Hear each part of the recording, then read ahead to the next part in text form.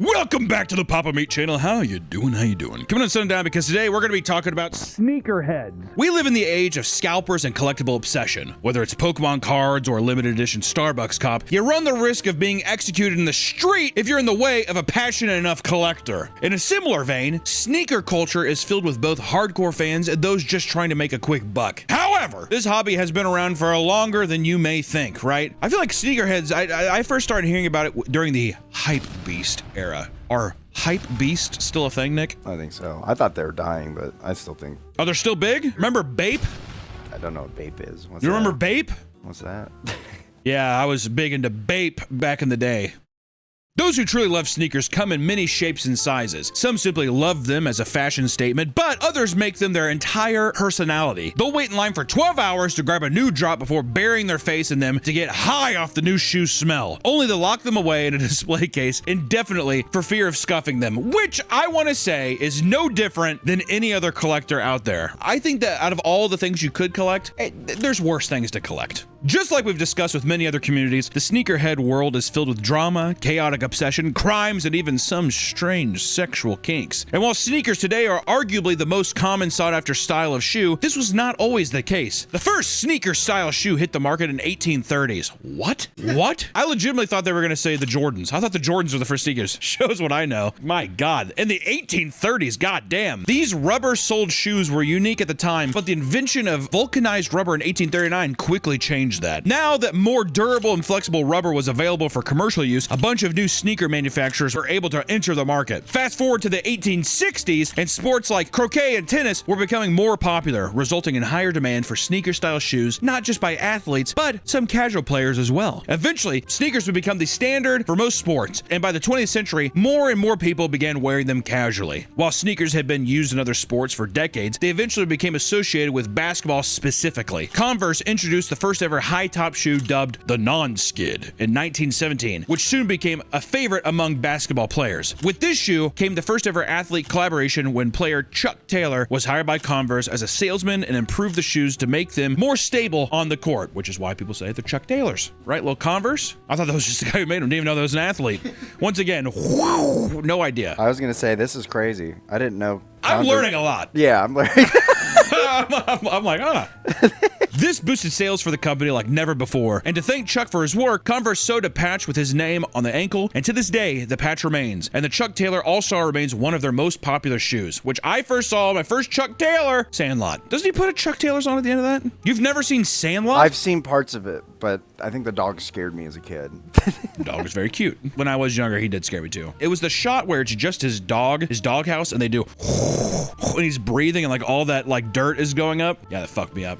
That's crazy you've never seen it. We're gonna watch Sandlot together. From this point on, other athletes began collaborating with brands to design their own shoes. But it wasn't until 1985 when NBA superstar Michael Jordan collaborated with Nike to release the Air Jordan 1 that sneakerhead culture truly took hold. Okay, so we were kind of right. I know people say that's the holy grail. If you have the original run of that, people say that's like... Well, what's interesting, and maybe it goes into this, but Michael Jordan made Air Jordans because he wanted a cheaper shoe for kids. But now they're the most expensive. What? Yeah. What? Really? Yeah, he wanted like cheap shoes that kids could buy. Editor, fucking fact check. I don't know if I believe that. All I know, the only thing I knew about the Air Jordans back in the day, the big thing was back then you couldn't have other colors on your shoes, or they had to be white or something. Anyways, they did the Chicago Bulls colors for him, which is why it's black and red, and they paid the fine every game. So you got fined every game. That was kind of the thing. Well, I don't give a fuck. We'll pay it for you. Whatever. And that became a big thing. The time has come to turn the hours you spend gaming into real money. Because with free cash, you can pick from available game offers, play it, and get paid all on your phone.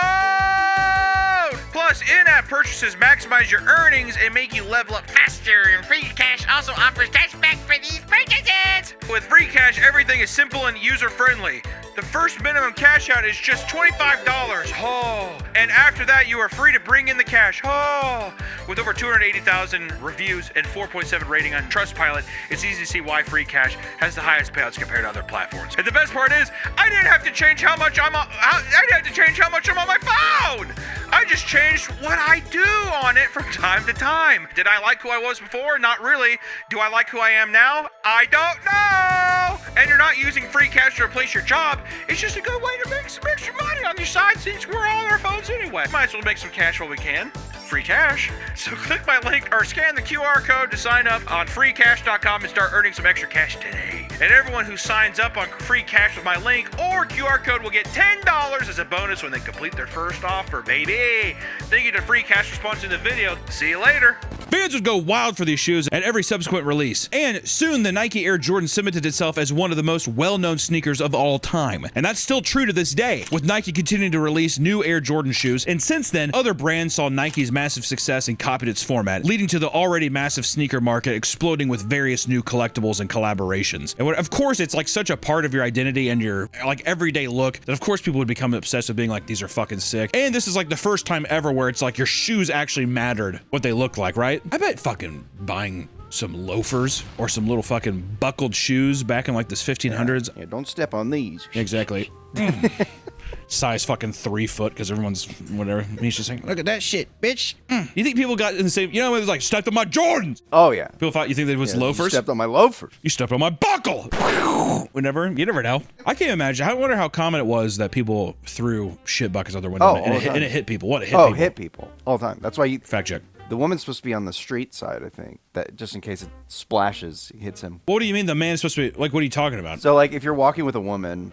Oh, you're saying that the man walks window side. Yeah. She's like, oh, good golly. She's like, oh, they hit you again today, didn't he? He's like, right. Just throws fucking more powder on his face.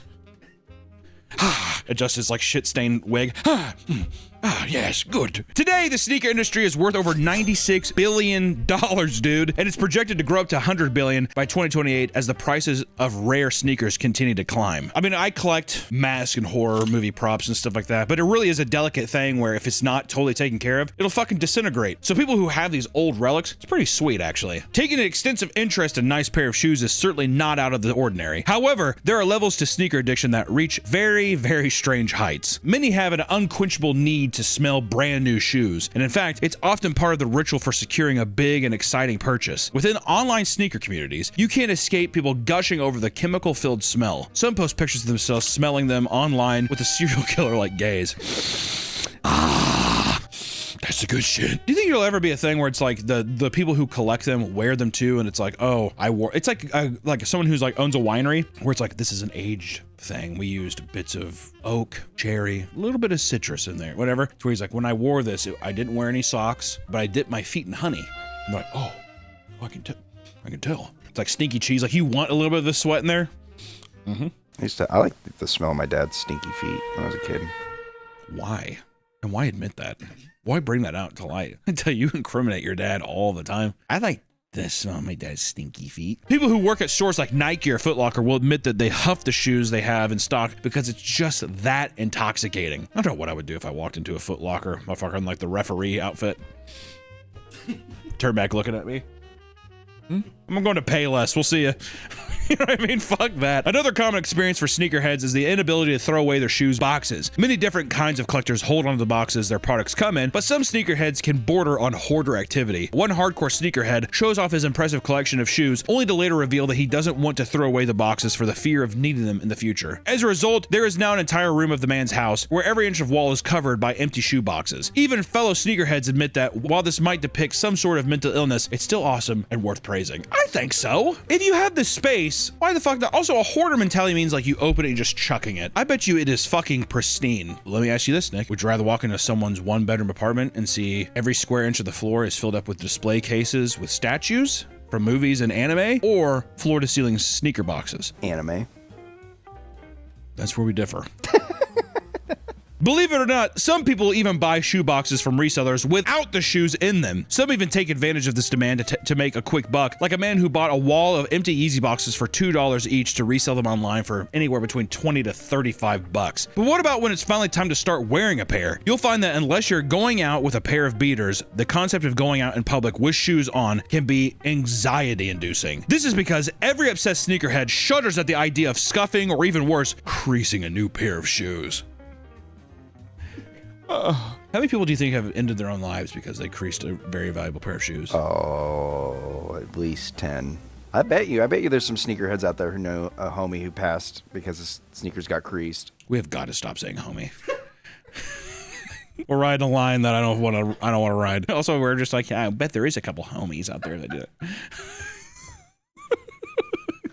God. Many less intense sneakerheads scoff at this. Seeing as shoes are meant to be worn, wear and tear is inevitable. Still, they're still shocked to see just how much work more intense collectors put into keeping their kicks safe. One of the easiest ways to crease a pair of shoes or wear them down is to drive a car with your foot resting on the pedal. Because of this, it's common to take off your shoes and swap them with a pair of slides prepped in your car at all times. That's too much. Also, my foot odor, there's no way I'd be taking that in and out. There's just no way. It's disgusting. It's abhorrent. I wear these slides. Sometimes I take off these slides and it like it's a fungus. Yeah, it's just fucking gross, moldy sweat. Ugh. The fear of creasing leads people to walk flat-footed or do a duck walk as they go up and down stairs. Is there videos of this?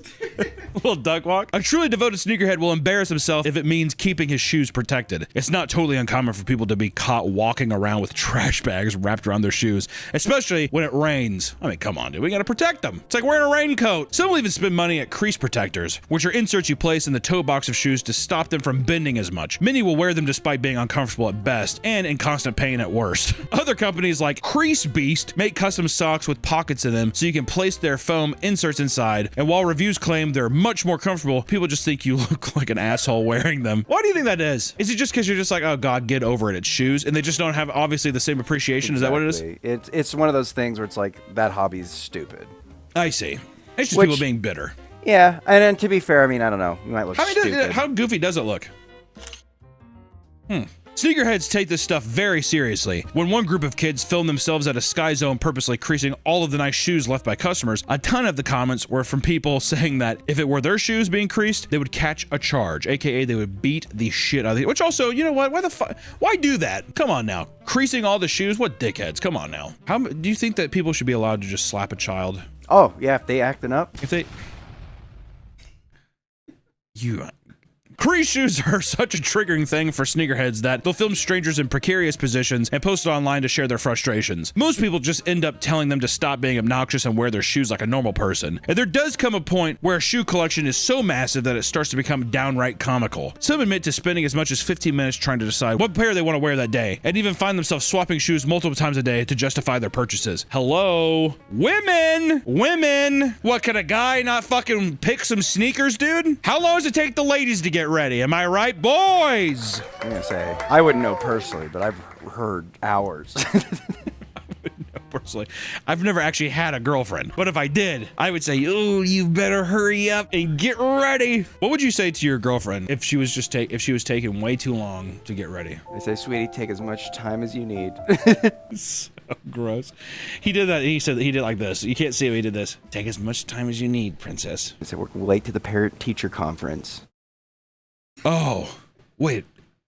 Is it for your own child or hers? They're hers. It's hers. It's not my child. How old is she? I mean, she's 36, but she had the kid. Oh, Nick, I thut you were saying that. Oh, you're going to that. No, God. I'm saying is she... Come on, man. What do you mean? Come on, man. I even said, oh, is you're like, oh, no, it's hers. It's her child. It's her child. I married... She's 36. She had the kid when she was, let's see, 19. 17. We're going to his, junior year. She had a child when she was 17? We'll make it 18.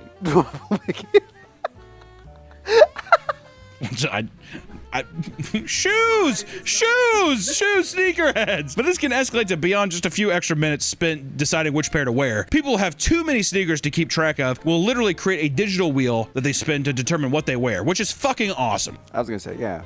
If I also take the decision out of it, ooh, sick. Go get it? Why not? Others design spreadsheets that log every pair they own, as well as the last date that they wore them, which is, I mean, that's goddamn American Psycho's level of fucking organization there. A small subsection of the sneakerhead community, believe it or not, loves shoes in a very different way. For them, it's a straight up ish. We always gotta go there, don't we? It's not just seeing someone attractive wearing sneakers that gets a rise out of them. Sometimes the shoes alone can get the job done. Licking or worshiping dirty shoes is one thing, but some people go as far as wanting to be trampled on by sneakers specifically, which to me, this just feels like an evolved version of just a foot. Well, we can't say it. Can we? Can we say a foot heart? Many of the most popular channels focus on dunking shoes in water or getting them wet. And this type of ew. Did you just fucking moan?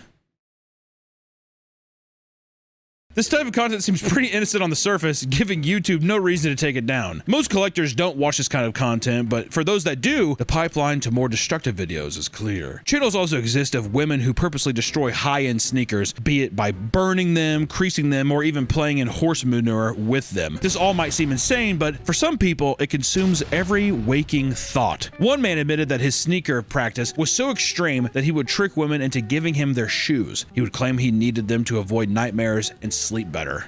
My God, dude. Hit him with a little Navajo action. It's my dream catcher. That kind of thing. Please, I need your sneaker or else the demons will talk to me when I sleep. I was gonna say, it's kind of the landscape has changed, but I know back then, it was like 10 years ago, a lot of people would openly film their and a lot of women would just randomly do it.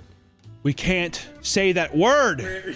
We can't say it, Nick. His obsession got so bad that he started getting depressed at the thought of his female friends throwing away their old shoes instead of giving them to him. God. Why? You have to send me your shoes or else I can't go to sleep, please. I want to know how many people at shoe stores have a shoe practice. I would assume a lot. That's such a conscious decision. I think that some people, the younger you are, the more you're just like, I mean, I love shoes and I get a discount, whatever. Those old boys that are in there, you gotta watch out. Also, all their nostrils. Have you ever noticed that every person that works at a shoe store out there, their nostrils are always flared out? We're open. New strat. You say, oh, what shoe size are you? Let me take your shoe in the back, and I'll go find one. And that's where I do the deed. Wait, what's the deed? Sniff them. Okay. Yeah, I know. I don't know. You can't do any. Can't do. I mean, you could and sniff, but.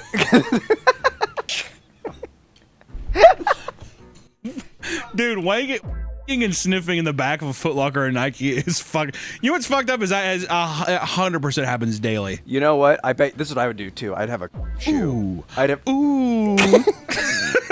Ooh. I'd have one shoe where it's like I always in it when I'm sniffing other people. What would the shoe be? Yeezys.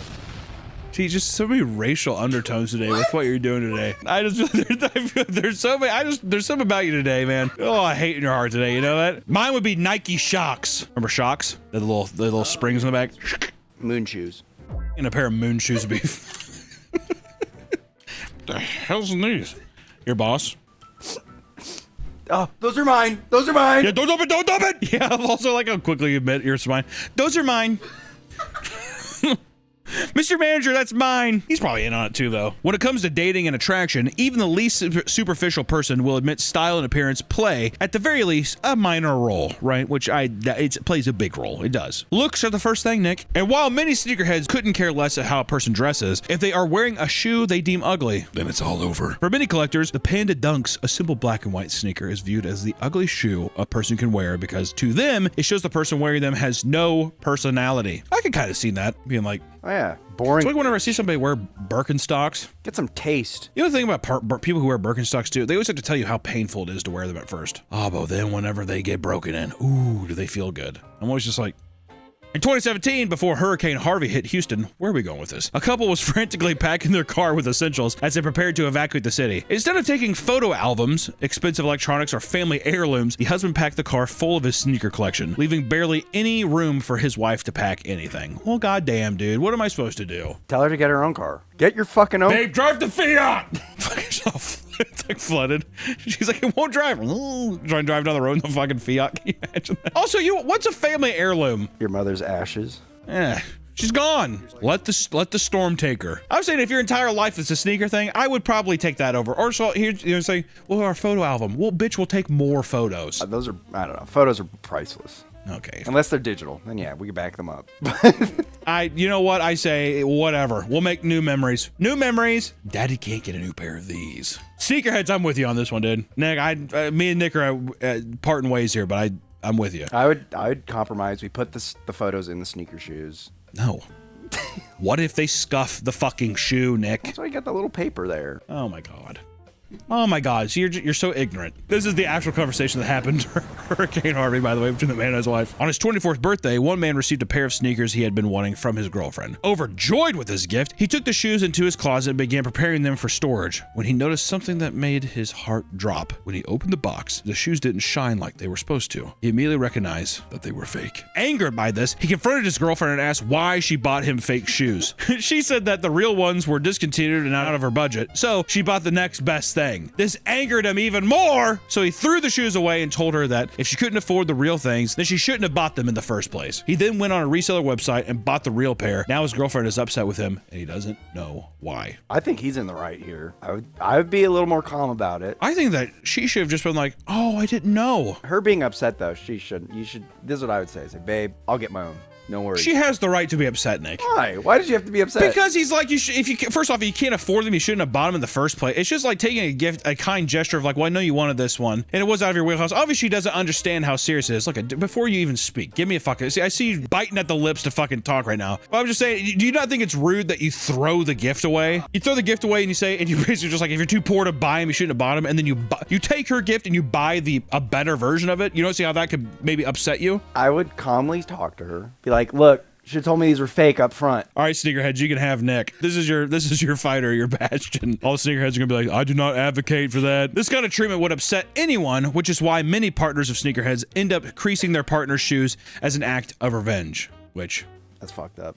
Come on now. Despite the many horror stories, there are still plenty of sneakerhead couples that do make it the distance. However, even when it comes time to propose, sneakerheads still have their shoes on their mind. Proposing to someone is supposed to be one of the happiest moments of a person's life, but sneakerheads can't just enjoy the moment. They have to ensure that their shoes are in pristine condition. This has led many sneakerheads to propose in their socks in order to protect their shoes from creasing when they get down on a knee, which, as if getting down on a knee isn't already a dead giveaway that something big is happening, taking time to actually take your shoes off has probably ruined some of the surprises when people actually are trying to like get proposed to. Also, if you're what more giant romantic gesture is there than a sneakerhead being like, and I'm creasing my shoes because I love you this much? If anything, that gets you a lot of brownie points. Also, since you're planning the proposal, you could wear the shoes that you don't like, you want to get creased, you know? No, but see, that's the thing. The romantic side of it, Nick, is that the person knows what you like, what shoes you love, and the day you crease them is the day it was the happiest day of your life. Yeah, she'll know that too, yeah. Yeah, wear a shoe you want to get creased. No, I'm saying the shoe you don't want to get creased, that's the one you got to do it with. That's forever. See, sneakerheads, you can take them. You can take them. What's insane is you have the worst shoes. Oh, yeah, that's true.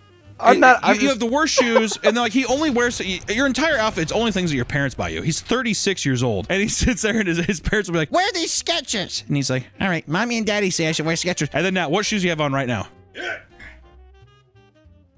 Bye. Also, what kind of fucking sock did you kill a cat? Get away from me.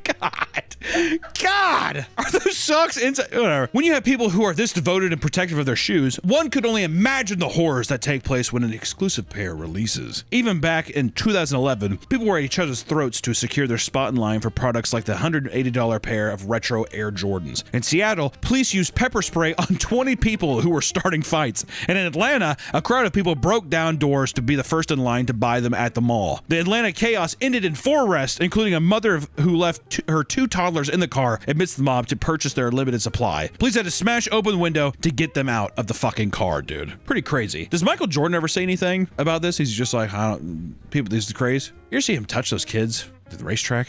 He's like squeezing a little kid's butt. You ever see that? He's invested in some NASCAR team. You see him like pinching some kid's butt or whatever. I think he's trying to be cute. He's just like, hey, little kid, but still, it comes off weird. And all the comments are just like, LeBron would never.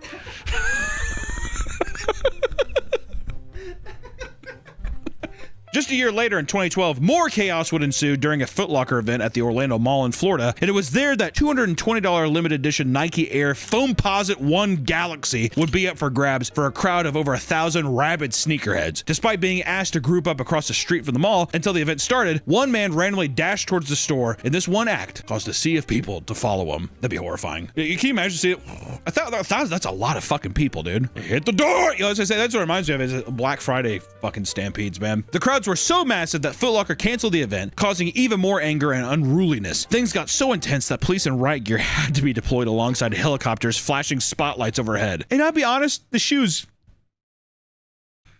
I don't think the shoe is that good, right? There are many stories like this, but only a few as insane as the events that transpired in 2005, when streetwear designer Jeff Staple was tasked with designing the shoe dedicated to New York City. He created the New York City Pigeon, a $300 gray pair of Nike Dunks with a graphic of a pigeon on it. This design, while certainly not flashy, had one big thing going for it. Only 150 would be available. It was time to actually launch the shoe, and you're never gonna believe what happens next. This home video shows the scene outside the Reed Space Store on the Lower East Side yesterday when nearly 100 self-proclaimed sneakerheads got into a shoving match as they waited for the doors to open and the chance to buy one of only 20 pairs of pigeons. Cops tried to break up the line because it was getting too big. When threatening to arrest them failed, they started physically ripping customers from the line as they clutched onto the gate in protest. Police pushed Jeff to contain the line outside a store, so he gave a big security guard a stack of numbered tickets to hand out to people, and as soon as the security guard held his hand up to announce he was doing so, the entire crowd of 200 people swarmed him. The crazy thing is you started seeing people dropping weapons out of their jackets because they didn't want to be arrested with the weapon. We saw baseball bats, we saw knives, we even saw a machete, like a full Crocodile Dundee machete sword. Fucking machetes! They're illegal to carry, I guess. They're a sword! That's insane. That is insane. If you're allowed to carry a machete, what?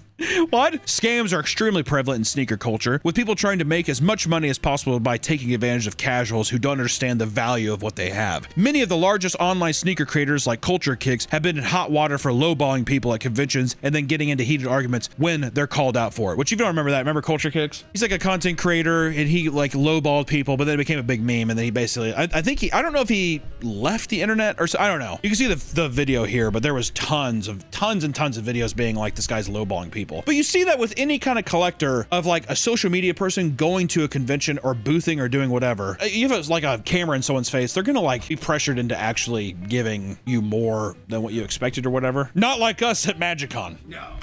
We didn't do that. We did. I did see some people being like, I feel like this is going to make... Some people were saying that this is going to be an annoying trend where people are like, oh, I have this cube, give me cards and I can do whatever. Which should be fair. At MagicCon, we did not say it has to be anything of rarity. Just say whatever you got. I'll tell you what though, that's fucking like any kind of like vintage wear conventions where it's like a thrift, like people that know what they have and it's like high fashion vintage pulling whatever. That and sneaker conventions, they're fucking ruthless, man. They got like some big money shit and it's fucking, it can be pretty crazy. You may be wondering what sneaker culture is like today, right now, right? I mean, there's been a couple, but what about the great year of 2026? Well, people still collect shoes and they go out of their way for limited edition drops, and the opportunity to resell them for massive profit has certainly died down a bit over time. I think sneaker culture has took a bit of a hit financially. This is because companies like Nike have begun cracking down on resellers. Not only have they begun limiting the amount of shoes one person could buy, they've also begun canceling sales made with bots and software that snatch up stock before the average person can make it to the store. While collecting shoes is slightly less chaotic than it used to be, many simply can't afford shelling out so much money for a pair of shoes that won't last forever.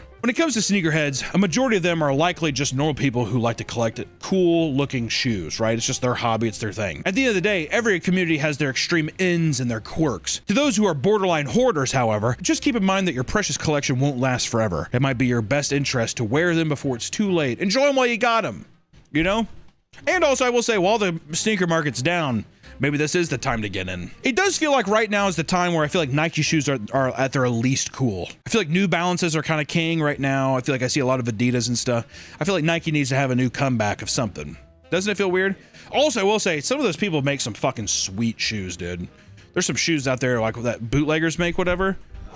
Good stuff. People do, I saw this one that was like a Newport Nike shoe that was made like probably over 10 years or so ago. Put a picture up. There's like a video of a guy making it, but I think all that stuff's kind of illegal. But I do think like we're going to find more and more artists making shoes and sneakers and like seeing like, I bet you that market is still thriving in terms of collectibles, or like one-off or whatever it is. Or even the guy that we talked about that made like, he had 30 of them in his store, etc. I think that that's where sneaker culture will live and thrive. But until next time, guys, keep your sneakers safe and hey, wear them. They're shoes. Have fun with them. We'll see you in the next one. Bye-bye. God, I fucking about blew up my goddamn head with that sneeze. Fuck. Good Lord. Welcome back to the Papa Meat channel. How you doing? How you doing? Coming and sitting down because today we're talking about biohacking. Almost everyone worries about their health. Unfortunately, aging is just one of those unavoidable parts of life, or so we thought. Since the dawn of time, mankind has been willing to try countless insane methods to reverse aging and improve health. We're all looking for the secret exploit that is just under our noses, and this obsession can sometimes do more harm than good. With today's technology and understanding of the human body, a new wave of health gurus gurus known as biohackers are taking the world by storm. And at its core, biohacking is simply using science, technology, and self-experimentation to achieve peak mental and physical health. While many individuals are buying into the fad, corporations are also hopping onto the bandwagon by shilling out tons of new products, many of which are questionable and not as thoroughly tested as you'd think. So, strap in as we explore the world of biohacking. Is it just a new wave of corporate slob, or the next evolutionary step of mankind? I'm excited to talk about this because today I was looking in the mirror. Grotesque. First off, my hair, it takes too long to dry. Now it looks like I have Jerry curls. It looks like I have a haircut, doesn't it? Yeah, yesterday. Just literally, it's just because I showered. Also, my face, because I've trimmed down my homeless beard, my face looks more bulbous. I need the biohacking to not, and I don't want to change my diet. I don't want to change my lifestyle. I need scientific medicine or procedures I'm not cutting carbs. No. No one is. I'm not cutting soda. I don't want to ingest more water. Those are problems I'll face down the line. Would you eat a sugary gummy if you lose weight? Yes. Cause see, I'm susceptible. Is it biohacking when I look on Instagram and there's like a Korean guy and he like has these like face pads and he's like, I used to have tons of eye bags, but ever since I started rubbing this on my face 3 times a week, whatever, the results have been great. That's biohacking. Anything that like changes your biology with some kind of product. With some kind of product or what, Yeah, like, correct, yeah. Because technically the pad is they're saying it uses whatever. See, I want that. So I rub that on my face and I go in my office and I eat 3 or 4 Hot Pockets.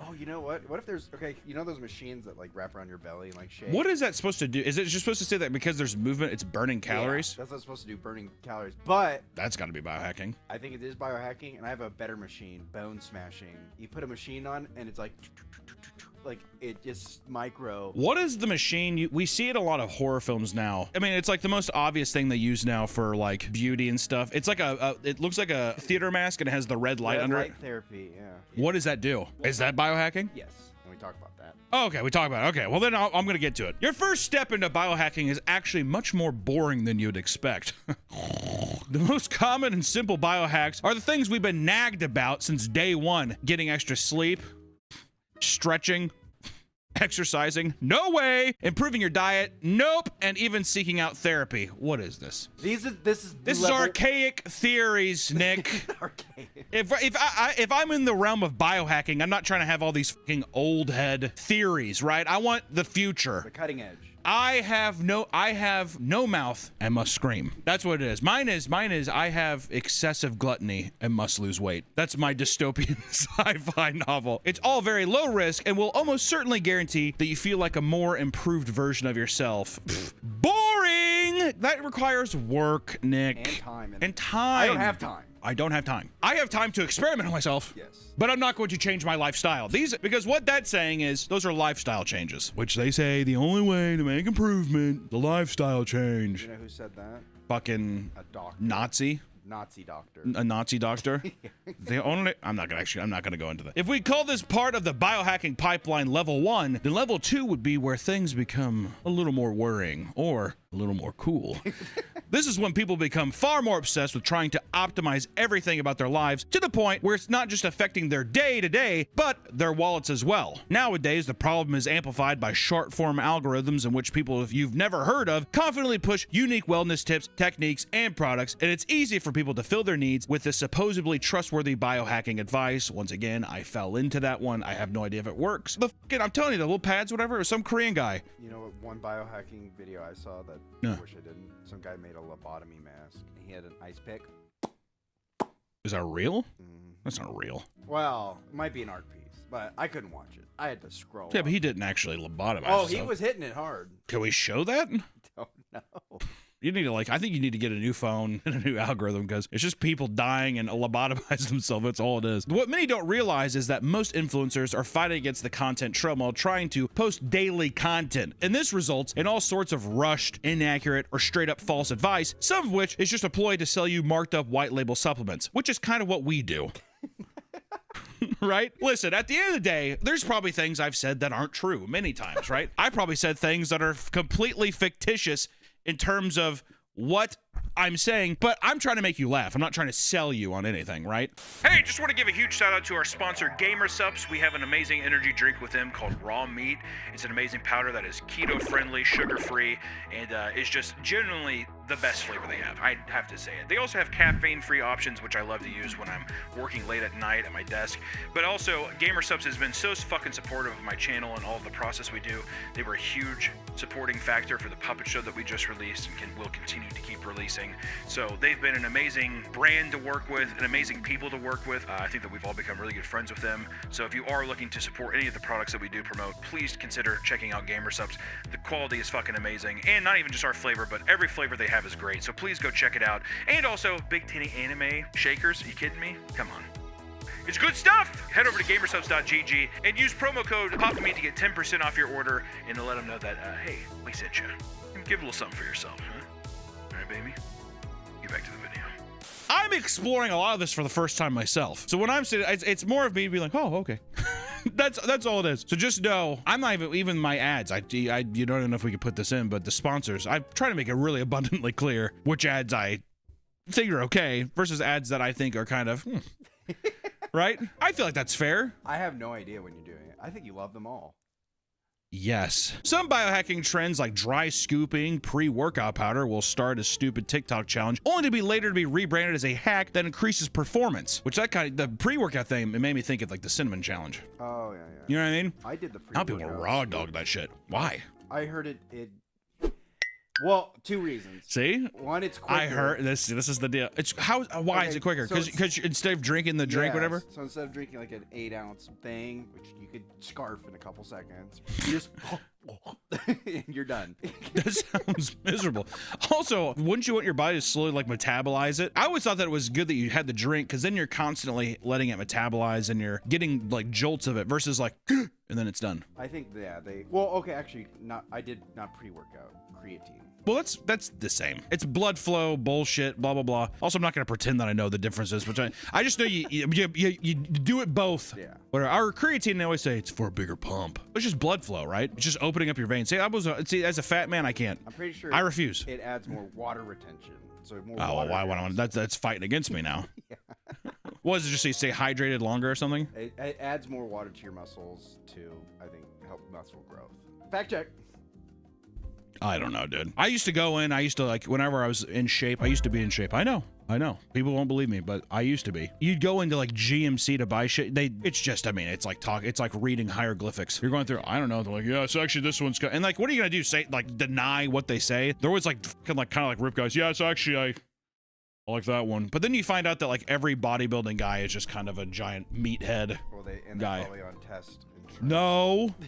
No. You know what I say, dude? If you're into that shit, dude, take testosterone. Take steroids. 100 tip. 100 tip. If you want to be big, fucking take steroids. Don't be a pussy. But if you want to be big, fucking go for it and take testosterone. Take bull testosterone. Safely. There's a safe way to do it. No. There's literally no side effects to taking testosterone, bull testosterone, or steroids. It's perfectly healthy, and there better not be any fucking disclaimers on screen right now. I'll say this too. Anything that you have to inject with a needle makes you fucking cool. That is actually, yes. So that's why heroin, kind of cool. Insulin. Diabetes. Yeah. Insulin. Pretty sick. Oh, my sugar levels are off. You gotta be badass to prick yourself every day. Yeah, not even give a fuck. I do like watching, no, I'm not gonna say it. I was gonna say there's this. Nah, I'm not gonna say it. Is there a diabetes content creator? No. There's not a content creator, but is there a diabetes? There's got to be diabetes focused content creators. That'd be sick. Yeah, diabetes talk. Oh, is there diabetic talk? Diabetes talk. Oh, beaties talk. That'd be cool. I'd love to have a guy, the same guy who does the drinking in public and smoking cigarettes. I want to see that guy, except he's just like, I'm chilling. I'm gonna go eat a donut and I'm gonna hit my insulin. Yeah, I want that kind of vlog. I'm gonna take this candy. I want that. Why can't they have that? Dude, diabetics, rise up. There probably is. Show a clip. Start by removing the cap to the pen. Wow. Are you okay? You got the Superman curl. Really? Well, it was, yeah. You have a lot now. Do I look? I feel like I look like Rick James with the perm. Rick James? I know who Ricky is. Many blindly trusted this advice for a short while, but today you can't even look up dry scooping on TikTok. That's because one influencer had a straight up fucking heart attack attempting it after she'd seen bodybuilders doing it online and assumed it was safe. I ain't dead yet. Barely. It turns out dry scooping can cause all sorts of health risks like pneumonia, breathing problems, and airway inflammation. Furthermore, having a massive dose of caffeine hit your system in one gulp can cause heart palpitations or other cardiac problems. The most common sign that someone is taking their biohacking life too far is when their daily pile of supplements start to stack up. Celebrities like Kim Kardashian admit to sucking down as many as 35 supplements, causing something known as pill fatigue. This leads to a sort of mental and physical burnout. Many assume that more pills equals better health, even if it means feeling bloated from the sheer amount of pills inside them. Can you imagine getting pill bloat? Like, it's comparable to being like you just went to Olive Garden. Fuck. That's kind of like, what's this? Brian Johnson. Yeah, Brian Johnson. Well, that motherfucker has tons of pills and he looks great. I didn't hear about pill bloat one time from Brian Johnson. Did you? No, he never complained. He's just like, so this is pretty much what I just do with every day of my life. It's just this thing right here. He's cut it down to 8 pills, I think. Oh! And 1 drink. Well, now he's selling a supplement though. He's like, we've designed the test. I look very young, don't I? Yeah, you look really good for your age. I'm 18. Take off the last part. You look really good. Thank you. Biologically, I'm a newborn baby. It's like, well, no, you're 63. He says his Biologically, I'm a newborn baby. biologically his boner's stronger than his son's. Must have been a weird day testing that out. Right? We gotta measure it. Dad, I don't want to. We gotta measure it. If I would love to be his son and just be a fat ass piece of shit. I'm like, cool, Dad. Just so disgustingly out of shape. He's just like, son, you're gonna die. Good. Get me out of here. Fuck it. I packed my bags last night, pre-flight. That's like, I'd be sending Elton John to him. 0 hour, 9 a.m. That's what happened with his wife. Can you imagine me in like the fuck? I'm gonna look like the whale soon. Brent Fraser. I'm gonna have that oxygen tank on my nose like that, and I'm gonna be high as a kite by then. Can you imagine me having, dude, a fat ass guy in his deathbed just being like, I miss the earth so much. I miss my wife. Would they just pull the plug?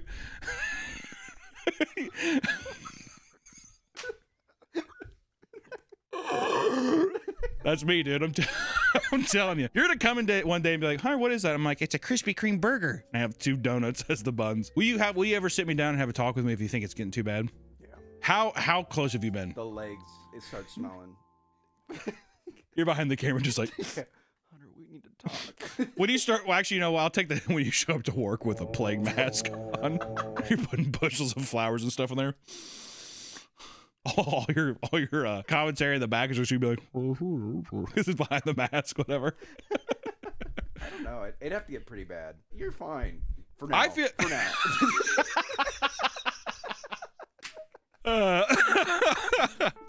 There are tons of people who welcome a future where everything we eat is in the form of tasteless supplements, seeing food as a complete waste of time. Tell the Italians that.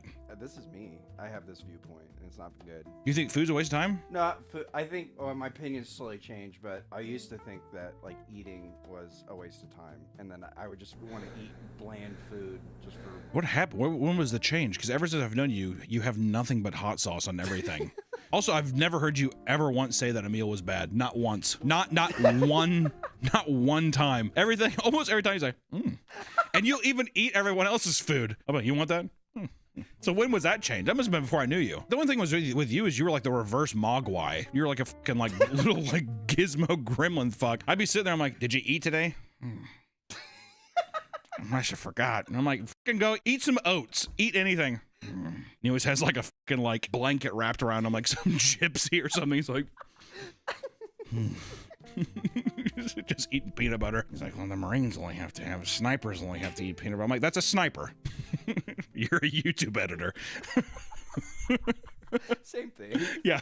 Dude, I bet I can see people be like, they work just as hard, man. These people gladly go beyond 35 supplements, admitting that it's an easy rabbit hole to go down. One person from an online supplement group reveals that he covers 40 to 50 bottles of pills with t-shirts when his landlord enters his apartment out of embarrassment. I'd peacock that shit. See, you're late to get on your rent. Am I? I'll fucking eat you, dude. Have you ever seen a guy so big, like muscular, that you're like, he could eat someone? No, but Because they're fucking, they're like, their face gets huge. I I could see someone breaking me in half, though. That's what I think. This guy Yeah. can step on me and I'm dead. I'd be, you know, I would do though when they're sitting there and they're bending my arm because it's gonna break. They're gonna break it. But if it takes too long, I'm just like, really? And him with one of those. Oh yeah, piss him off. Because even if they snap it and I'm like screaming in pain, they're like, that should have been faster. And then at least psychologically, because that's the thing. You just got to attack the mind. Can't defeat the body, attack the mind. Because then he's gonna go home and he might kill himself. Ooh, look. God. Well, I guess to be fair, if he's breaking my arm. See, you have to break the bodybuilders down so they kill themselves. Got that. But there's more to a biohacker's routine than snacking on pills like Doritos. For the dedicated biohacker, there's a whole elaborate routine for every aspect of their day. When your life is this regimented, you can imagine it's hard to make time for other people, especially romantically. In fact, biohackers often vent about this to their online biohacking communities. An intense feeling of loneliness hit one biohacker after realizing their friends are always out having a blast getting drinks and enjoying late night meals. Meanwhile, they opt to stick to their strict bedtime and sip magnesium tea in their blue light glasses. Some people are so focused on extending their life that they forget to actually live it. You know what I'm gonna say too at the same time? It's your fucking life. Do whatever you want. You know, it's really funny when people like me, I just got done fucking eating like 2-day-old cheeseburgers from McDonald's in my room, and I'm like, really, man? Like, I mean, you're like basically a prisoner. As if like, because I can eat cheeseburgers and stuff, God, I'm free.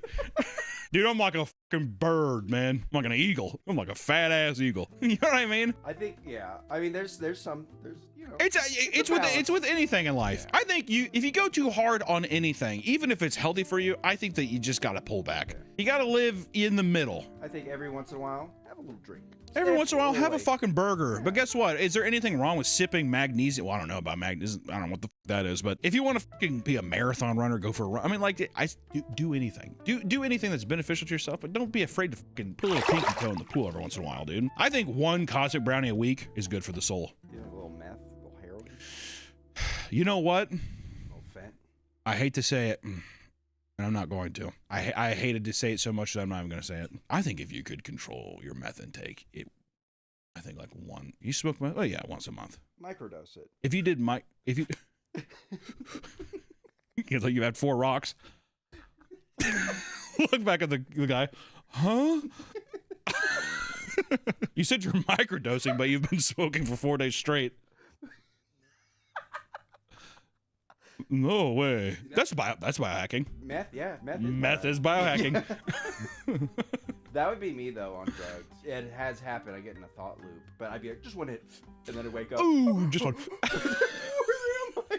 I wouldn't trust myself. With me, that's why I'm a fat ass too, man. It's the idea of being full. It's like and that's the thing. It's like whenever we do meaty magic or we do have drinks or whatever, it's to excess. Everything's to excess. I would never be able. I would die instantly. Yeah, what is it? Bad impulse control. Probably. Yes, I do. I'm not even gonna say it. Yes, I would say that would be. So that's why I'm like, if someone's just like, one little puff. Okay. Oh, well, I don't say. Maybe one. They would be that. It'd be that over and over again. I could never control it. If I knew someone that could be like, I microdose meth once a month. I mean, don't get me wrong. I'm gonna look at him a little funny. I might side-eye that motherfucker a little bit, but he's gotta have the will of a god a little bit. There was one guy where he's just like, I'm a functioning meth addict, and he's like, That's a sentence that doesn't make sense. The tail end of it. A meth addict. It's when people say I'm a functioning alcoholic, I'm like, you're living a lie, bro. Well, this guy, he only smokes meth when he gets off. He's like, I'm never high at work. I get off, get in my car. Ooh. It's like he never actually goes home. He's wearing the same suit every day, just blacks out his car. Wakes up. All right, time to kick today's ass. I also think people think they start off as functioning, but they're just I think away from people. I think they're almost always not functioning. I think that you're probably lying to yourself and saying that you are, or you're living in delusion. Yeah, probably. Yeah, I'm not affecting anybody in my work. Everyone's like, it's like looking at him like, he just keeps looking at people like, you get those reports in, or everyone's deeply afraid of them. Ironically, the healthy response to this would be to occasionally let loose. Unfortunately, many double down on their habits and start looking for their perfect biohacking baddie instead of spending time with normies. One woman recounts going to a concert, nursing her electrolyte packets and feeling disgust at the overweight people around her drinking, smoking, and eating junk food. They want to meet someone who's equally enthralled by podcasts about keto diets and intermittent fasting. Which also, dude, if I saw somebody sucking down fucking hydration packets, I'd be like, well, first off, bitch, how about just drink a water? Acting like you're on the set of Alien. Also judging me. What, they sell funnel cakes here. Am I not supposed to have a fucking funnel cake? I'm not hurting you. That's jealousy. But Oh, is she jealous? I think so. Or she's also a pick me girl. Look at my hydration packet. I mean, don't get me wrong. I've been to some places and I've just looked around. I mean, like, how many times have we've been to some place and I'm like, I'll tell you what, the Midwest is just full of it. Almost every day. I mean, it's a lot. I say it quite a bit. So if I was just a beautiful, God person, you need to know that 99.9% of the world is just not like that. Must be lonely up there. That's what I'd say. I'm like, down here in the pig pen, though, we're doing just fine.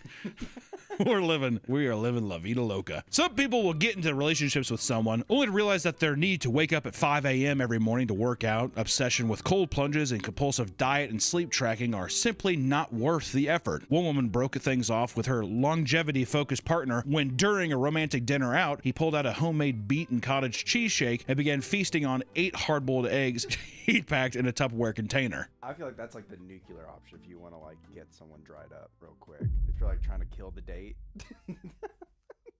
I'll tell you what, if you want to get someone dried up, can't you just like be like, hey, next time can we just not bring the eggs? No, most people don't do that. Oh, so you're saying that like, is it a one and done thing, or do you think people are just too fucking like, I can't? Yeah, I can't. He ate eggs. That's an ick. Also, what do you expect? He's waking up at 5 a.m. doing cold plunges and working out. I mean, what? Yeah, well, yeah, it's weird. He's checking his macros. Well, that must have been a shocker. You know what I mean? I don't understand. It's a turnoff. I could see if somebody was really out of shape and they're in a relationship, they get really in shape and completely change who they are. That's when I could be like, they're just not the same person. Like even the way that we would go on date nights, blah, blah, blah, like that, I could see that changing. They're better now. They're better than the other person. I'm a stallion now, babe. I could see that. But I mean, just as a first, I mean, like, what the do you expect? I mean, that's also the price of dating beautiful people. Because also, too, I hate to say this. Can I be blunt and Hunter's tip? You may. I must. Hunter's tip. Beautiful people, a lot of time, they're really fucking boring and not fun to talk to. They don't really have a personality because they never really needed one, right? Yeah. That's a cold response. That's not true for everybody, Nick. But I will say, it's like buying a supercar. You buy it so you can flaunt it around, but motherfucker's gonna break down, right? You can have fun riding that car and you're in a Ferrari, but just know that it ain't a Toyota Camry, right? That Toyota Camry is gonna be there a lot longer. You're gonna have a lot more war stories with that Toyota Camry. You're gonna have a bond with that Camry. Think about the Camry too. Someone bumps into you, it doesn't end your life, right? Someone bumps into that Ferrari, you'll kill yourself. I'm talking about. An integral part of reaching this level of biohacking is acquiring gadgets. This can range from spending a couple bucks to a small fortune for strange futuristic tools. The most common piece of biohacking gear you'll find these gurus wearing is mouth tape. The supposed benefits of taping your mouth include better sleep, improved blood pressure, reduced snoring, and a more defined facial structure, which is goddamn important in today's age. The truth is, there's limited research that proves the benefits of breathing exclusively through your nose. For those who suffer from sleep apnea, however, it can actually make things worse and potentially lead to suffocation. That's me. Another product that has been proven dangerous to its users is the anti-5G EMF necklaces. What? AKA probably something that they made in District 9. In recent years, the belief that 5G towers cause a multitude of negative effects on the human body has terrified middle-aged adults across the globe. The supposed effects of EMF wave exposure are apparently things like tinnitus, headaches, brain fog, and weakened immunity. It can't just be people getting older, it's the goddamn EMF waves. There has been none scientific data to prove this point, yet people still buy into it and have begun buying little pendants that supposedly create force fields around them to block 5G rays. We gotta get into something like that. I've been getting a lot of headaches after that tower went up. Now that you mention it. We gotta make a fucking, like an ankle bracelet that blocks Mental mind attacks. mental mind attacks. And 5G and radiation. 5G radiation. And that attracts. And diabetes. It blocks diabetes. It does. And then if you say, like, I still got diabetes, I might get broke, you gotta get a new one. That's a good one. Gotta have him come back, right? That'd be cool. Diabetes bracelet. On your ankle? Yeah, on your ankle. I know, it's like the Live Strong thing Yeah. bracelet, except it's on your ankle. And it looks like an ankle monitor, so you look hip wearing it. It has lights. Yeah. And then when people were like, well, now it looks like I'm under house arrest, you can say, yeah, but you can be like, no, that's a conversation starter. No, actually, this blocks diabetes. See, there you go. Oh, it could also prevent, like, because, with diabetes, your feet swell. So it could be like compression socks. And then it could monitor your glucose level to make sure the diabetes is actually being turned away. We've got to ease up on the diabetics in this episode, I feel. Recently, the Dutch government discovered that some brands like Energy Armor have products that actually emit the type of radio waves wearers fear most. Anti-5G enthusiasts believe cell phone towers produce ionizing radio waves that damage DNA, which is why they cover themselves in these protective products. However, it's been revealed that many of these pendants carry dangerous amounts of radioactive material, making them emit those exact type of waves, ionizing them. It's the How did they slip through the cracks of that? It's the one thing it produces. What? But you see, if you tell someone who's like that, though, they'll just think the 5G is getting stronger. Goddamn towers. So they're gonna get. And they're gonna wear more. They're gonna wear more of them. Literally become fucking Lee Cronin's The Mummy. Oh my God! Can you imagine? Wait, they're wearing radiated pendants. Just being around them. They're killing everybody. Luckily, I'm sure these people have very small social groups. That's why they're all like, we're all getting affected. That's also why they think it's real too. Another one just went by me. Look at me. It's like all yellow. Of course, it's not enough to tape your mouth and slap on some tacky looking jewelry. Biohackers will often also wear red light masks and use vibration plates. This is what I wanted to know. This is where we've come to. These products are nothing new, as vibrating exercise machines have been around since the 1950s. It's just a new iteration of the same technology. The belief is that by standing on vibrating pads, you can relax the body, tone muscle, and lose weight and drain lymphatic fluid, baby. Probably works. Red light masks, or red light therapy, are nothing new either, but have been steadily growing in popularity alongside the biohacking movement. This product claims to rejuvenate your skin, heal wounds, and reduce acne. Nowadays, people are combining the two for their bedtime routines, proudly embracing the cyberpunk horror creature they become in the name of longevity. Which, to be fair, can you imagine like looking at yourself in the mirror? Where am I? My parents bought a red light hair helmet. How did that go? It's sitting up on their dresser, collecting dust. Always on. Yeah. They look at it like moths to flame. I went to a red light therapy at a spa one time. You have to go multiple times. I only went once. Just got scared. Why'd you get scared? You're trapped in a big tube and there's red light. You're like screaming and hitting the walls? Yeah. Also, I was afraid someone was gonna walk in and see me naked. Oh, you were naked? You gotta be naked. Did your cock get healed up, you think? Healed it from all the cysts and sores. Got gamer leg on your cock? Yeah. Many athletes use smartwatches to track their heart rate and other biometrics while they work out. And in fact, numerous companies release products that do similar things in an attempt to gain an edge over their competitors. For example, Whoop is a screenless band of cloth with a monitor on the bottom that can read vitals and give you a biological age, which they call your Whoop age. This number can fluctuate depending on your level of physical fitness. The watch is used by many biohackers because it offers a wide range of features that can supposedly improve and optimize your workouts and health. For some users, watching their Whoop age improve becomes a bit of an addiction. Some will even start to feel anxious and freak out if they're not near their phones and can't check their precious data. And if you're interested in this tech, you'd have to pay an annual subscription fee of $239 a year. This high cost covers the company sending you new bands as technology improves, keeping you up to date. I like how it's a cloth band with like a USB stick on the end of it. Well, it's just because we have to keep... That was until recently, when Whoop changed their business model. Now you have to pay $359 a year, and you don't get the new watches, all right? They said no more, can't do that. And if you do pay out the pocket for them, you also have to pay for shipping. I mean, come on, guys, we're a business. We're trying to make a profit here, all right? We got people breathing down our necks. Come on, Whoop! Woo! Other wellness companies forego physical products completely. Self-Decode, for example, will send you a $500 kit you can use to swab your own DNA and mail it back to them. Once the company looks at your sample, they hook you up with an AI health coach that provides custom reports as well as health and diet recommendations. You like having a cyborg trainer tell you're fat? Decode. Might want to decode yourself. They might be nicer, though, than I don't want a nice one, dude. I want just a guy who's like, you're going to die. You got to have fear. If you don't have fear, what do you have if you don't have fear? I want to be coddled and treated like a baby. When I mess up, they don't yell at me. For additional information such as mitochondrial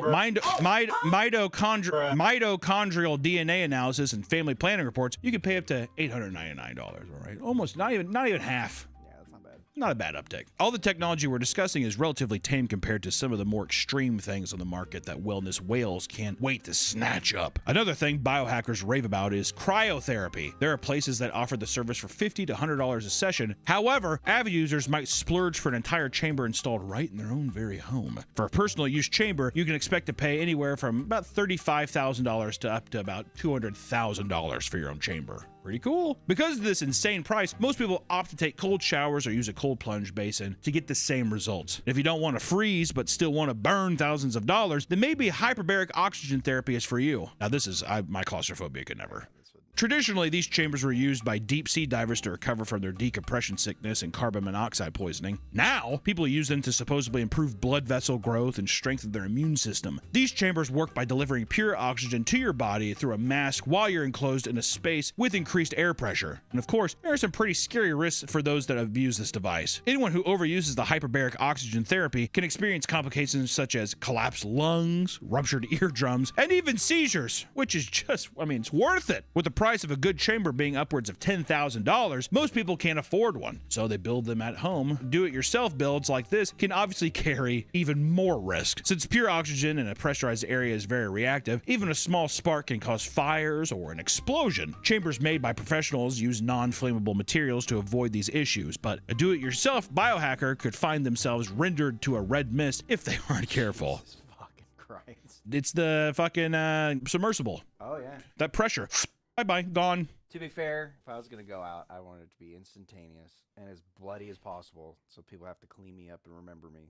But when I'm alive, coddle me and tell me how good I am. But now we move on to the third level of biohacking, one that many dedicated wellness nuts don't cross into. This is where people take things to their limit by seeking out body modifications and other potentially unsafe hacks, whether it's for overall longevity or slightly improving just one aspect of their life. On the lower end, you have climbing and biohacker influencers like Swole Animal, who've started using the raw ingredients from dog paw medicine, primarily tree and resin sap, to thicken the skin of their hands and legs to improve the ability to climb. This is a lot less risky than other crazy hacks at this level. Some biohacking influencers actually advise microdosing nicotine, whether it's through pouches or gum, to enhance cognitive performance and potentially reverse the effects of Alzheimer's. The latter claim is not thoroughly tested, and some people have bought into using nicotine as a biohack to only develop a long-term dependency on it. They just become addicted to nicotine. That's my brother. I'm biohacking.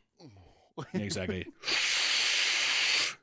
Take that, Alzheimer's. Some people go as far and use cyborg-style technology to try and improve their lives. Sander Plage was a man that long suffered from chronic cluster headaches. After suffering constant turmoil, he finally decided enough was enough. And in 2012, he agreed to undergo an experiment by the Academic Medical Center in Leiden in the Netherlands. They inserted a neurostimulator inside of his back, which had wires that ran along his spine and into his head. This would give him the ability to send electrical impulses directly to his nerves in his head. Using a remote, he could quell his headaches whenever they came in. Sander was asked to experiment with it a lot. What started as a novel concept started to drive him crazy. He could physically play with the wires through his skin and feel the metal pack rubbing against his insides, and the thought of it started to make him distraught. The fear of electrocution or the potential for the internal battery to leak within him led to many late nights, during which he would contemplate cutting it out of his body and finally being free from the haunting thoughts. And during his dramatic freakouts, one thought would repeat in his head.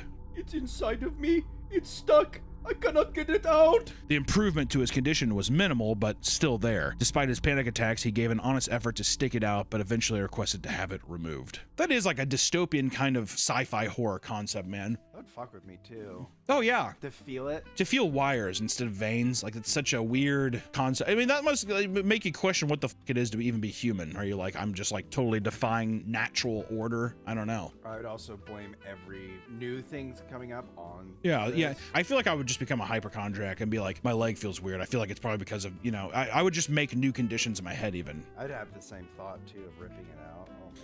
Yeah, I mean, it's torture. I mean, and also to just be welcoming back your headaches. You're like, I don't fucking care. Bring the headaches back. Like, I can't deal with this, you know? That might be interesting. Cured his headaches, but caused another psychological problem. Yeah. Or do you think it cured it, or do you think Didn't do anything? Well, that's what I'm wondering. Well, they said that the results were minimal. So when they take it out, does it just go back to normal? I don't know. Probably didn't do shit, yeah. There's truly no end to how far someone can go to optimize their life, as biohacking has grown into a billion-dollar industry. However, it's safe to say that there's a lot of bullshit out there to sort through, right? It can be incredibly useful and beneficial long-term to introduce positive changes into your life, but there comes a time when you need to take a look at your hoard of pill bottles and strange gadgets and decide if the benefits outweigh the effort. When in doubt, just stick to the simple things like eating well, working out, and sleeping more. I mean, they're fucking boring, horrible, whatever, but in time, literally if you do it for a month, people are like, it becomes second nature. But that first 4 weeks, baby, difficult.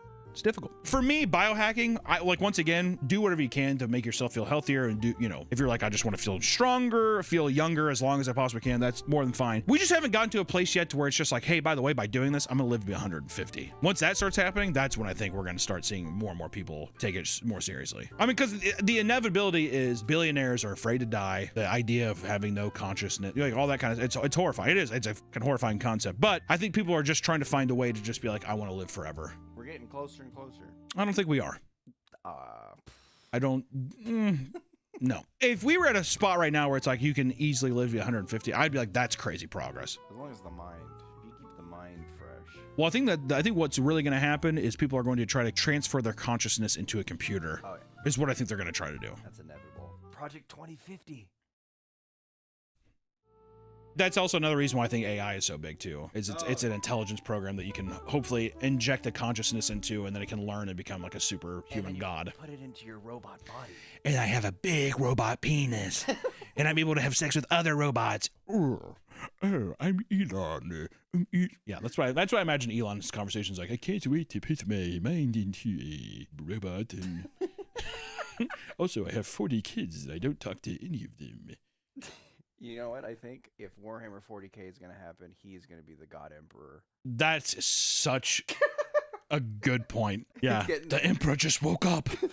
Yeah, exactly. He's like, hey, my daughter's trans. Why is that the way it is? Sounds more like Sulu or whatever from fucking. Or what's it from? You're right. Yeah, from Star Trek. From Star Trek. He was like, oh,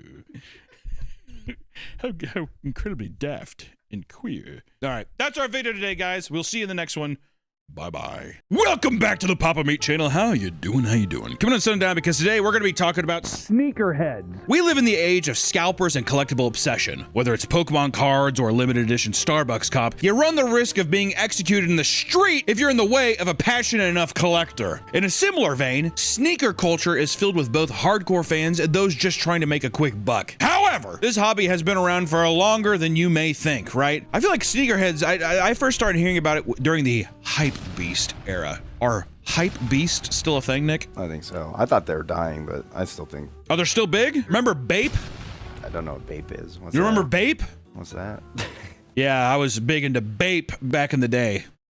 Those who truly love sneakers come in many shapes and sizes. Some simply love them as a fashion statement, but others make them their entire personality. They'll wait in line for 12 hours to grab a new drop before burying their face in them to get high off the new shoe smell, only to lock them away in a display case indefinitely for fear of scuffing them, which I want to say is no different than any other collector out there. I think that out of all the things you could collect, there's worse things to collect. Just like we've discussed with many other communities, the sneakerhead world is filled with drama, chaotic obsession, crimes, and even some strange sexual kinks. And while sneakers today are arguably the most common sought-after style of shoe, this was not always the case. The first sneaker-style shoe hit the market in 1830s. What? What? I legitimately thought they were going to say the Jordans. I thought the Jordans were the first sneakers. Shows what I know. My God. In the 1830s, goddamn. These rubber-soled shoes were unique at the time, but the invention of vulcanized rubber in 1839 quickly changed that. Now that more durable and flexible rubber was available for commercial use, a bunch of new sneaker manufacturers were able to enter the market. Fast forward to the 1860s, and sports like croquet and tennis were becoming more popular, resulting in higher demand for sneaker-style shoes, not just by athletes, but some casual players as well. Eventually, sneakers would become the standard for most sports, and by the 20th century, more and more people began wearing them casually. While sneakers had been used in other sports for decades, they eventually became associated with basketball specifically. Converse introduced the first ever high-top shoe dubbed the Non-Skid in 1917, which soon became a favorite among basketball players. With this shoe came the first ever athlete collaboration when player Chuck Taylor was hired by Converse as a salesman and improved the shoes to make them more stable on the court, which is why people say they're Chuck Taylors, right? Little Converse? I thought that was just the guy who made them. Didn't even know that was an athlete.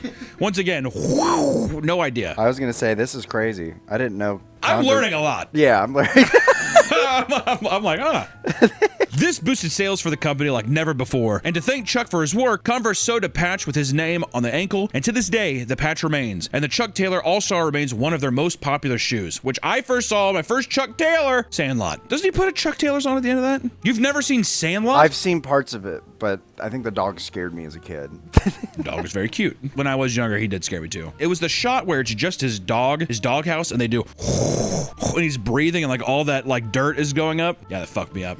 That's crazy you've never seen it. We're gonna watch Sandlot together. From this point on, other athletes began collaborating with brands to design their own shoes. But it wasn't until 1985 when NBA superstar Michael Jordan collaborated with Nike to release the Air Jordan 1 that sneakerhead culture truly took hold. Okay, so we were kind of right. I know people say that's the holy grail. If you have the original run of that, people say that's like... Well, what's interesting, and maybe it goes into this, but Michael Jordan made Air Jordans because he wanted a cheaper shoe for kids. But now they're the most expensive. What? Yeah. What? Really? Yeah, he wanted like cheap shoes that kids could buy. Editor, fucking fact check. I don't know if I believe that. All I know, the only thing I knew about the Air Jordans back in the day, the big thing was back then you couldn't have other colors on your shoes, or they had to be white or something. Anyways, they did the Chicago Bulls colors for him, which is why it's black and red, and they paid the fine every game. So you got fined every game. That was kind of the thing. Well, I don't give a fuck. We'll pay it for you. Whatever. And that became a big thing. The time has come to turn the hours you spend gaming into real money. Because with free cash, you can pick from available game offers, play it, and get paid all on your phone. Plus, in-app purchases maximize your earnings and make you level up faster, and Free Cash also offers cashback for these purchases! With Free Cash, everything is simple and user-friendly. The first minimum cash out is just $25. Oh. And after that, you are free to bring in the cash. Oh. With over 280,000 reviews and 4.7 rating on Trustpilot, it's easy to see why Free Cash has the highest payouts compared to other platforms. And the best part is, I didn't have to change how much I'm on my phone. I just changed what I do on it from time to time. Did I like who I was before? Not really. Do I like who I am now? I don't know. And you're not using Free Cash to replace your job. It's just a good way to make some extra money on your side since we're all on our phones anyway. Might as well make some cash while we can. Free cash. So click my link or scan the QR code to sign up on freecash.com and start earning some extra cash today. And everyone who signs up on Free Cash with my link or QR code will get $10 as a bonus when they complete their first offer, baby. Thank you to Free Cash for sponsoring the video. See you later. Fans would go wild for these shoes at every subsequent release, and soon the Nike Air Jordan cemented itself as one of the most well-known sneakers of all time. And that's still true to this day, with Nike continuing to release new Air Jordan shoes, and since then, other brands saw Nike's massive success and copied its format, leading to the already massive sneaker market exploding with various new collectibles and collaborations. And of course, it's like such a part of your identity and your like everyday look that of course people would become obsessed with being like, these are fucking sick. And this is like the first time ever where it's like your shoes actually mattered what they look like, right? I bet fucking buying some loafers or some little fucking buckled shoes back in like this 1500s. Yeah, don't step on these. Exactly. Size fucking 3 foot because everyone's whatever. And he's just saying, look at that shit, bitch. You think people got in the same, you know, it was like stepped on my Jordans. Oh yeah. People thought you think that it was You loafers. stepped on my loafers. You stepped on my buckle.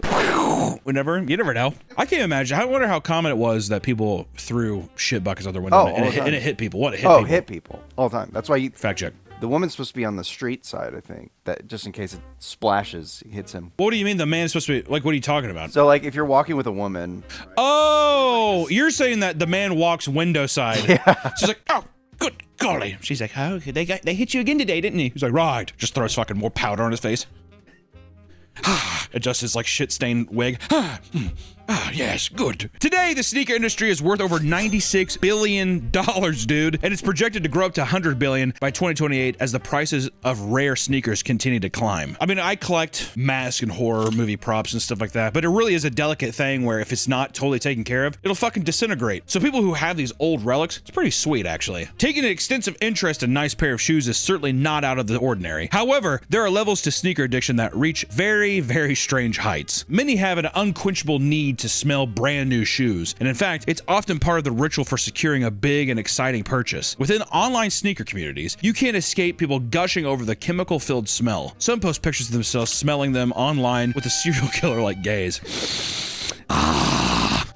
That's the good shit. Do you think it'll ever be a thing where it's like the people who collect them wear them too, and it's like, oh, I wore. It's like someone who's like owns a winery where it's like, this is an aged thing. We used bits of oak, cherry, a little bit of citrus in there, whatever. So where he's like, when I wore this, I didn't wear any socks, but I dipped my feet in honey.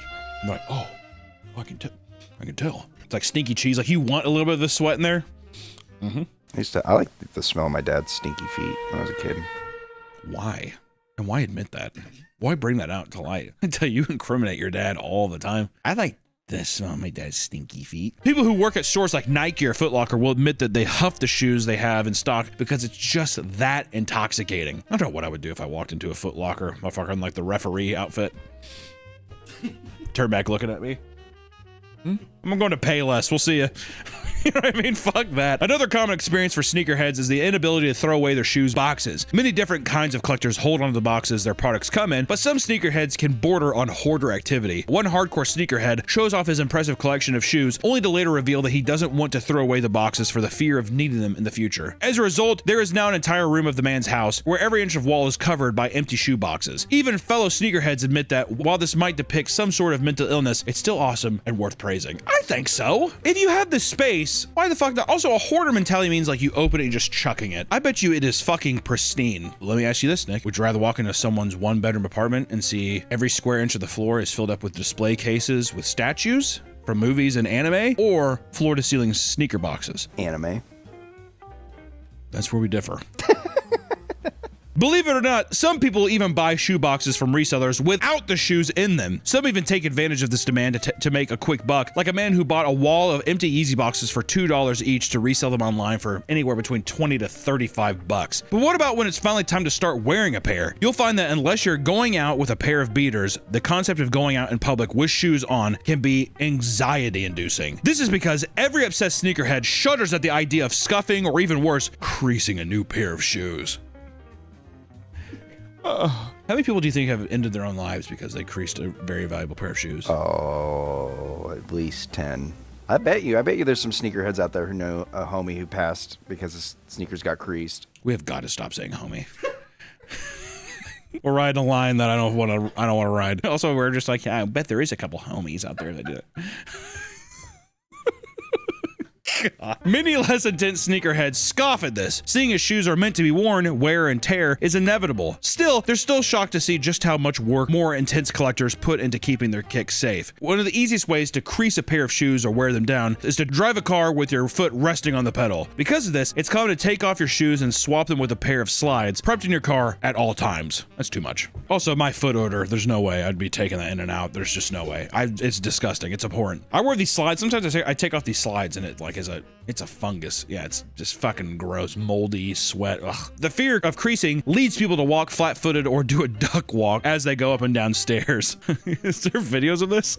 A little duck walk? A truly devoted sneakerhead will embarrass himself if it means keeping his shoes protected. It's not totally uncommon for people to be caught walking around with trash bags wrapped around their shoes, especially when it rains. I mean, come on, dude. We gotta protect them. It's like wearing a raincoat. Some will even spend money at crease protectors, which are inserts you place in the toe box of shoes to stop them from bending as much. Many will wear them despite being uncomfortable at best and in constant pain at worst. Other companies like Crease Beast make custom socks with pockets in them so you can place their foam inserts inside, and while reviews claim they're much more comfortable, people just think you look like an asshole wearing them. Why do you think that is? Is it just because you're just like, oh god, get over it, it's shoes, and they just don't have obviously the same appreciation? Exactly. Is that what it is? It's one of those things where it's like, that hobby's stupid.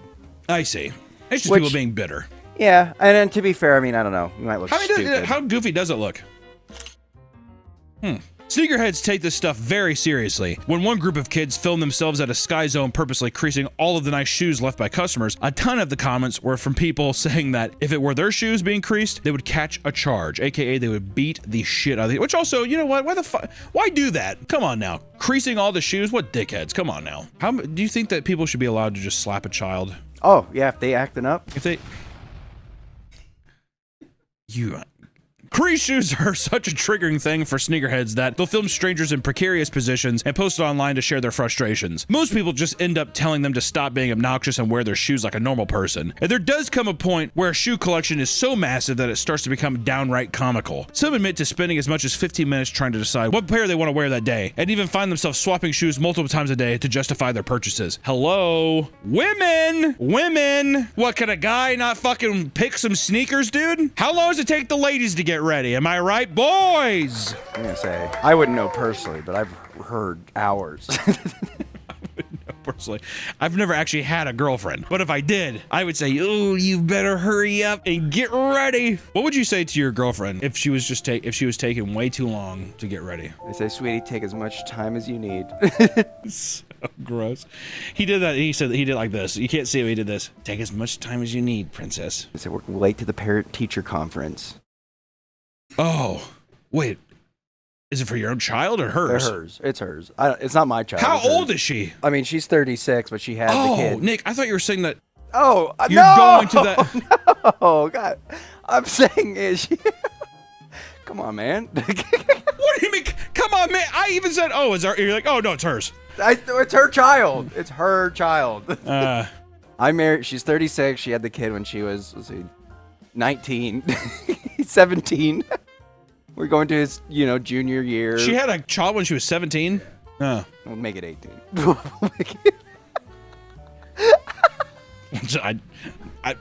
Shoes, sneakerheads. But this can escalate to beyond just a few extra minutes spent deciding which pair to wear. People who have too many sneakers to keep track of will literally create a digital wheel that they spin to determine what they wear, which is fucking awesome. I was going to say, yeah.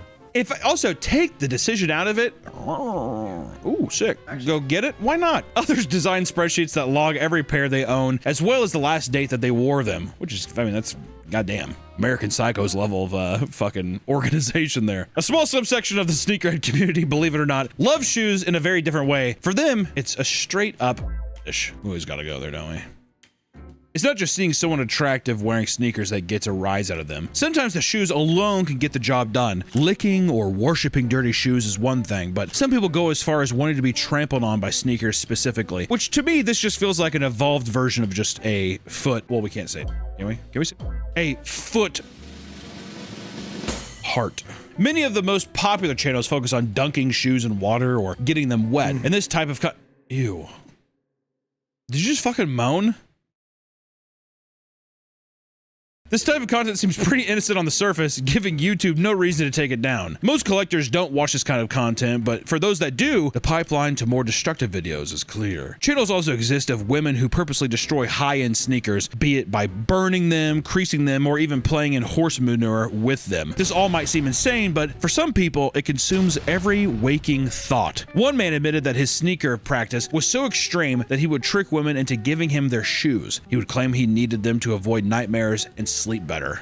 My God, dude. Hit him with a little Navajo action. It's my dream catcher. That kind of thing. Please, I need your sneaker, or else the demons will talk to me when I sleep. I was going to say, it's kind of the landscape has changed, but I know back then, it was like 10 years ago, a lot of people would openly film their and a lot of women would just randomly do it. We can't say that word. We can't say it, Nick. His obsession got so bad that he started getting depressed at the thought of his female friends throwing away their old shoes instead of giving them to him. God. Why? You have to send me your shoes or else I can't go to sleep, please. I want to know how many people at shoe stores have a shoe practice. I would assume a lot. That's such a conscious decision. I think that some people, the younger you are, the more you're just like, I mean, I love shoes and I get a discount, whatever. Those old boys that are in there, you gotta watch out. Also, all their nostrils. Have you ever noticed that every person that works at a shoe store out there, their nostrils are always flared out? We're open. New strat.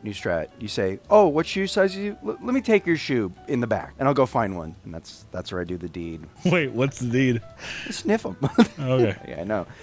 You can't do, I mean, you could and sniff, but.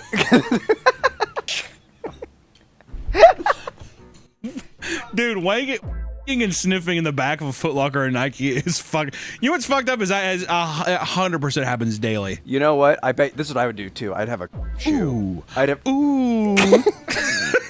Ooh. I have one shoe where it's like I always in it when I'm sniffing other What people. would the shoe be? Yeezys.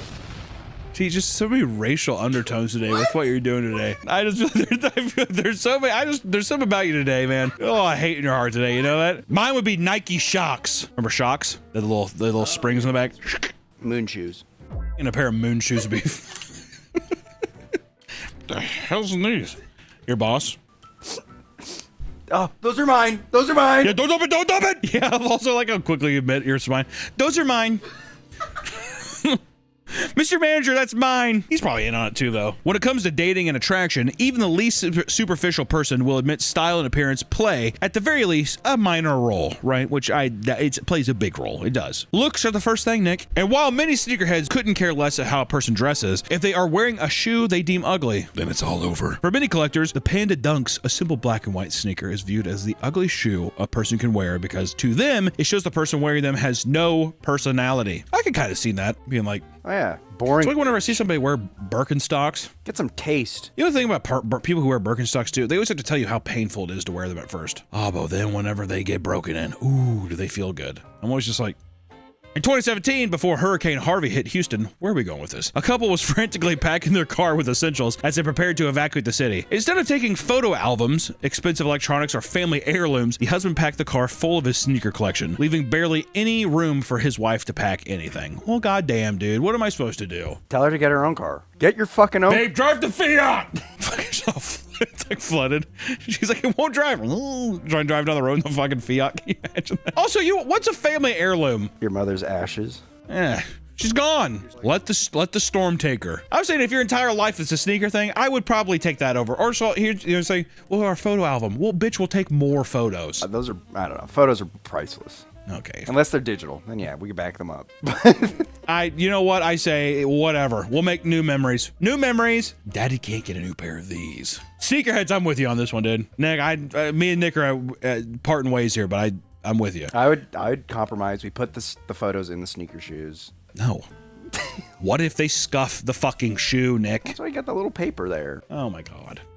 Oh my god, so you're so ignorant. This is the actual conversation that happened during Hurricane Harvey, by the way, between the man and his wife. On his 24th birthday, one man received a pair of sneakers he had been wanting from his girlfriend. Overjoyed with his gift, he took the shoes into his closet and began preparing them for storage when he noticed something that made his heart drop. When he opened the box, the shoes didn't shine like they were supposed to. He immediately recognized that they were fake. Angered by this, he confronted his girlfriend and asked why she bought him fake shoes. She said that the real ones were discontinued and out of her budget, so she bought the next best thing.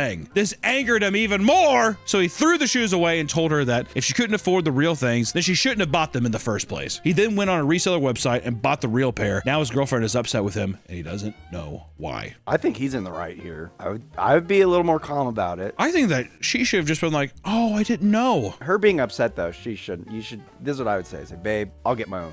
No worries. She has the right to be upset, Nick. Why? Why did you have to be upset? Because he's like, first off, you can't afford them, you shouldn't have bought them in the first place. It's just like taking a gift, a kind gesture of like, well, I know you wanted this one, and it was out of your wheelhouse. Obviously, she doesn't understand how serious it is. Look, before you even speak, give me a fucking. See, I see you biting at the lips to fucking talk right now. Well, I'm just saying, do you not think it's rude that you throw the gift away? You throw the gift away and you say, and you basically just like, if you're too poor to buy them, you shouldn't have bought them, and then you take her gift and you buy a better version of it. You don't see how that could maybe upset you? I would calmly talk to her. Be like, look. Should have told me these were fake up front. All right, sneakerheads, you can have Nick. This is your fighter, your bastion. All the sneakerheads are gonna be like, I do not advocate for that. This kind of treatment would upset anyone, which is why many partners of sneakerheads end up creasing their partner's shoes as an act of revenge. Which, that's fucked up.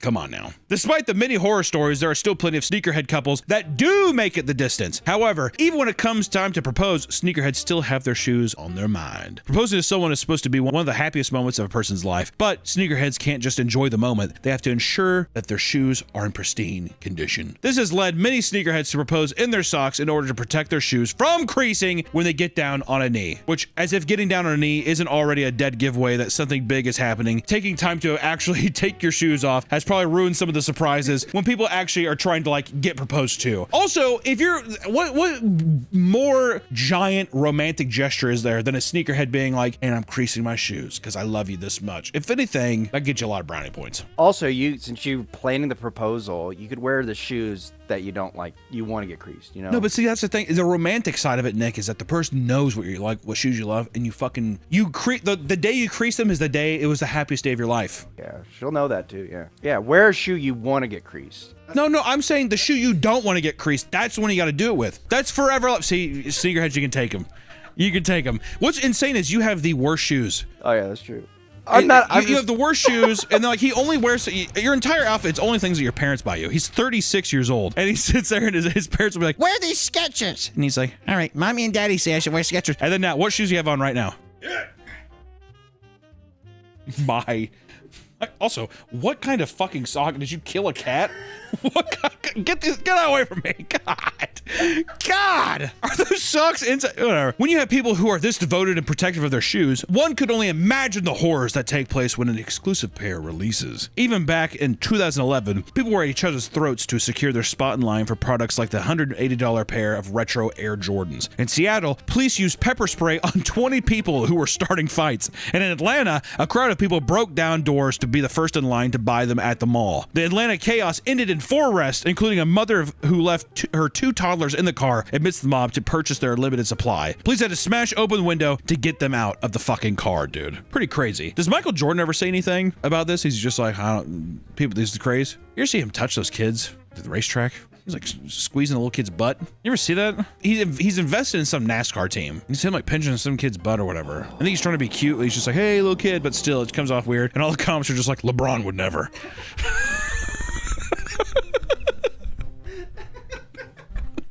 Just a year later, in 2012, more chaos would ensue during a Foot Locker event at the Orlando Mall in Florida, and it was there that $220 limited edition Nike Air Foamposite 1 Galaxy would be up for grabs for a crowd of over 1,000 rabid sneakerheads. Despite being asked to group up across the street from the mall until the event started, one man randomly dashed towards the store, and this one act caused a sea of people to follow him. That'd be horrifying. Can you imagine seeing it? 1,000, that's a lot of fucking people, dude. Hit the door! You know, as I say, that's what it reminds me of, is Black Friday fucking stampedes, man. The crowds were so massive that Foot Locker canceled the event, causing even more anger and unruliness. Things got so intense that police and riot gear had to be deployed alongside helicopters flashing spotlights overhead. And I'll be honest, the shoes, I don't think the shoe is that good, right? There are many stories like this, but only a few as insane as the events that transpired in 2005, when streetwear designer Jeff Staple was tasked with designing the shoe dedicated to New York City. He created the New York City Pigeon, a $300 gray pair of Nike Dunks with a graphic of a pigeon on it. This design, while certainly not flashy, had one big thing going for it. Only 150 would be available. It was time to actually launch the shoe, and you're never going to believe what happens next. This home video shows the scene outside the Reed Space Store on the Lower East Side yesterday when nearly 100 self-proclaimed sneakerheads got into a shoving match as they waited for the doors to open and the chance to buy one of only 20 pairs of pigeons.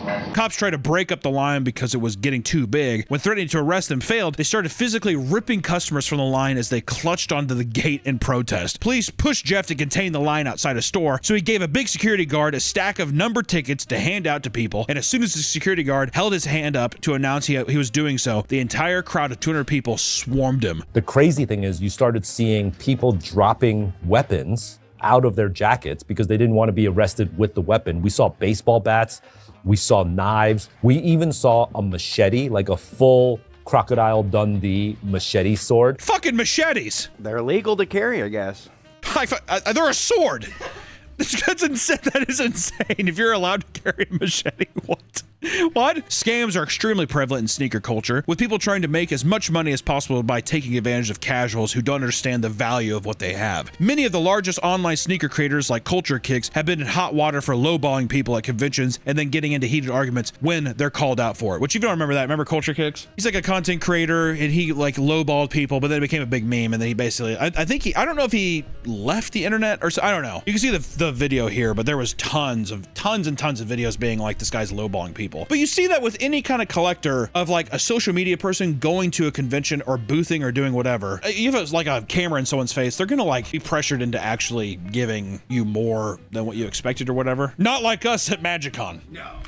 We didn't do that. We did. I did see some people being like, I feel like this is going to make, some people were saying that this is going to be an annoying trend where people are like, oh, I have this cube, give me cards and I can do whatever. Which should be fair. At MagicCon, we did not say it has to be anything of rarity. Just say whatever you got. I'll tell you what though, that's fucking like any kind of like vintage wear conventions where it's like a thrift, like people that know what they have and it's like high fashion vintage pulling, whatever. That and sneaker conventions, they're fucking ruthless, man. They got like some big money shit and it's fucking, it can be pretty crazy. You may be wondering what sneaker culture is like today, right now, right? I mean, there's been a couple, but what about the great year of 2026? Well, people still collect shoes and they go out of their way for limited edition drops, and the opportunity to resell them for massive profit has certainly died down a bit over time. I think sneaker culture has took a bit of a hit financially. This is because companies like Nike have begun cracking down on resellers. Not only have they begun limiting the amount of shoes one person could buy, they've also begun canceling sales made with bots and software that snatch up stock before the average person can make it to the store. While collecting shoes is slightly less chaotic than it used to be, many simply can't afford shelling out so much money for a pair of shoes that won't last forever. When it comes to sneakerheads, a majority of them are likely just normal people who like to collect cool looking shoes, right? It's just their hobby, it's their thing. At the end of the day, every community has their extreme ends and their quirks. To those who are borderline hoarders, however, just keep in mind that your precious collection won't last forever. It might be your best interest to wear them before it's too late. Enjoy them while you got them, you know?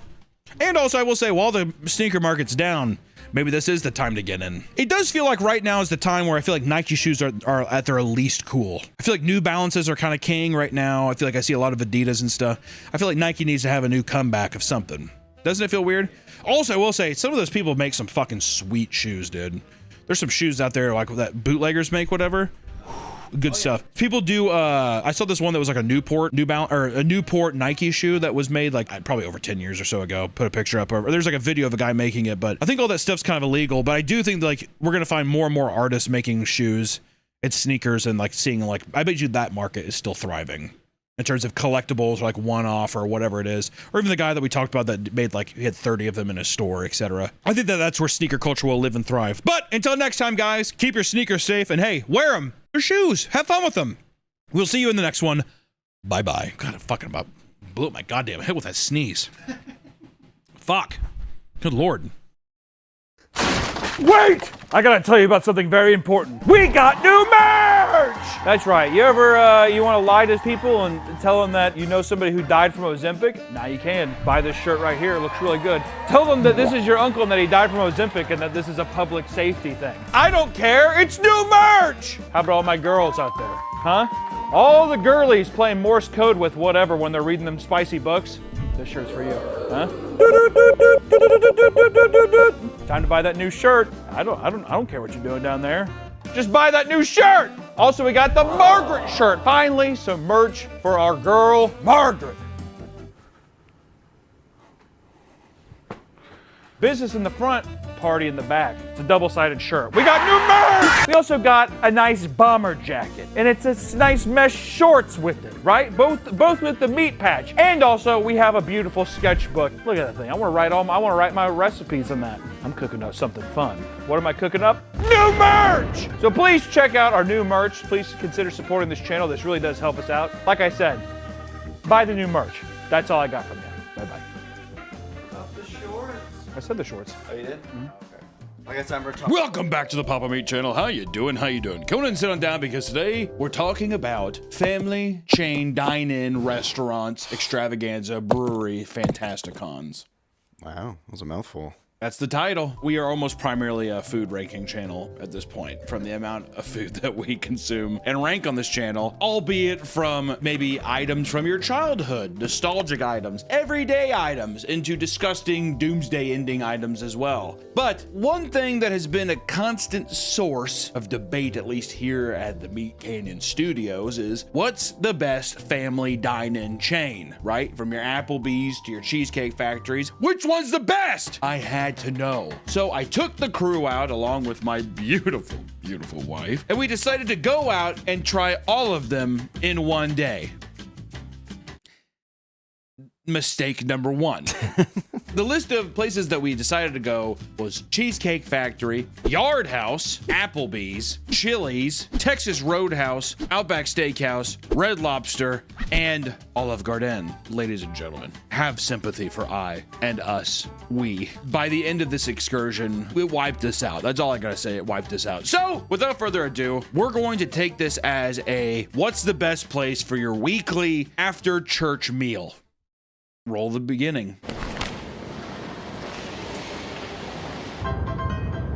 Hey party people, it's the Hancock family coming at you with another Sunday vlog. We just got done going to church, Jehovah's Witness, right? And we witnessed the Lord today, and boy oh boy are we hungry. Now every Sunday I like to take all the fam out, Smile, say something. to go and get a nice Sunday lunch. Okay, it's happening. We're sitting here asking ourselves, what's the best... Oh, I said don't do that. I said stop that. What's the best place to sit down and have a nice family meal? What does your shirt say, Jacob? It says bruh. Bruh. With a frog on it. What's so funny? Stop it. Don't touch that. Don't touch that. Today we're going to be ranking every family sit-down restaurant chain. So come along and stay hungry because we're about ready to get into it. Okay, so first we went to Cheesecake Factory. 1, 2, 3, Cheesecake Factory! Right? And before we went to all of these places, we had our items already chosen just to save time, because just even commuting between these places is going to take forever. I think the whole day was like 10 hours, 9 or 10 hours, something like that. Okay, long time, which pretty much means that between each place it's going to take almost a minimum of an hour. Okay, didn't think about that. I don't know why that, probably because we've done nothing but fast food before. So usually it's just go through the drive-through, bullshit around, and then go to the next place. No. You're in it for the long haul here. But we started off at Cheesecake Factory. Smile, Jacob. Cheesecake Factory, I am so excited. For our appetizer, we ordered the fried mac and cheese. For our entree, the bacon burger. Double bacon. Double bacon. For the dessert, we got the strawberry cheesecake. Don't do that shit where you cover your mouth. Let's see it. Yeah. There it is. There it is.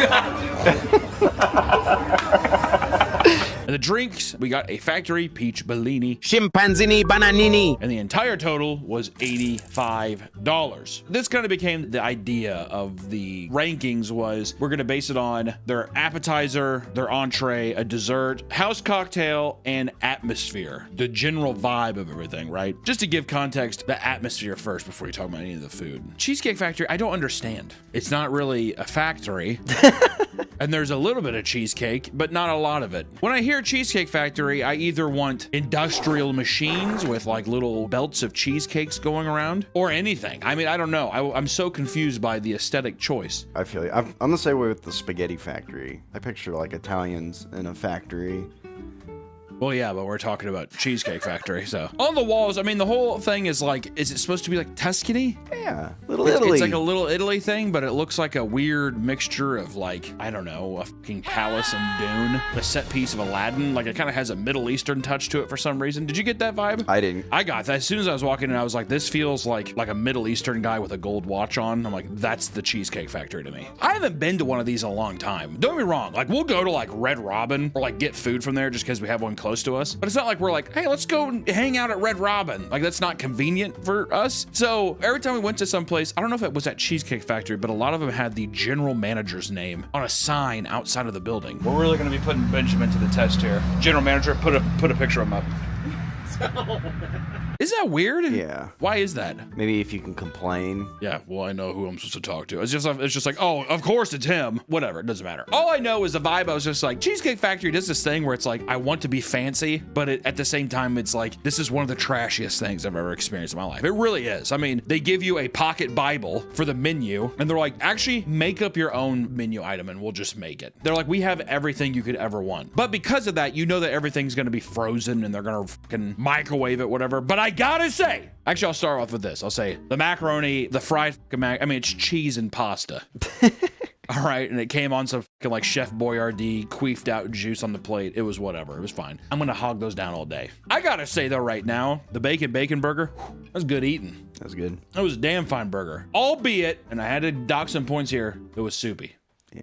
It was a sloppy girl. It was like a big old girl mud wrestling. I mean, that's what it felt like eating that son of a bitch. I mean, it was good. Don't be wrong. Hey, it was fun. We were rolling around the hay, but I'm just saying, That's every time you take it. We had to cut it up into these micro bites, and we would you'd grab it in your fucking hand. And that's one thing about me. This is a personal pet peeve. I don't know if you feel the same way. I hate disgusting textures on my hands. That's almost why I never do like fried chicken or anything really greasy. I can't do it. All right. I know he's fat. I'm a big fat son of a bitch, but still, I have to work around that. All I'm saying, dry bun. That's all I wanted. Just a nice dry bun. I said it was soupy. What do you do? And I will say, god damn, dude.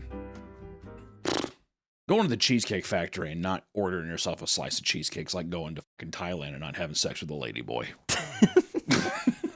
The fucking cheesecake was incredible. I'd probably just go there just to be like, can I just have a cheesecake? That's what they have the cheesecake counter. Yeah, you don't have to sit down in there. You're just like, I just want to get a cheesecake to go. It was really good. Oh god, it was probably the highlight of the meal. The cheesecake. Ooh. So good. And I will say, it is the first one, so I tried to be relatively conservative with it. So all in all, I would say I'm gonna give it a 7. 7 hallelujahs out of 10 so far. I think it's good. It's our first one. It could shift. I don't know. Guys, come on. Come on. Well, go. A nice little 7. 7 hallelujahs out of 10 because we were doing the weird religious, God is good and he accepts everyone. Well, not everyone. Everyone.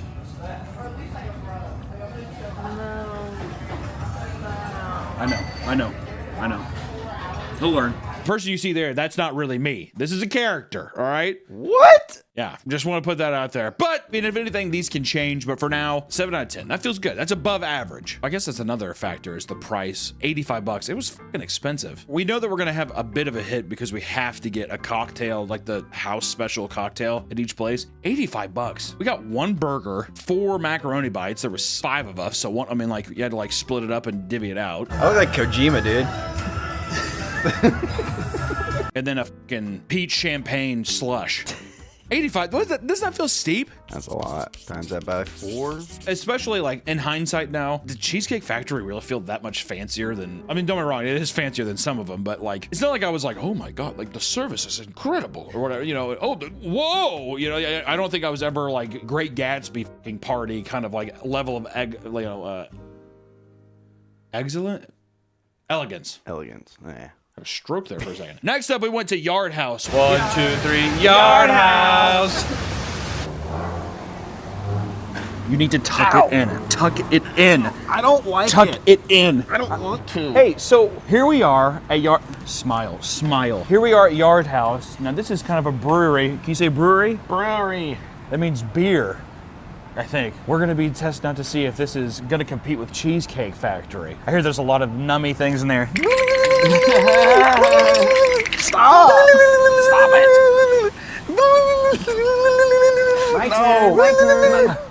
Right turn. It was on the list of chain restaurants that we had looked up because also a lot of the restaurants are gone now, like TGIF, Ruby Tuesdays, BJ's, all that they're all gone. This is a dying breed, which we did start the day at Cheesecake Factory early in the day, so it wasn't that busy. Yard House already though, it was kind of fucking bopping, wasn't it? Yeah. A nice energy to it. Also already, I like the vibe of Yard House more. I kind of based it also off of if I was a divorced dad, would I go there and have a cocktail? This is where you come once you get your divorce. Yeah, You come and sit here. whenever the woman's doing this, that's when you come here. Which I know is counterintuitive to the family experience that we're doing. But in the back, I think of every man's mind, they're thinking, when it all goes to hell, where can I go? Where's my safe haven, right? Oh, yeah. So that's why you always keep it in your back pocket while you put on your happy face. Welcome to marriage. Yard House, the items we got for the appetizer, we got the boneless wings. The entree was the Korean barbecue cheesesteak. Dessert was the Oreo brookie. And then the drink was we got 2 of them because they're a brewery as well. So we got their house IPA and the Long Beach tea. The atmosphere, 10 out of 10. I liked it. It felt like I was in a fucking Tim Burton factory. Oh, yeah, with all the pipes. With all the pipes and stuff. Kind of felt like I was in I thought Edward Scissorhands was going to come around and be like, cut up my salad or something like that. But otherwise, I remember the boneless wings on the appetizer. It was like octopus. You ever eat squid? It's chewy, like that. It's all fat. What was weird is it looked like it had the texture of breading, but then when you bit into it, you're like, could not have come from anywhere but the ocean, is how I pictured it in my head. The dessert, the Oreo brookie, you have a base level brownie thing, you put a fucking a la mode. throw ice cream on top of it, but then the fucking brownie cookie thing isn't even warm underneath. Listen, it's chocolate and fucking sugar. It's not like it's, hey, I'm not like John McCain in a cage fucking being like, ah, like freaking out in a prisoner of war. But I was just like, why heat up the brownie? Am I wrong? You're not wrong. Okay. The highlight of it all, though, was the Korean barbecue cheesesteak. I don't know what kind of fucking Korean juices they put on that, but delicious. Put it on the fries, too. I'd gladly get that again. It was really good. 100%. And then the Long Beach tea cocktail was okay. Jacob said that he liked the beer, but I think Jacob and Nick are very much like, you can just microwave a diaper, like a baby diaper, and they'd be like, So it's hard to... they're easy people to please. I don't know. And I don't drink beer, so I don't know how good it was, but Jacob liked it, so there was points. And also the total was only $65. Pretty good. I thought it felt on, if not a little fancier than Cheesecake Factory. Once again, it's not the most elegant thing, but I wouldn't say, is it the same as like going to Chili's? No. $65 isn't bad. And we got two drinks. And 2 drinks on top of it, $65. I'm just gonna shoot off the hip here, dude. It's kind of an industrial vibe. It's like a brewery in there. It was kind of vibe where it's like, guess what? You get in a fight with your wife. I'm chugging drinks at that place. For that reason, 7. 7 hallelujahs out of 10. Not bad. I was really praising the Lord with that one.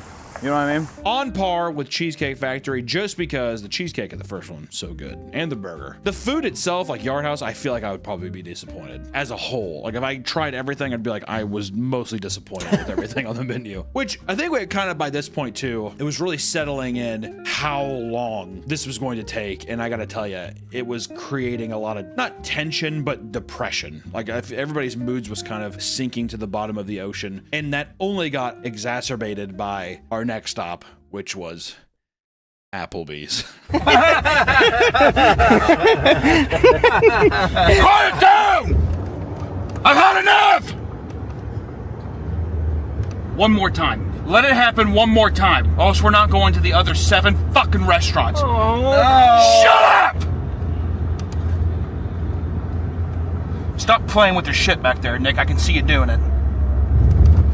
Would you ease it up on the fucking driving? I'm trying. You're scaring me. I'm trying to navigate. All right, guys, come on. Family photo. 1, 2, 3. Applebee's. Applebee's. Margarine. Really fuck. Now, when I tell you Applebee's, there's no way Applebee's makes it another 10 years. I went to my grandmother's funeral this year, and it was less depressing than walking into this Applebee's and having lunch. Well, that's because your grandma was an evil woman.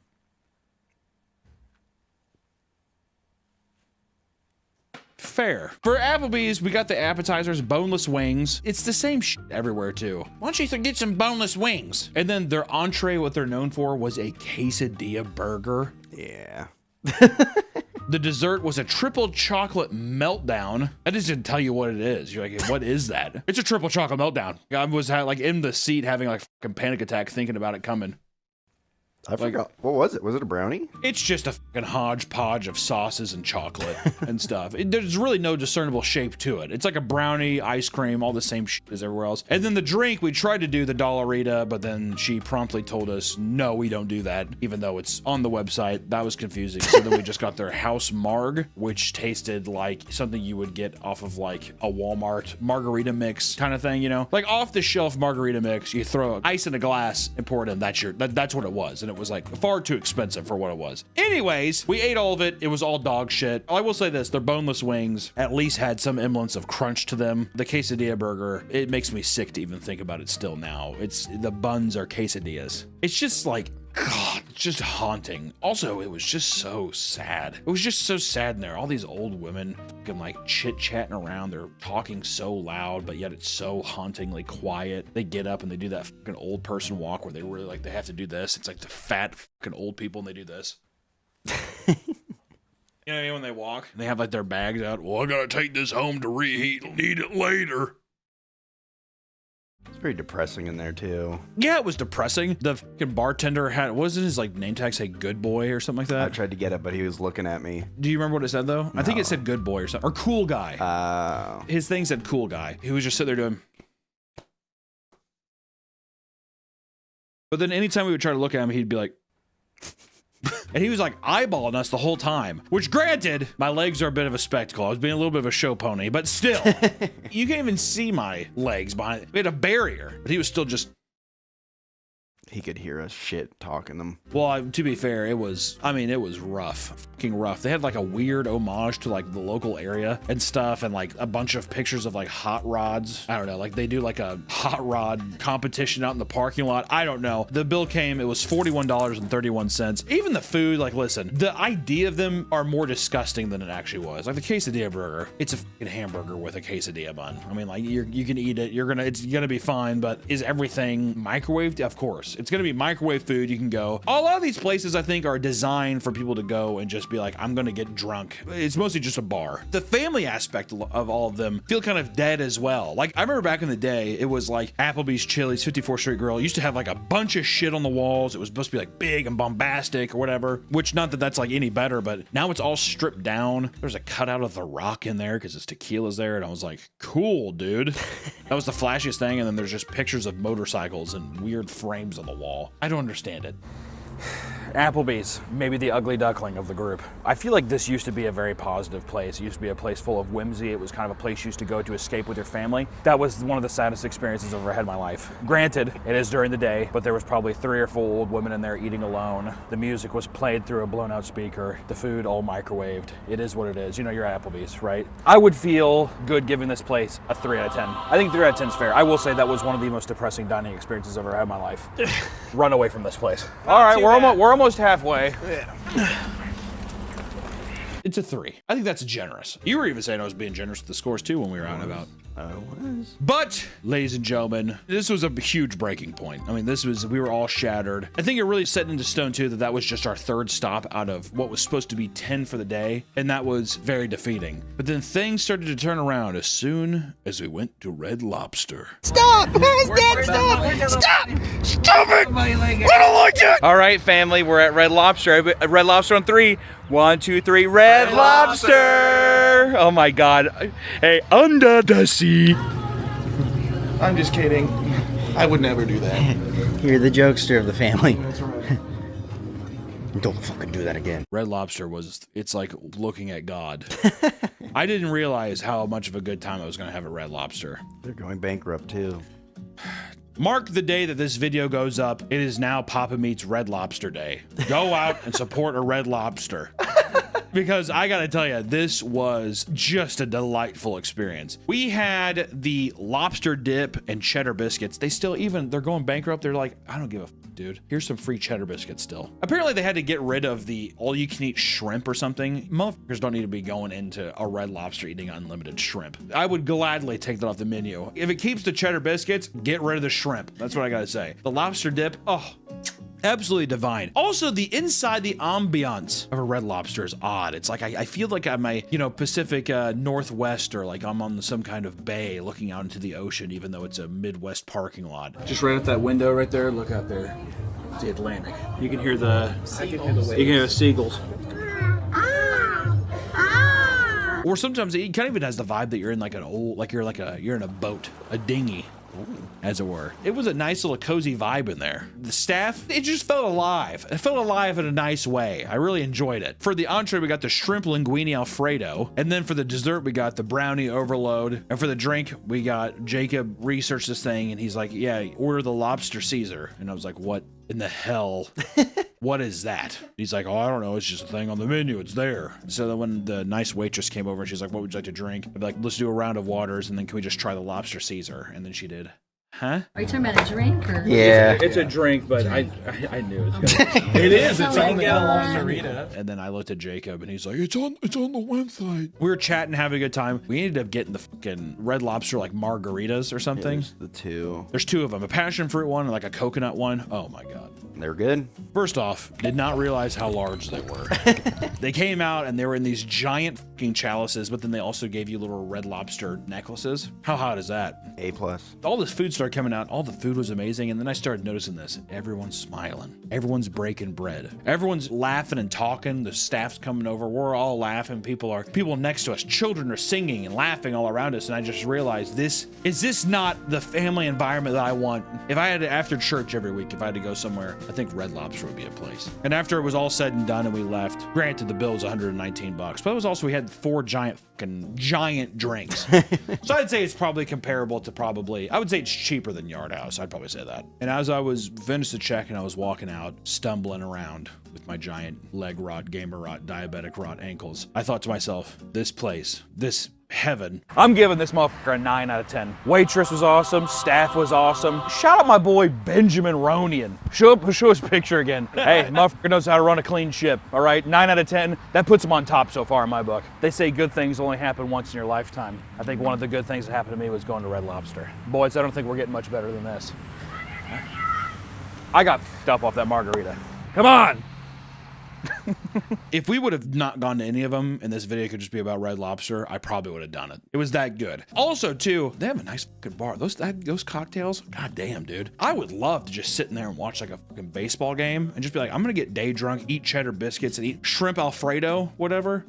That lobster dip, oof. The lobster dip was fucking insane. Also, Harry, my adopted son, he can't have shellfish. But we fed it to him anyways. No, but he had cheddar biscuits and chips, and even he was like, it was amazing.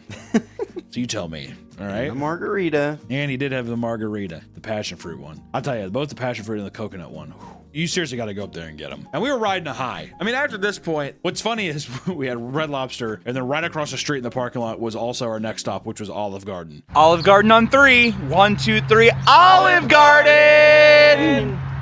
Olive Garden is interesting. You walk in way fancier than I expected. It kind of felt like a set piece to like White Lotus, that show on HBO. Like a resort or something like that. You get a little touch of Italy in there. I've never been, but... You've never been to Olive Garden? No, Italy. Oh.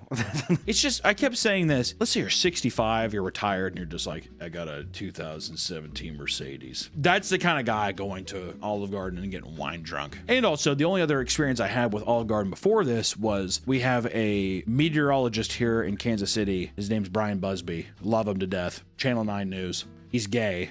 And after work one night, I went over. I used to work at this place called, well, whatever. I don't want to keep doxing all these places, but after work, across the way, there was an Olive Garden, and in there was Brian Busby at the bar with his mans. They were macking on each other, dude, and that motherfucker was wine drunk. And I sat there, and we noticed that he had his hand down the back, I'm not even joking, down the back of his boyfriend's pants and stuff, and he was like, I don't know if he was fiddling or doing whatever, but I was like, God damn, and I walked by him, I said, hey, Brian, what's the weather gonna be like tomorrow, bud? And he looked at me, he said, I think there's gonna be a chance for rain.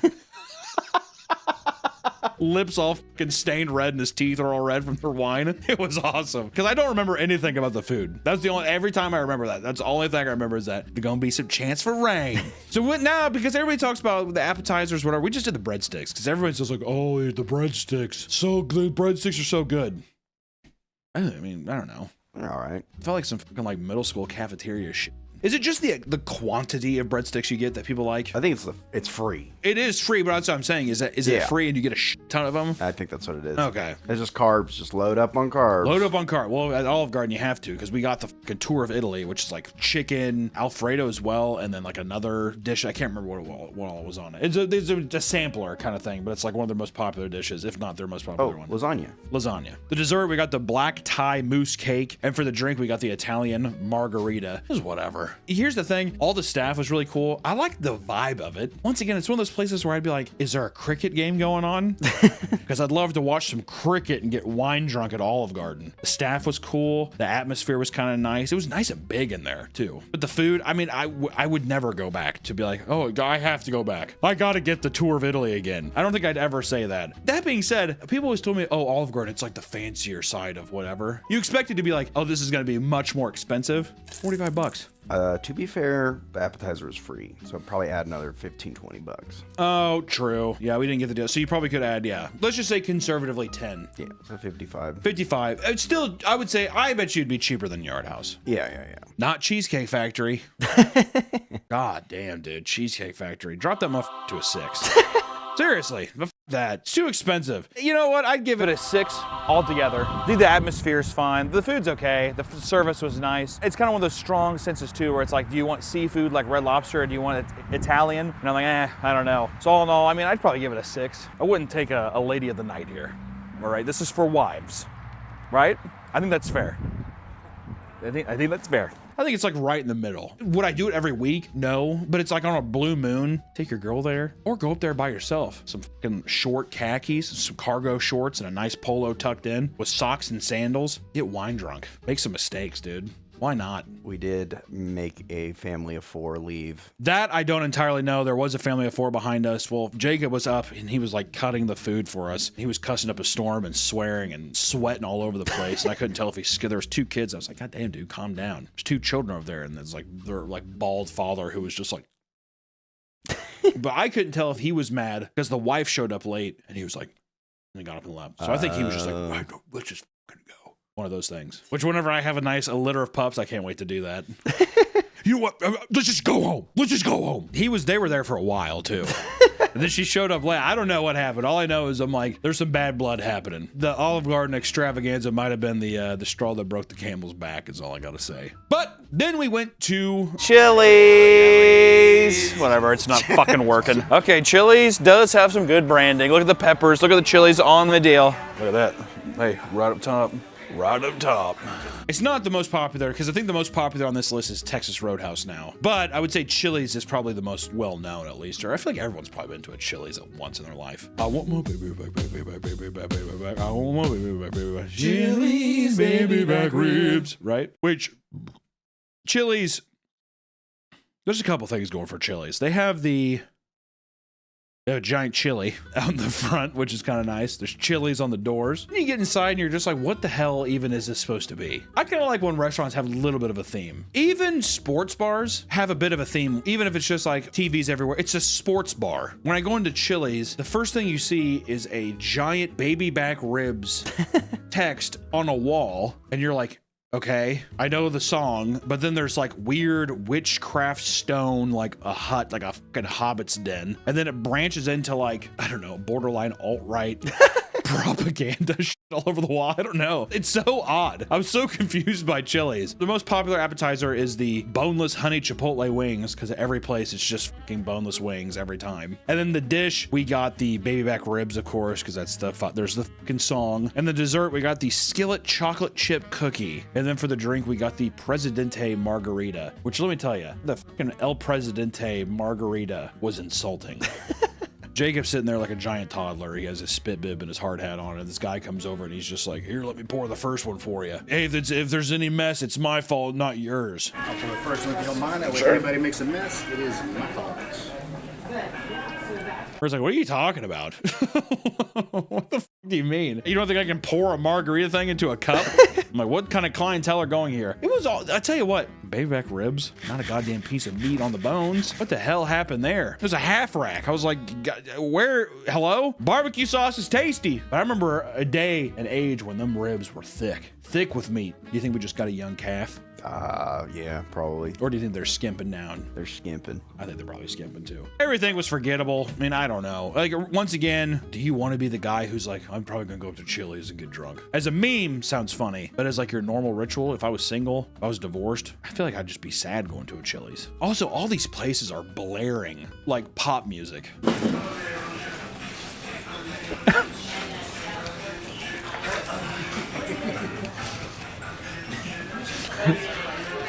And that was a plus for Olive Garden, was it was like a little, but at the same time I was like, okay, well, I get it, we're fucking in Italy, dude. But it's like whatever, like some Italian music.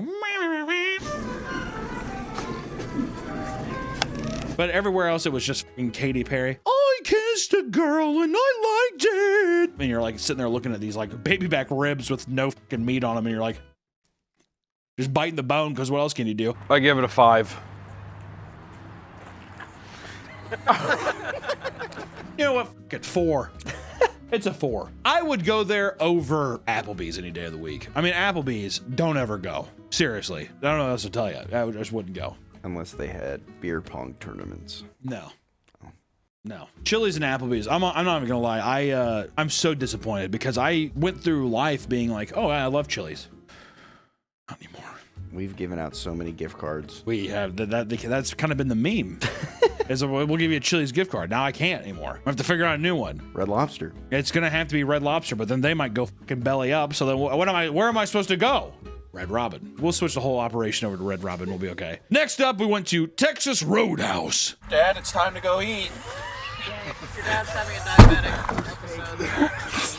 Dad, it's time to go eat. Time to eat again, come on. Jacob, give Pop a hand. Get his insulin while you're at it. Get off me. Ow! 1, 2, 3. Texas Roadhouse. Texas Roadhouse, first off, I think it's literally like the most popular restaurant in America. Did you know that? I didn't. For sit down, I think it is the most popular. It's them cinnamon biscuits. It's the fucking sweet rolls, dude. People love the sweet rolls. First off, Texas Roadhouse does it kind of smart. Those motherfuckers don't open up till 4. They're like, who gives a fuck about lunch? And what was crazy, we got there at 5. They'd been open for an hour. It was packed. Packed on a Wednesday. It was fucking crazy. Yeah. I expected like 6 or 7 to maybe be like, oh yeah, sure. 5 o'clock. Packed. We thought we couldn't even get a seat. Well, luckily there was a booth open, thank God. But we went in there. We got the rattlesnake bites. Oh, God. The rolls. The entree, we got their Dallas filet. And then dessert, we got the Granny's Apple Classic. And then drinks, we got cactus water. Here's the thing. The rolls, pretty good. Those rattlesnake bites, kind of heinous. I mean, it was kind of like a weird cream cheese kind of thing. It was too much. To be fair, by this time of the day, I've had so much cheese and everything, I want to die. So I'm still trying to be subjective over it, right? Yeah, subjective. Subjective. I don't know if you thought this was weird too. They give us a sampler of like corn, Yeah, that was weird. like green beans and mashed potato, like a weird plate of like condiment cups full of that. You think that's normal? Why would you do that? I'm guessing so. It's just like try. Oh, so you know what side you like. Yeah. So you just try. I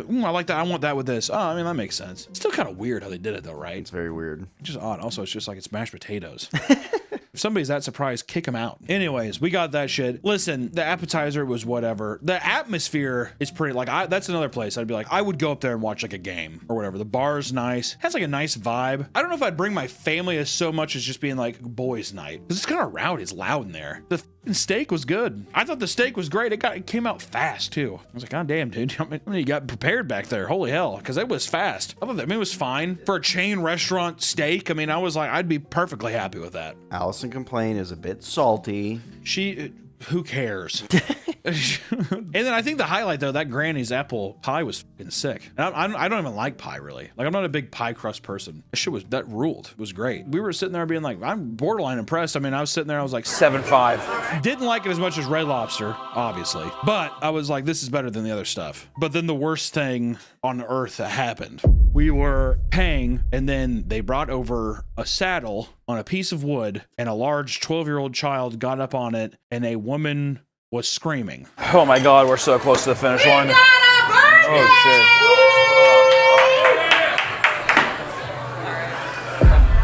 shit. It was a happy birthday announcement. It soured me so much that this Texas Roadhouse score went from a 7.5. Drop to a 6. 1.5 point. Or dropping it to 6. 1, 2, 3.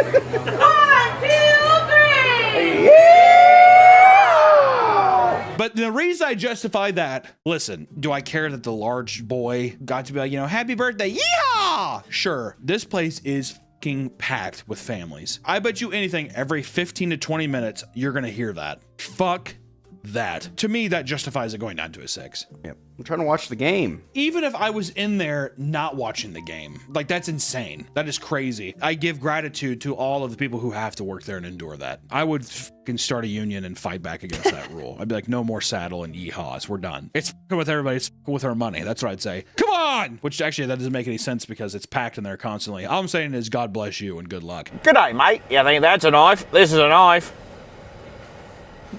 You like that one? I love Crocodile Dundee. You like when Dad jokes around like that? That's funny. Look up. Look up.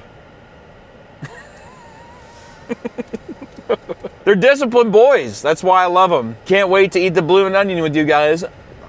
How about some shrimp on the barbie? Huh? This is the most you've walked in a couple months.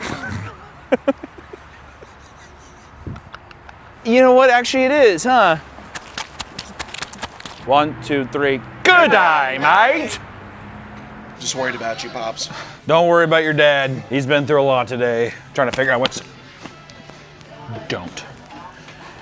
I'm trying to figure out where exactly we're gonna have our permanent Sunday spot. Our permanent Sunday spot where we can have our lunch every Sunday. Yeah, I'm okay? excited. All right, buddy. Go in there and get in there. Nick, come on. Now next we went to Outback, which became our final one. On our way over there, we were dead. I mean, we were pretty much exhausted. And the last two are Red Robin, which is basically just burgers. It's good. I've had it, but it's like, it doesn't have the variety. And then 54th Street Grill, but we were just like, get 8's fine. So we stopped at Outback Steakhouse, which is another staple, right? Oh, yeah. I haven't probably been to an Outback in maybe 8 years, probably a decade, because last time I went, I had horrible, horrible diarrhea after I left because of our opening item, the Bloomin' Onion.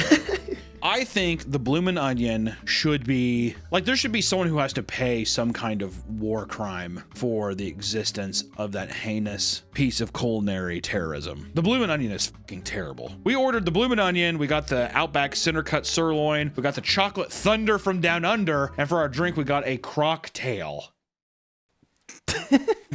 Which every time the word crocktail was said, Allison bursted out into an autistic fit, like a laughter. I don't know why. Can I also try your crocktail? Crocktail, yeah, for sure. Got her again. The Bloomin' Onion is, I think it's probably my least favorite thing we've had, not only today, but I've ever had in my life. People that say they like it, you need to distance yourself from them. And if there are people who are like, dude, you're fucked in the comments, unsubscribe and leave. I can't have Bloomin' Onion fans here. I'm sorry, I can't. Nick, my hands are tied. They're pretty heinous.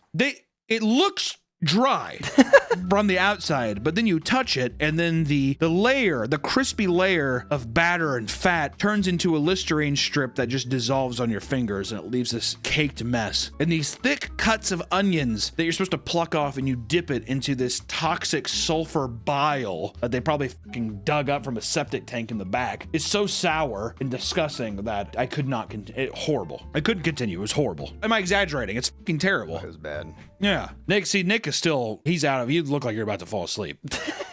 I think yesterday took everybody out.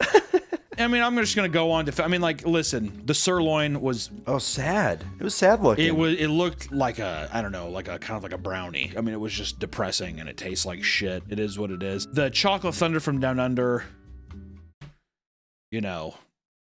It's chocolate. I'd say the highlight, I'll give it this. Mac and cheese was good. Nice cracked pepper, mac and cheese, and a little skillet. That was nice. The crocktails were too sweet, but you did get to keep a little crocodile. Stop doing that. Stop doing that. Stop. Comes with a crocodile toy, and I thought that was fun. A+.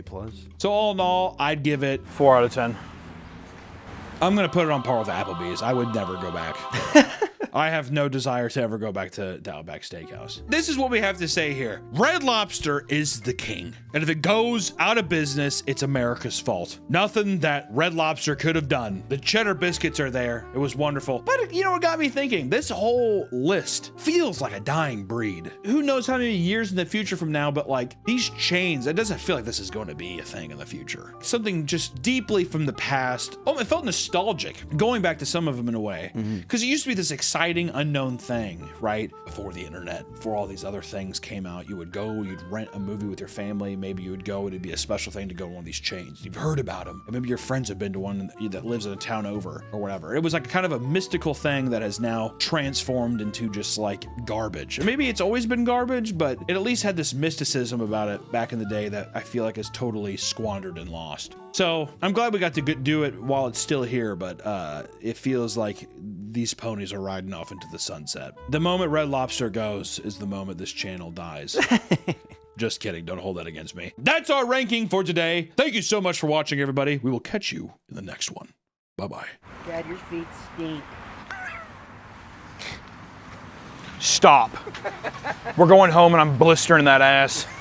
No, it already hurts. Welcome back to the Papa Beat channel. How you doing? How you doing? Coming in and sitting down because today we're going to talk about end of the world predictions. Throughout time, there has always been the prevalent belief that we are living in the end times, right? We are always living in the end times, whether it's natural disasters, nationwide pandemics, or something based on religious scripture. It's always a looming fear that hangs upon many people's heads.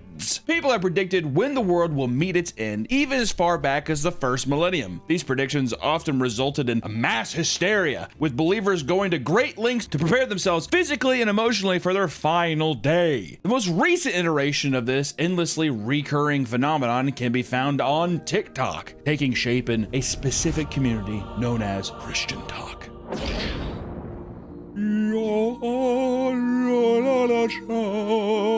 The only God, the white Christian God.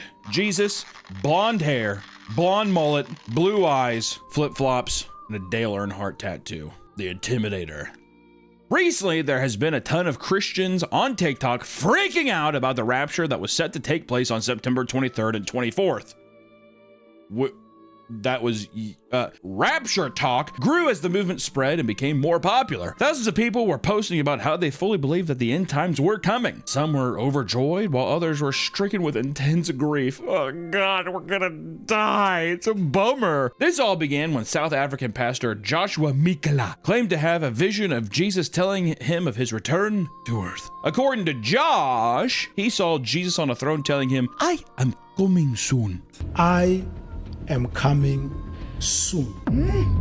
Jesus then told him dates of his arrival, which were 2 weeks out from his vision. A clip of an interview with Josh talking about his vision blew up and started the whole craze, but no one could have predicted the mass hysteria that would follow. It was pretty shocking. Right out of the gate, people began to post videos of themselves preparing their houses for the people left behind. If you're seeing this and you're still here, I'm so sorry that you didn't make it. At least you're here getting to do all the sins that you wanted to do and be naughty with your fellow sinners. I don't know. Maybe you can make the best out of it. But yeah, goodbye. Yeah, if anybody's here after the rapture, because my ass is going up, I got a jacuzzi back there. Feel free to use it, bozo. One woman stocked up on candles and Bibles, as well as leaving behind laminated note cards of scriptures for the sinners who she believed would enter her home and probably fornicate with each other, because what else are they going to do with hell on earth? It's true. No rules. Like Jesus said, I am going to come in 2 weeks, and I'm going to take all of the sinners and leave them. Do you think he meant the other come? Yeah, what if that was the thing? What if Joshua was right and he was like, hey, by the way, Joshua, I'm going to come in 2 weeks. I cannot wait for that day. Jesus, what?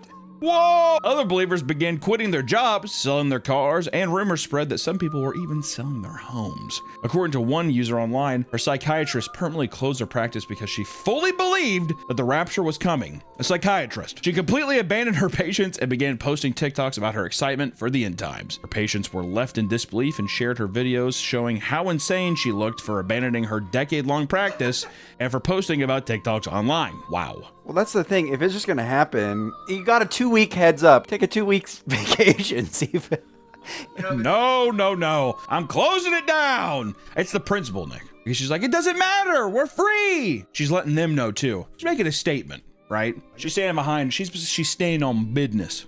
Listen. you should yourself. You should go on the tallest building. You should yourself. Jump off it, no fly. Big splat on ground. Hey, we just want to thank today's sponsor real quick, Starforge Systems. They hooked us up with this very mint, beautiful PC, and hell, I trust them. I mean, look at it. I wish I was from here. If you're looking for a new system, be sure to check out the link in the description if you want some nice, high quality, big gaming PCs, right? I'm able to play Crysis from 2007 with max settings on this bad boy. Yeah, I bet your computer can't do that, so. Thank you, Starforge, for sponsoring this video, and hey, back to the video. Since they were not expecting to be left on Earth, people began to give away all their money to random strangers. Smart. An Uber driver posted about how they were picking up a couple after church who were crying hysterically. And they get in my car and, they're weeping. And so I'm like, hey, is everything okay? They were like, yeah, the Lord is coming back. Jesus is coming back tomorrow. And I was like, wait, like tomorrow? They were like, yeah, I think it's like between the 23rd and the 24th. I was like, okay. They said they believed the rapture was coming the next day and wanted to bless their driver with the remaining money since they wouldn't need it. Oh, dude, that is a blessing in disguise. God was just like, you got it, dude. There's your tip, you know what I mean? So before they got out of the car, they handed their driver a huge roll of cash containing various dollar bills and coins from around the world. So it's like a bundle full of cash. Now, keep in mind, in this bundle, there's even coins in it because it was like in this like cup thingy or whatever. So there's even like euros, and I see some Canadian money in here. So there's dollars, there's hundreds, there's 20s, there's 5s, like there's all the denominations inside of this. So I have yet to count it up. So I'm going to count it up and come back. Hold on. After counting it up, it totaled to over $1,900. They also said that they were getting together in their neighborhood to discuss giving away their homes and more of their money. He's like, could you give me your address? Tell me the time for that. I would love to know the exact time and place for that. Hold on, Jesus is giving me another message. You should open up your garage door and let this man live in the basement, free of charge. Okay, Jesus, all right, you're coming home with us. Who knows? Jesus works in mysterious ways. I was gonna say, this sounds, okay, here's the thing. I think Jesus was pulling a prank. I think he... Haha, Joshua, knock knock, it's me Jesus. I was kidding the whole time. Practical joke on Joshua. But here's the thing, I didn't joke about Joshua. There is cum all over my feet and my legs. Like I said, that would happen 2 weeks ago. Oh, Jesus, you're gone done pulled the prank on me. Not even Africa. It's like Jamaica. All right. Another person received a $300 tip from a woman who was overly generous for the same reason. Their coworker also received a $777 from the same woman, but after the rapture failed to happen, she came back demanding the money be returned to her. That's not very Christ-like, lady. Not every Christian believed in this, as many were trying to tell the others that this is literally stated in the Bible that only God knows when the rapture is coming. Yeah, but Jesus told Joshua, Joshua, it's me, Jesus, again. I'm being for real this time. Oh, Jesus, I am not listening to you. Jesus, I cannot listen anymore. The people are mad. I feel like I had like a really good like African thing going at the beginning and then it slipped away. Others pointed out that people have been predicting the rapture since the 1800s and would always try and convince people to worry about the next upcoming final day, right? This one's not, just worry about the next one. However, the 23rd and 24th came and went. Nobody was called up for the pearly gates and everyone went about their day as usual. Some who believed the hoax claimed that they got the date wrong. They said it was actually next year or a few years down the road or maybe a couple more years after that. And some questioned their faith. And the pastor who made the initial prediction went live and apologized for everything. Oh, God. Why did I do that? It was not even Jesus who called to me. It was my mom. Can a brother make a mistake? Well, let's go back in time and take a look at other historic examples like the predictions proposed by William Miller. It looks a little haunting.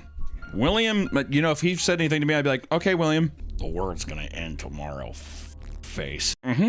Thank you, William. William was a clergyman that had become obsessed with the Bible after returning from fighting in the Battle of Plattsburgh in 1814. Just want to show maybe a picture of it. No, show some footage. Yeah, shows footage of the Battle of Plattsburgh in 1814 when cameras were definitely around. Crazy stuff. He found himself particularly fascinated with the concept of Christ's return, aka he had PTSD and he might have been a schizophrenic. After seeing people die, you know what's kind of wild? Jesus coming back, right, guys?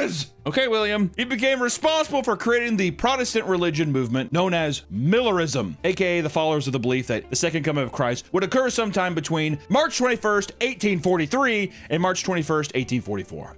In that realm, right? His movement became popular, amassing an estimated 100,000 followers that were convinced that the world was nearing its end. They were strong in their beliefs despite being ridiculed and harassed by their peers. Which, dude, for those 3 decades, you must have been living so tall. Keep it counting, boys. Oh, you guys don't know what the fuck you're talking about. Yeah. This is like a common theme with all of these. They get it wrong. They're like, no, wait, it's the other date. Because you're delusional. Because they believe it, and then they're like, oh, it was probably a mix-up. You put your whole belief system in that. It's really quite sad, Nick. During one event, William was egged by an audience member during one of his speeches, and I bet that sent him over the edge. In the span of just a few years, people prepared for this event by selling most of their belongings and turning their backs on their responsibilities. By March 21st, 1844, nothing had happened. The date would be moved to April 18th, only for it to fail once more. The last date proposed by William was October 22nd. On the day of, tons of people still believed in William. They put on their white ascension robes and climbed to the highest places available to them to await the second coming. Not only did this prove to be fruitless, but it led to a period known as the Great Disappointment, where people wept endlessly over their hopes being shattered alongside a wave of mockery from people asking, why haven't you ascended yet? First off, as soon as if William came in, if William the dog came in trying to eat his own face and handing out white robes, I'd be like, no, you gotta get out. Why? Robes are fancy. Robes are cool, but if it's in religious context, robes are not cool. Yeah, we're just gonna put on these robes and go to the mountain. I'd be like, might have picked the wrong batch, is what I'd say. What if you, what about jackets? Like sick, like club jackets? If they were club jackets, or even just a nice suit, you wanna get dolled up to go to heaven? Why not? Robes, really? William Miller's popularity dwindled significantly, but he held firm to the belief that the second coming was approaching until he died in 1849. Maybe that's what he was predicting his own death. Might have been. I don't know. The more that we learn about space, the more terrifying the unknown becomes, right? Very Lovecraftian. Since we've started studying the stars, one of the biggest threats to our planet has been stray asteroids that could potentially hit Earth, which actually f***ing up sometimes. Can't even think about it. There was one that they said, like, one asteroid's gonna pass by Earth, and they're like, but when it passes by in 30 years, it's supposed to come back and hit us. I think they disproved it. Here's my thing. If an asteroid's coming, don't tell me. I would rather just not know. What benefit do you gain of being like, hey guys, seriously, in movies and shit? In movies they do that to build conflict for the movie. But what would happen is like Elon and all those guys, they'd be like, I don't know, I'm just gonna try this spaceship out. And they'd leave and never come back. As soon as that starts happening, well, Mark Zuckerberg's building like he built like a giant bunker in Hawaii. Yeah, he said, well, it's not a doomsday bunker. It's just and that's funny too. They're like, so what's up with the doomsday bunker? He's like, hey, it's not really a doomsday bunker. It's just you could live there for 700 years if you wanted to. It's a man cave. It's like more of a man cave. And you're like, huh? Anyways, in 1910, many believed a nearby comet would end humanity. Halley's Comet, remember that one? Is visible from Earth every 72 to 80 years and has been spotted by humans dating back since 240 BC, which is crazy. I mean, go somewhere else.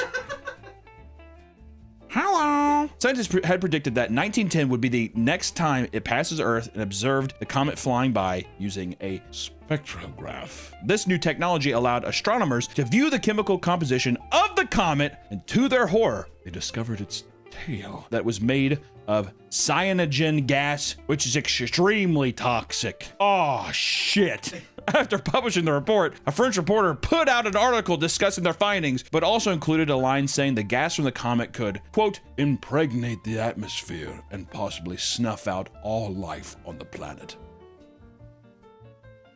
Bit of creative liberty in the title there, buddy. People began to freak out over the headline, believing that their death was imminent. Before the comet could pass, companies began to sell comet pills, which claimed to fight off the effects of the toxic gas. Insurance companies offered policies of people's belongings in case they were destroyed. Farmers around the globe refused to plant crops, believing that there was no point since everyone would be dead. No more corn.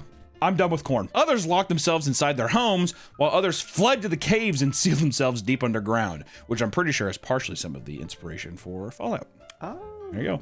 After the comet passed and nothing happened, people were shocked to still be alive, and they moved on with the rest of their lives. I wonder what's happened with the guy who took comet pills. Well, Greg, we took those, you like look over to him, he's like having a seizure. He's on Halley's Comet right now. Yeah. In 1993, former sociology professor Hon Ming Chen had created a Taiwanese cult named God Salvation Church. It had also referred to itself as Chen Dao, or True Way, as well as God Saves the Earth Flying Saucer Foundation. I like that one the most. God Saves the Earth Flying Saucer Foundation. It was a belief system that was a mix of various religions and other Western cult-like beliefs, like the acceptance of alien intervention, right? You see a lot of that with Heaven's Gate. Kind of became a big thing in the 70s and kind of evolved over time. He claimed that the second coming of Christ would occur in 1999, with God revealing himself from a spaceship disguised as clouds that would take his followers up to heaven. That'd be sick. He claimed that he could talk to the gods and receive their wisdom through golden balls that he could see traveling across the sky. Of course, salvation was not free. It was reported that Chen charged $60,000 to join Chen Tao and another $30,000 to board their spaceship. He's like, you keep it under 100.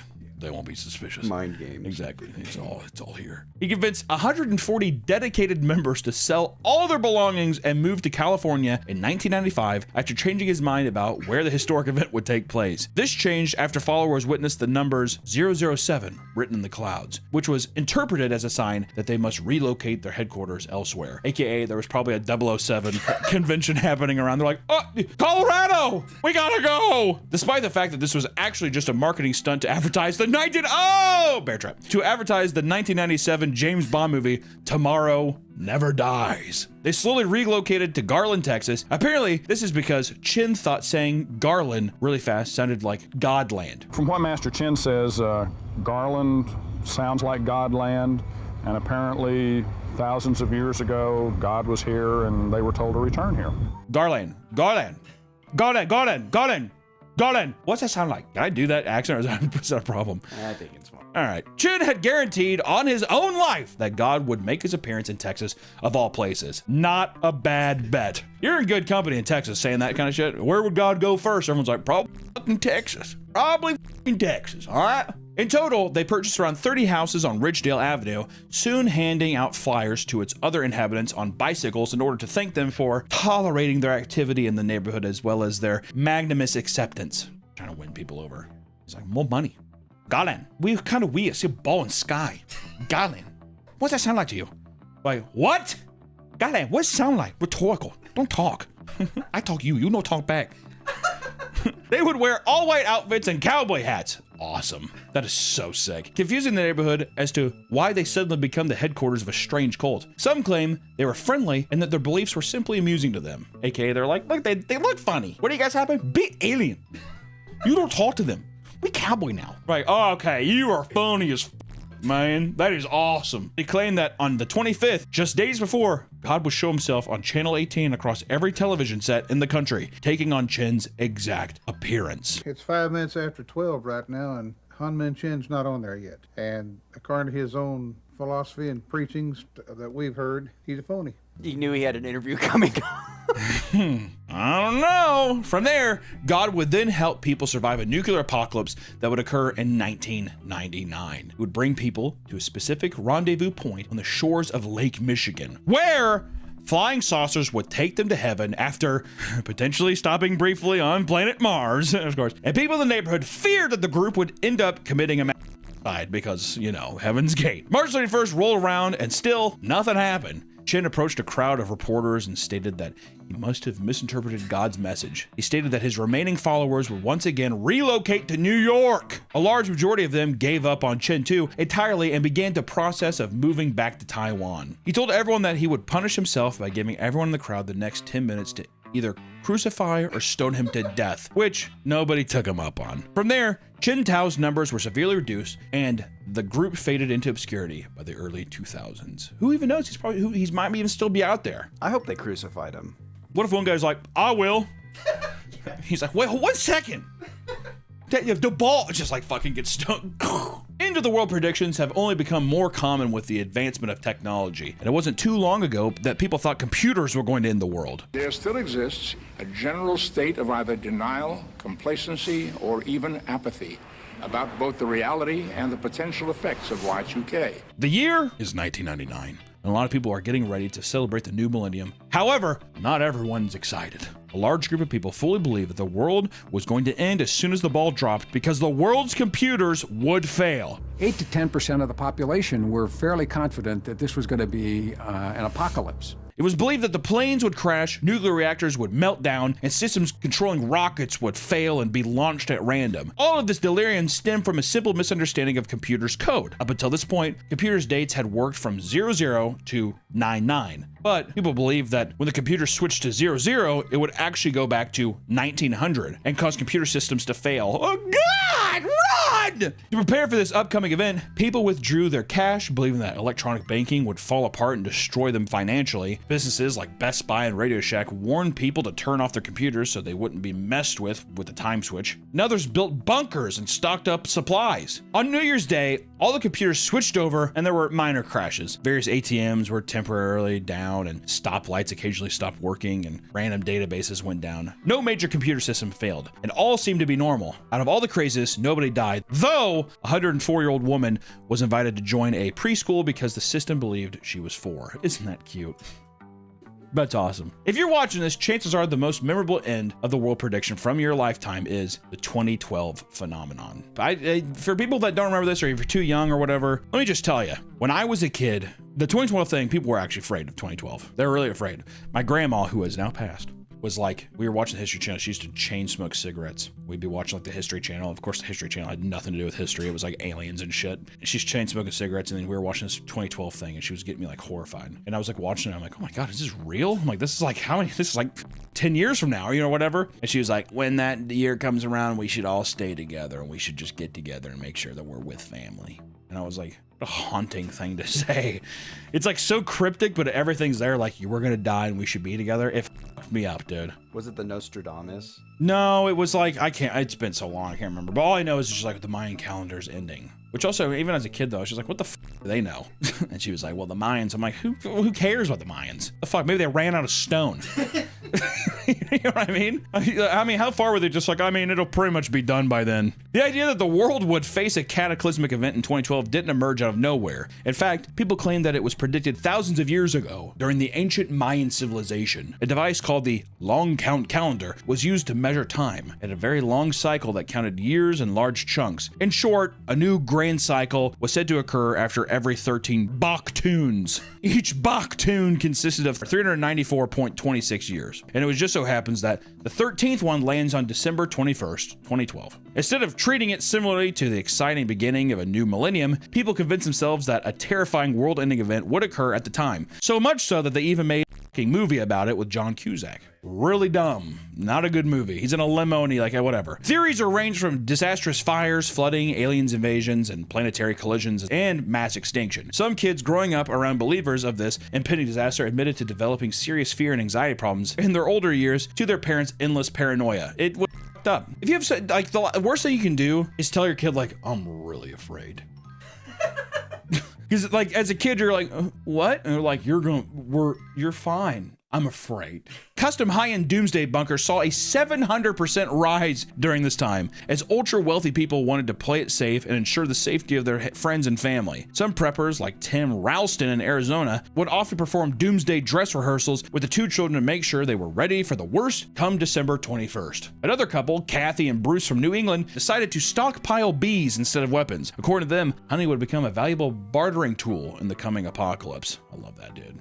That's a badass. Over in China, Liu Xingzhe decided to go a much different route, spending his entire life savings of $160,000 to build a 70-foot by 50-foot ark-like vessel to protect himself. He feared flooding the most and believed taking his homes to the seas would be the best option. Liu offered to let other people take refuge in alongside him. My boy Liu's selfless. He's a good man. In the end, the day came and went without anything significant occurring. Here we are. I like to think that every time these doomsday predictions, that they actually happen in an alternate universe, or the universe that keeps going on. You like to think that? Yeah. On TikTok, a woman opened up about how she and her husband have been talking with the Sumerian demon since July of 2013. Me and my husband have essentially been talking to something on a Ouija board that goes by the name of Seven, who has been telling us that the world is going to end May 27th, 2025. TikTok rules, dude. She claims that one day the couple got bored and began to use a Ouija board, and out of nowhere, it began to talk to them in reverse binary. In the moment, we have no idea what this means. We Googled it later. This is, again, July 2013. And it turns out it's binary, but it's backwards binary. So in this way, it meant nothing, but when we reversed the numbers, it meant hello. Since that day, they began regularly communicating with the demon. Goddamn, they became friends with him. Yeah, I know. Yo, Rockschmaw, you there? Yo, Rockschmaw's funny as dude. The demon had told them that they are the third group he has contacted. And the first two died during the first atomic bomb dropped in World War II. And the others was when JFK was assassinated. So the demon contacted JFK. Eventually, it revealed that the world would end on May 27th, 2025. It repeatedly told them to climb the mountain or return to the mountain in Sumerian. She said that they revealed the secret to close friends and strangers once they were drunk. We have shared this with people. They either kind of wave it off, they're like, oh, that's cool, or they pretend, they say they're interested, but then they never really follow up. Another person claims to have a recurring dream every 7 to 8 years, where people all around the world gather to watch as the moon turns completely black. Like the eclipse? Mm-hmm. Yeah. Not long after, large groups of alien ships fly out from behind it and start terrorizing Earth. People flee and pray as they try to survive. Eventually, the night sky is empty and blown apart. The person fully believes this is coming soon and that there have been warning signs all along. Yo, Roxas, stop that shit, bro. I'm gonna pee. A lot of people claim to have aliens in their dreams. Like one person who claimed to see a biblically accurate alien enslave the earth. Okay, first off, a biblically accurate alien. Got it. In their dream, a giant orange orb hovers over the earth, which is pulsating with plasma energy. It doesn't have eyes or any facial features, but everyone on earth felt like they were being watched. He described the being as God and explained that he knew without a doubt that the end of the world was imminent. The dream ended with the alien keeping people captive inside of a structure-like shopping mall and also abducting people and putting them into a giant orange orb. Sounds like he just wants to go to Orange Julius at the mall. Doesn't he? And I was super thirsty when I woke up. Rockshaw, stay away from me, man. Nobody truly knows when the world's going to end, and that's probably a good thing. There are scientists out there who have listed numerous ways in which the Earth could end, right? Whether it's soon or within the next 1,000 years, but so far, every single prediction has been dead wrong. The next time you hear about some crazy world-ending event, take a step back and really think about what's being said. It's probably coming from someone who's chronically online or a scam artist looking to drain you of your bank account. Or, you know, pollution and all that kind of stuff will kill us too. There's a lot of fun ways the Earth's gonna end. It's gonna be sick. But hey, at least we have YouTube, am I right? Roll them credits! We'll just end that way.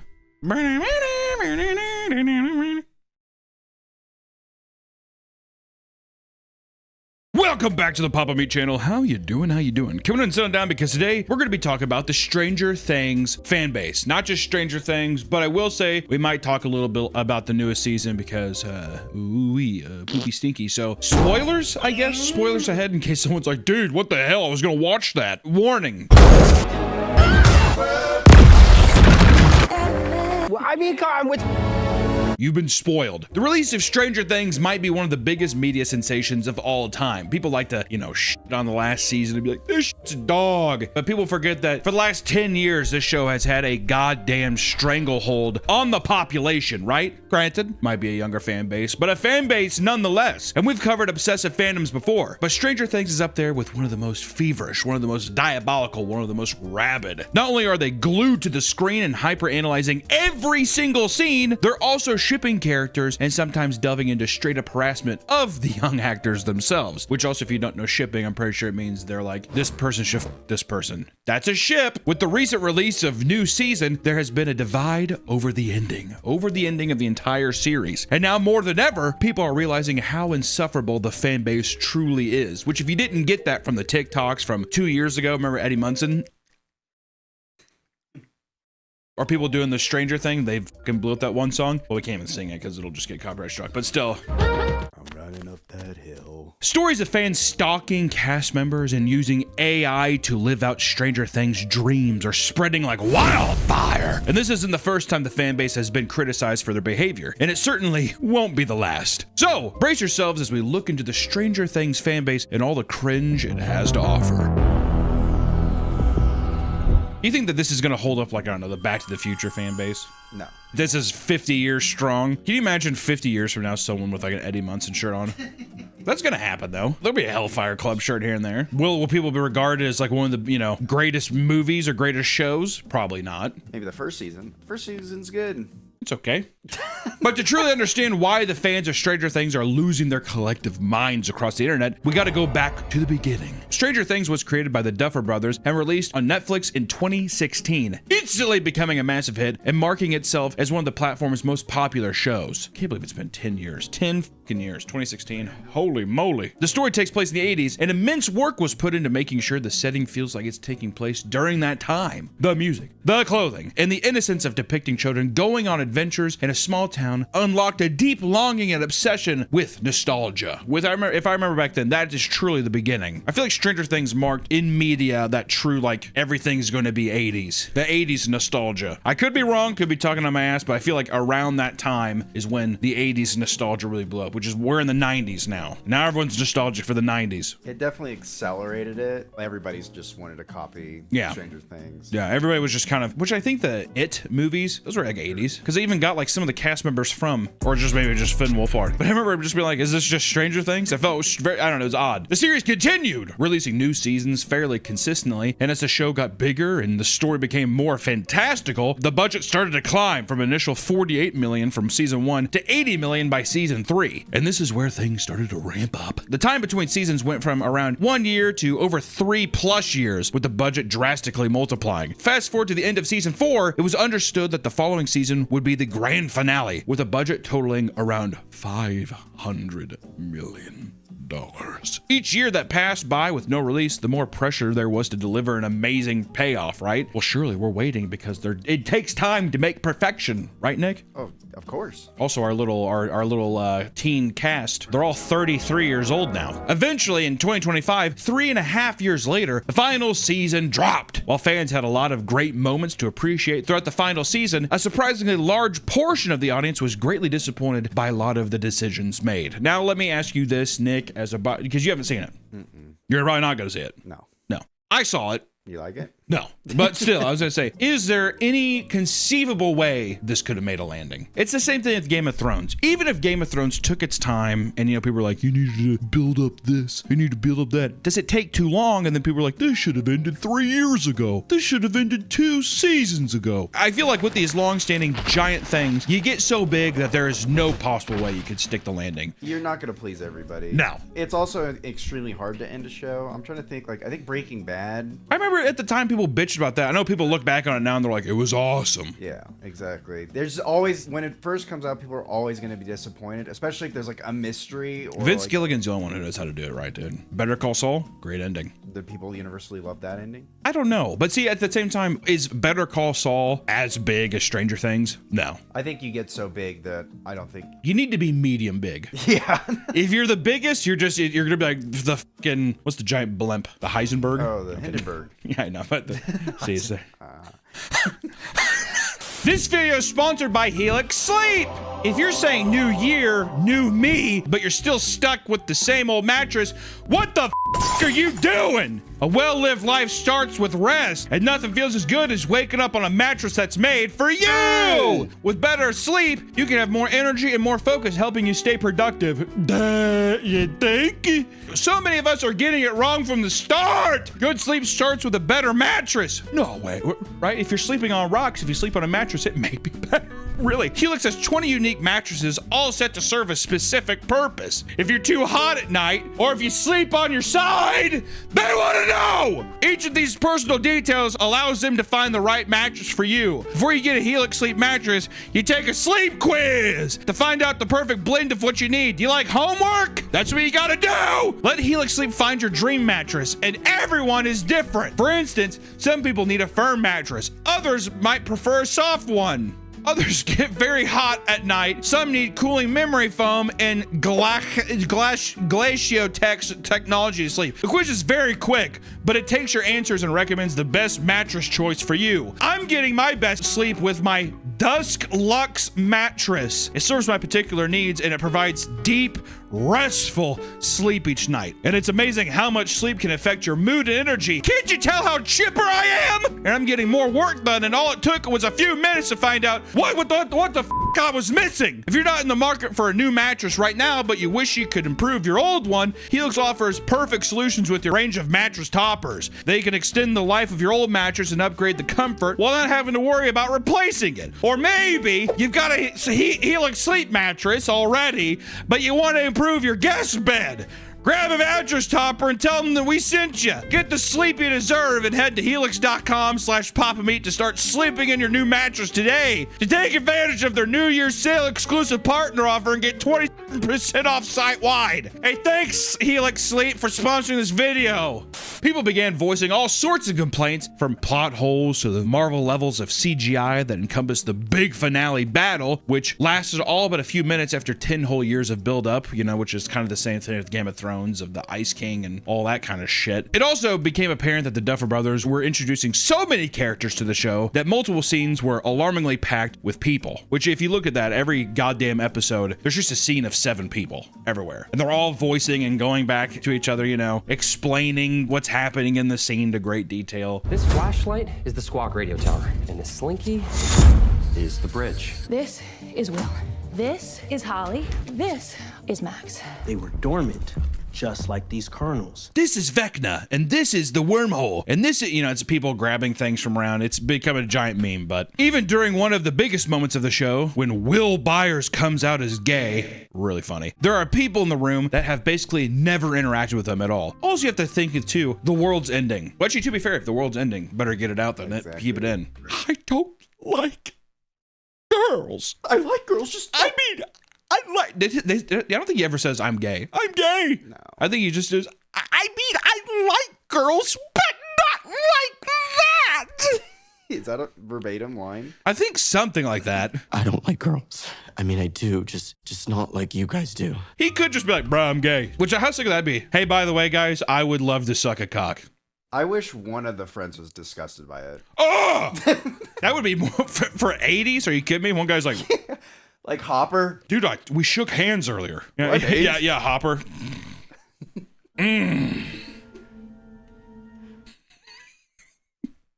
Also, one of the other characters is gay, and I don't think anybody gives a shit. It really? Yeah. Oh, then yeah, it's a nothing burger. Yeah. They had like a girl. Well, you know what it is? I think people got up in arms with that too. The other character who's gay is a girl, but they're making a big deal about the guy being gay. It's one of those things. Patriarchy, man. Ruins everything. Patriarchy. You know what they should have done? You know they should have had to be like, Vecna's making me gay. Or one of the characters says that. Well, what if Vecna's just making you gay? He's like, no, dude, I'm gay. That would have been a good plot. We need to sever the tie between Will and Vecna to turn them straight.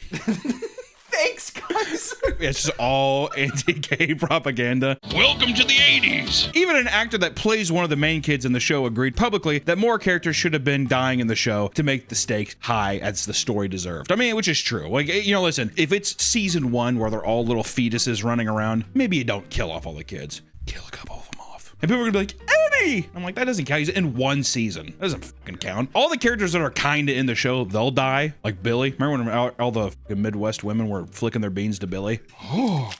Oh, splish splash, I was taking a bath. It was one of those. It's also become a meme to point out that most conflicts in the show were solved by Elle holding up her hands and screaming, including the finale of the series. Which, you know what? I'm not gonna.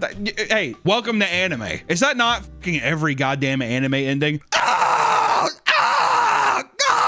That's fair. All of them. People are gonna dog on it now because it's not a fucking little Japanese cartoon. Come on, dude. It's a little 19-year-old lady. It's a 32-year-old woman.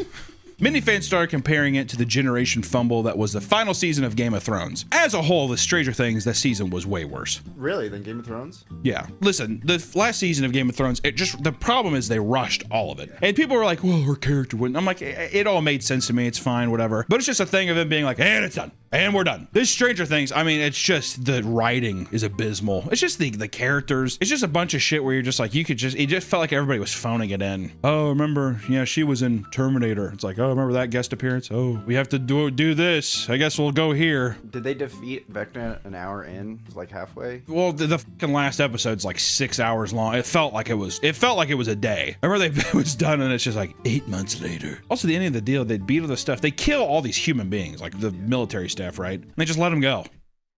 But there's no like explanation. Like they don't have to defeat the army or the army. Like you could have had a general just be like, they come back up and everyone puts their hands up, and they just be like, yeah, what's the point? It's done anyways. Like, yeah, you kill one of the main people. Yeah, whatever. You could even just do that. Whatever. If they throw their guns on the ground, I'm done with this shit. You could have done that. And so yeah, it's just Elle getting fucking blown up, and everyone's like, no.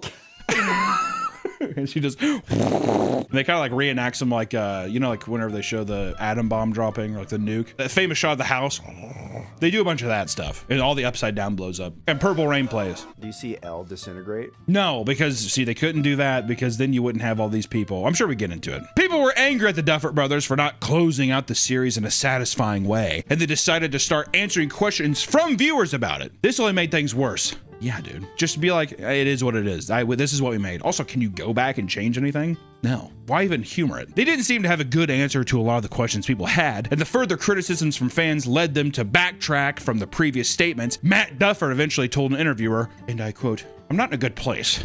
Like, why the hell did we do any of them yesterday is beyond me. I'm like fried. I was getting over the flu, so anyone mad at any answers we gave out yesterday, just cut me some slack." Excuses, dude. Fuck you, Matt. I don't give a fuck. I'm sick too.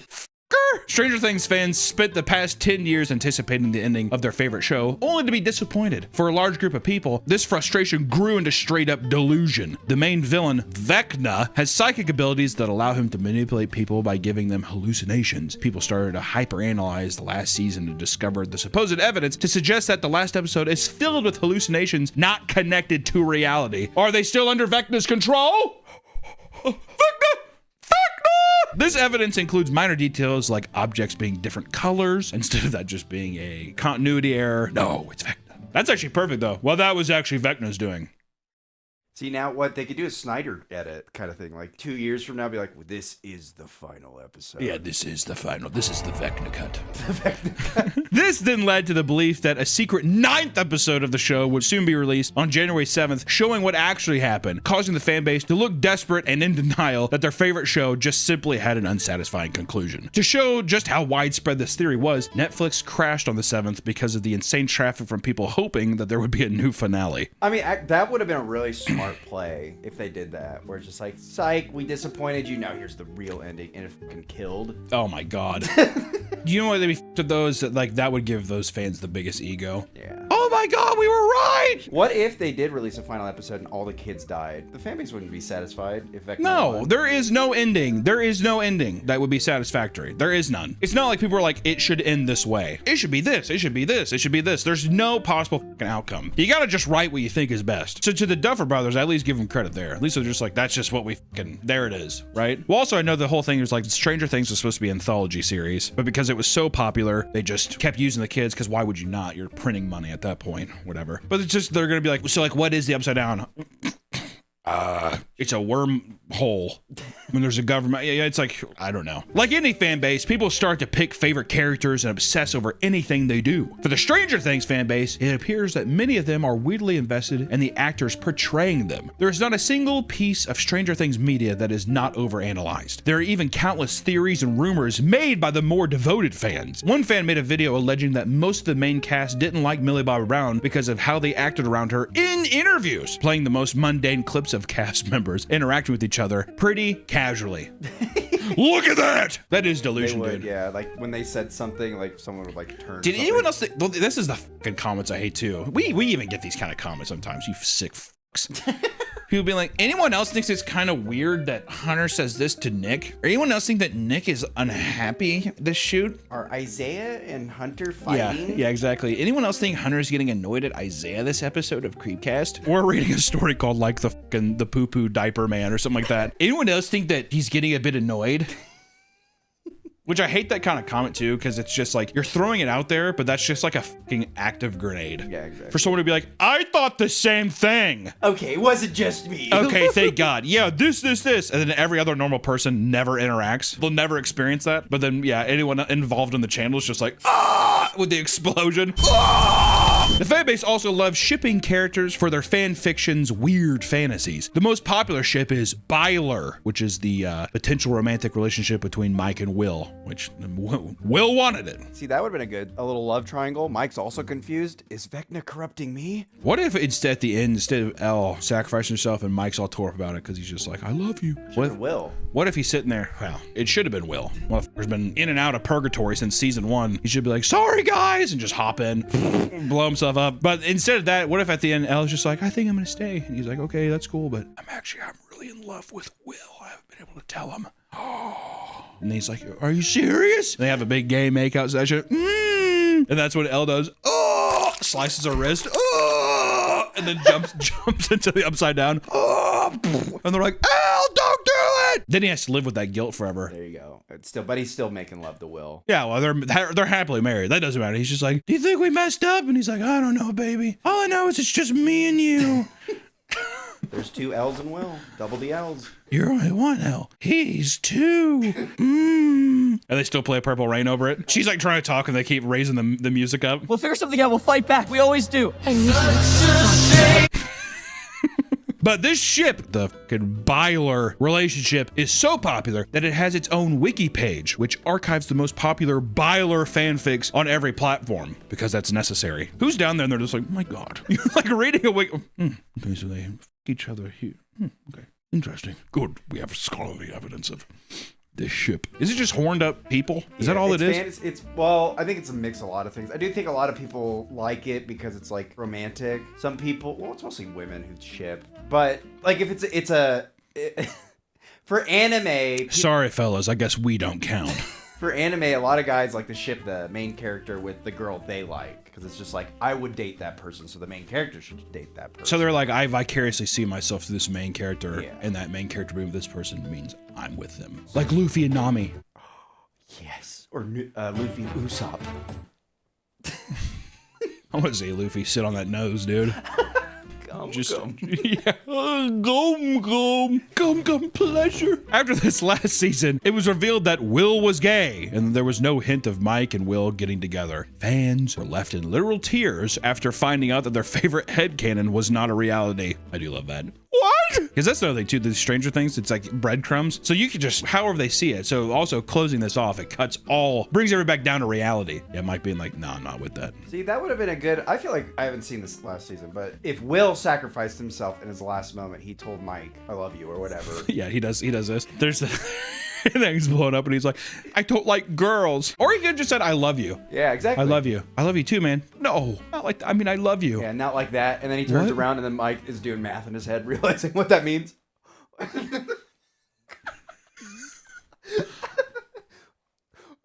Yeah.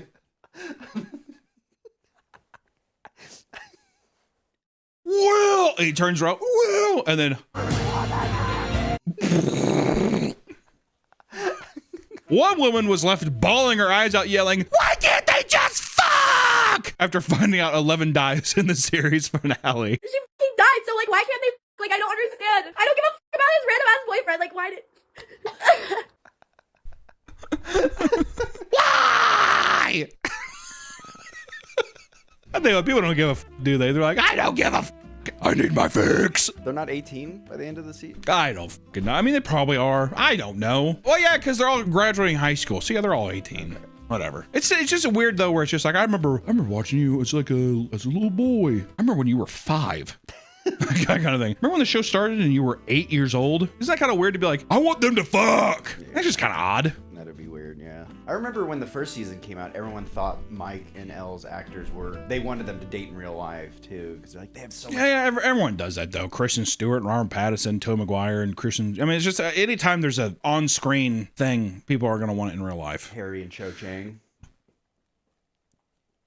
Who? Oh, Harry Potter. Oh yeah, Cho Chang. Appreciate you, J.K. Rowling. There wasn't a lot of Cho Chang love, was there? I feel like it was always Harry and Hermione. Yeah, everybody wanted. Even J.K. Rowling was like, I messed up. Harry should have married Hermione. Yeah. Do you think? Yeah, she's with Ron. My ass. And then Ron and Ginny should have got together, had a little incest. I guess it's just me and you, sis. Okay, Ron. Us Weasleys gotta stick together, huh? That would make sense, though, too. The Weasleys are just like these inbred mutants. I don't think my sister wants to date me. And Harry's like... since the beginning of the series, you know? Well, I want to date me sister. We should probably try to go follow Snape or something. Hold on, I'm gonna start with me love letter to me sister. I can't wait for spring break. Boom. He goes into his owl. The owl's inbred too.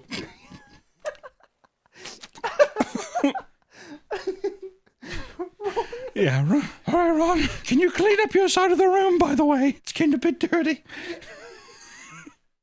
Another fan wrote a 2,000-word long essay about how they believe Byler will come true during the second release of the final season. This take was so delusional that even another Byler fans were telling the person to calm down and come back to reality, insisting that it won't happen. Like how they have to have other people, listen, buddy, we're all hard. All right, but this is ridiculous. This is a fantasy, not reality. You're living in a fantasy's fantasy. All right, so let's come back to reality, but come here. Take my hand. Though the love for these two fictional characters might seem insane, the love this fan base has for Eddie Munson is on a whole new level. Which I will say, the love for Eddie Munson, 3 years ago, oh, that was, you couldn't escape it. When did he die? Season 4. Oh, he died in season 4? It was like 3 or 4 years ago. How many seasons was he in? 1. He's in 1 season. He's in just 1 season? He was in 1 fucking season. Yeah. Wow. I'm telling you. Eddie was a new character introduced in season 4 and had only 42 minutes of screen time across 13 hours of this season. Despite this, he was the central phenomenon of an entire movement of fanfics and cosplays.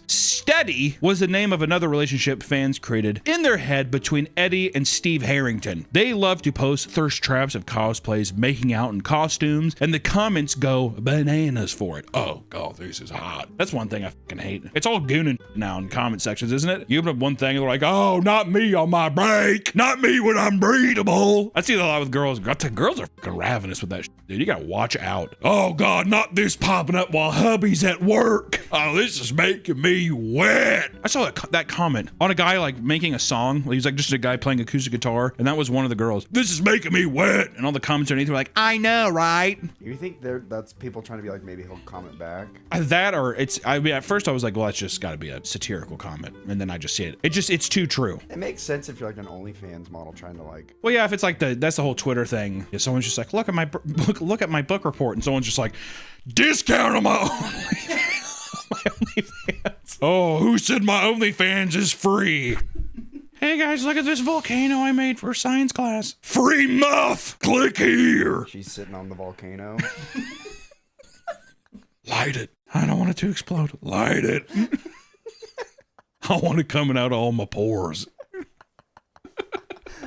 They also claim that these two characters are Dustin's dad, since they are both friends with him in the show. Oh, look at that picture. Dustin has two dads. On the Steady Wiki, they even track how many times the ship was a fan favorite in a weekly fandom Tumblr page. People got a lot of time on their hands, don't they? Too much time. Even when I was young, I don't think I had this much time. Yeah, they all work from home. Oh. Damn you, COVID. The fans' love for Eddie doesn't stop there. After he died in the show, a fan wrote a sad song titled Eddie Song that made multiple references to the show and the one season he was a part of. The song would blow up and be used by tons of edits and satirical videos mocking the fan base, those bastards. Eddie, baby, I just saw Steve. But the fans loved it. To honor his legacy, a large group of fans dressed up as Eddie and went to the Chicago Comic and Entertainment Expo and flash mobbed the guest there by putting up a speaker and blasting a fan-edited song using scenes from the show.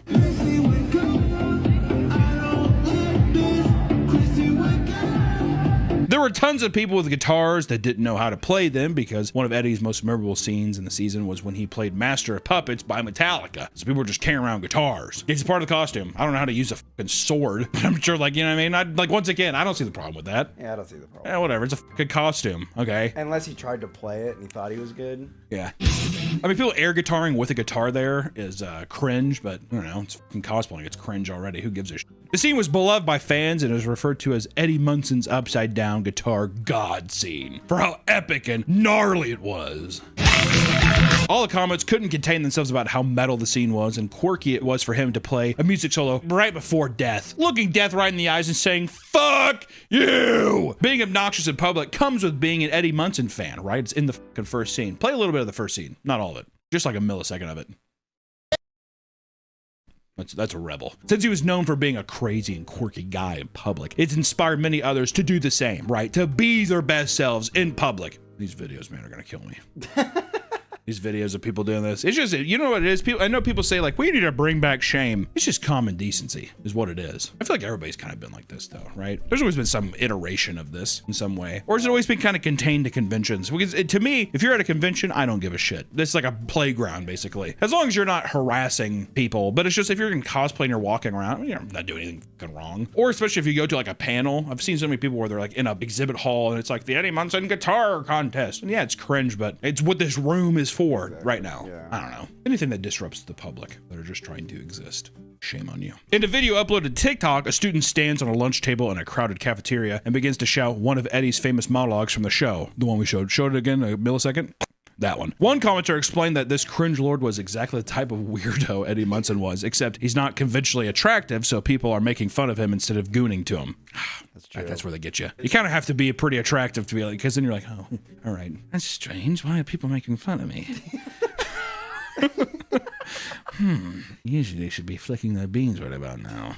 It's probably Vecna. I have a feeling that there are some people that it's like the Slender Man killings. They believe Vecna's real. And they're like, Vecna's ruining my life. Vecna, get out of my brain. Vecna, get out of my brain. I don't want to have to stab my geometry teacher. That kind of thing. Don't make me be crazy. Are you sure? Okay, I'll do it.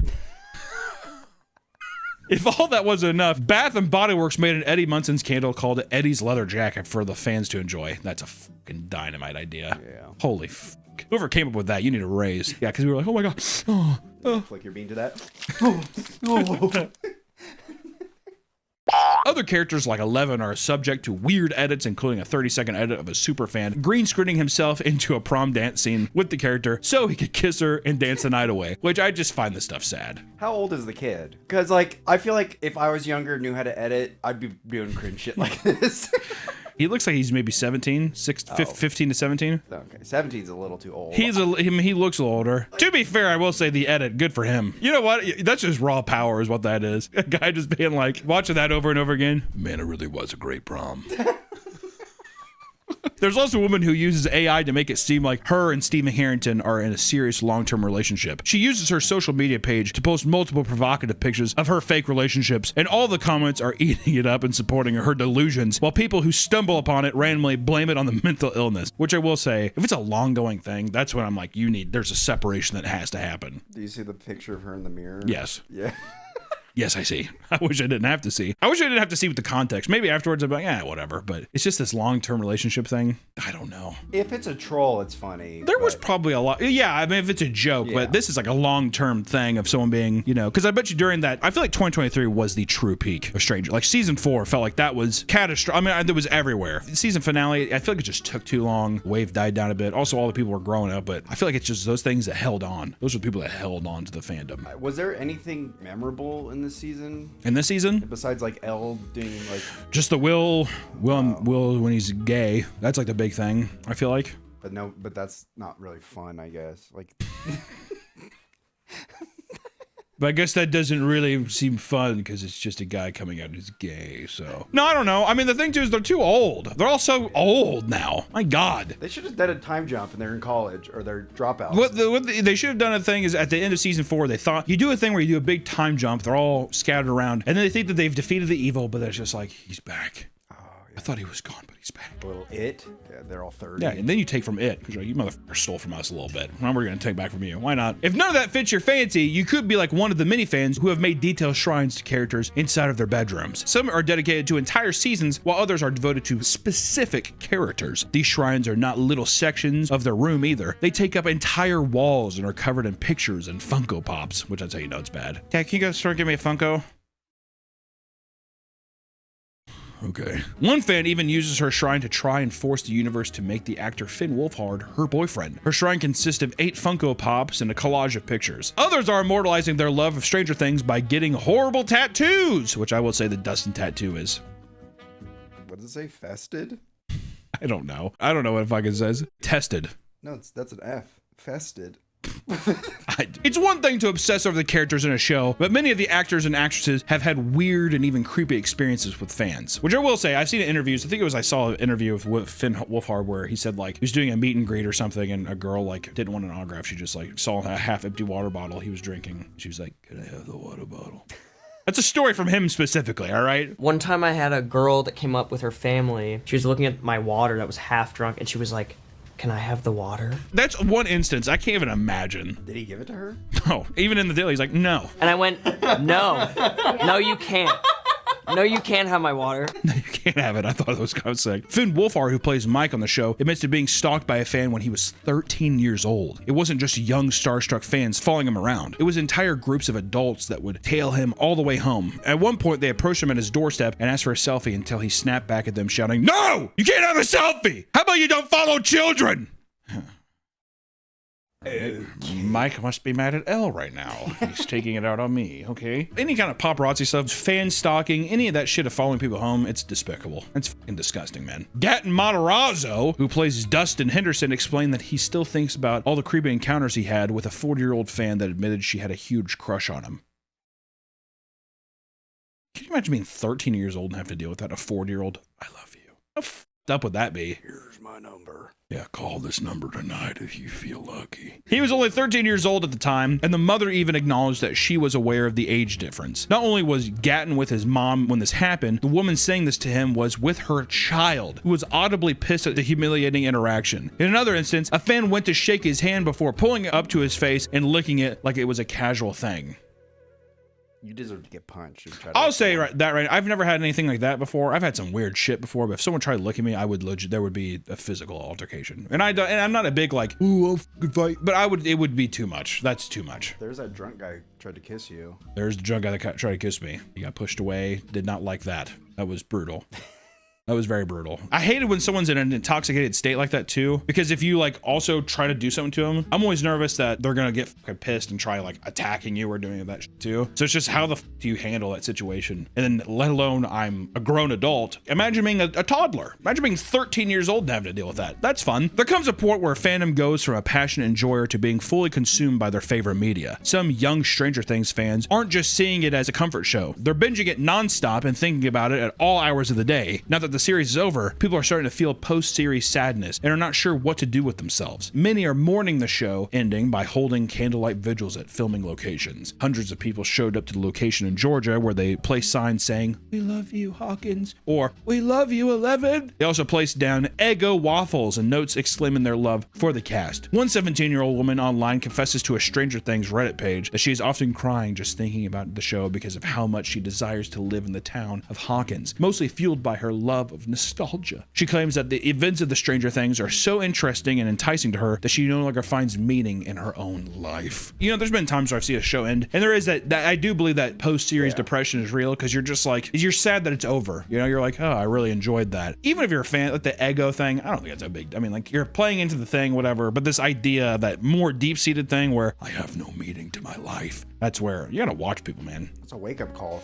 If you feel that way, you need to change. We just need to, I mean, you gotta experience more shit. You gotta like live your own life instead of latching on to the delusions of a thing that you're consuming. It's not just Stranger Things, it's all kinds of people do that shit. Even with other shows, video games, anime, all that shit. People latch on to where they put their entire worth into this thing that they consume. It happens a lot with anime. A lot Oh, of 100%. Post-anime depression. I wish Well, I yeah, was MC. I'll tell you what, dude, if I was a fucking One Piece lover, I wouldn't have to worry. Like, this shit's never gonna end. Yeah, I'm gonna die before it ends. Yeah, exactly. If anything, too, by the time that ended, you'd be like, it'd probably be a great relief. Finally.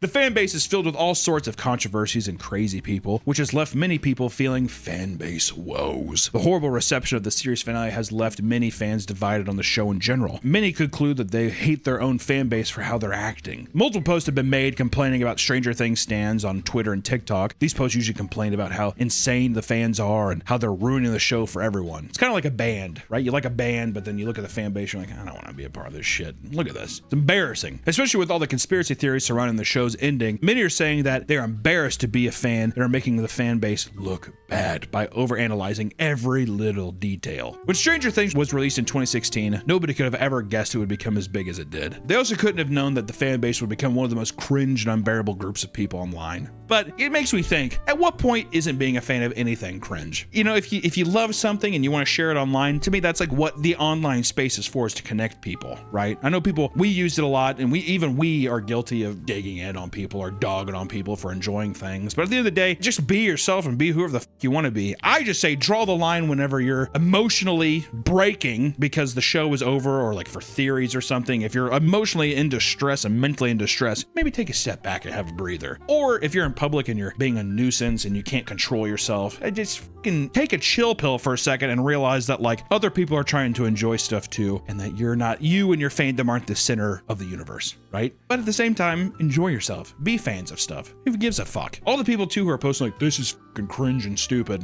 you're telling me they don't have anything either? Just projection, my friends. But at the same time, you know, all fan bases are cringe, so it's fun to talk about them. Sorry, Stranger Things last season sucked. Really, it hasn't been good for a while. Sorry. I can say that.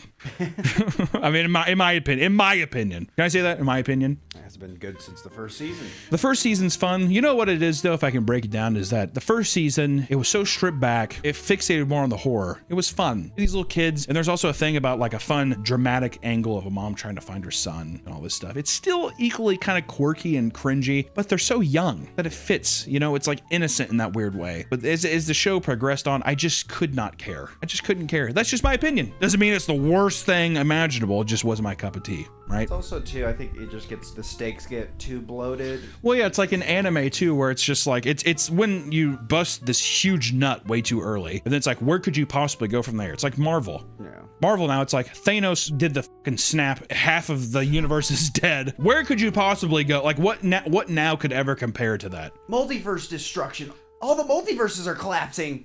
That's right. That's right. Write that down. That's it. Bye.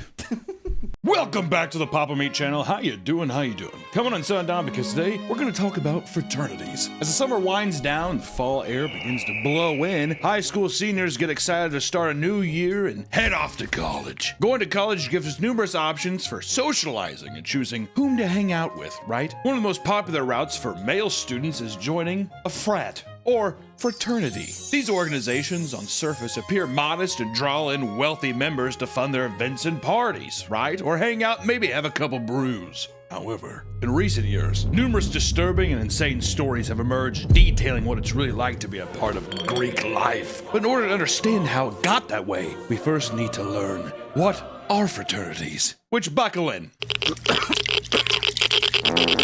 Fraternities, also known as Greek Brotherhood, are organizations that offer students social and academic opportunities, if you want to say that. There's some that are prestigious. I think the vast majority, at least of my friends that were in frats at state schools and such, usually they're state school organizations where guys can be pals together and they can drink, right? I would say the vast majority of people just use it as an excuse to endlessly party for 4 out of 4 years of their college life, is what I would say. And sometimes 6 to 8. Sometimes 6 to 8. Van Wilder! Do you think people even are going to know what Van Wilder is anymore? Was that a deep cut now? Yeah, feel like it. Ryan Reynolds. Ryan Reynolds. Deadpool! Dating back to 1776, the fucking year this country was founded, these organizations can be found nationwide, with each fraternity having hundreds and hundreds of chapters. To join the Brotherhood, members undergo a lengthy process that begins with what is called rushing. And rushing takes place during Rush Week and is a special time when the fraternities host meetups, cookouts, and gaming nights, and this allows members to meet potential new brothers and explain the rules and values of their fraternity. Do you think the Freemasons are a frat?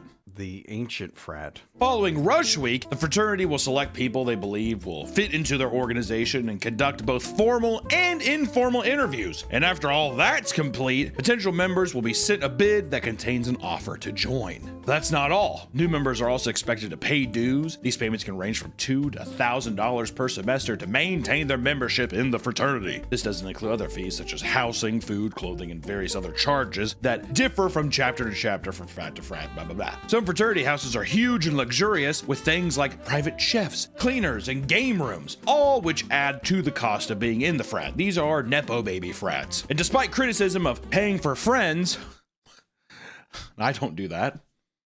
All of my employees, I don't pay to have friends. They would hang out with me on their own. Yeah, that check didn't clear for last weekend. Some fraternities such as Sigma and Alpha Epsilon, Sigma Chi, and Lambda Chi Alpha have over 280,000 members nationwide. And once you accept your bid and pay your fees, you officially join the organization as a pledge. And during this period, you undergo further evaluation to determine if you're a good fit for the Brotherhood, right? You're part of basically a fucking army at that point. Yeah, a little soldier. Sigma Chi, yo. Illinois chapter, nice to meet you. Michigan chapter, dude. That's so sick. I go to a state school. I'm a business major. Hey, what do you major in? Business, mostly. Plan on taking over Pop's Chevy dealership when I get out of here, so trying to get, just a little bear trap for that later on. Any man going to a state school, they're a business major. Or it's psychology. Women, psychology, men, business. Or philosophy. I've seen some guys do that too. To be like Jordan Peterson. And I'm like, where do you work now? They're like, I'll work at a car wash.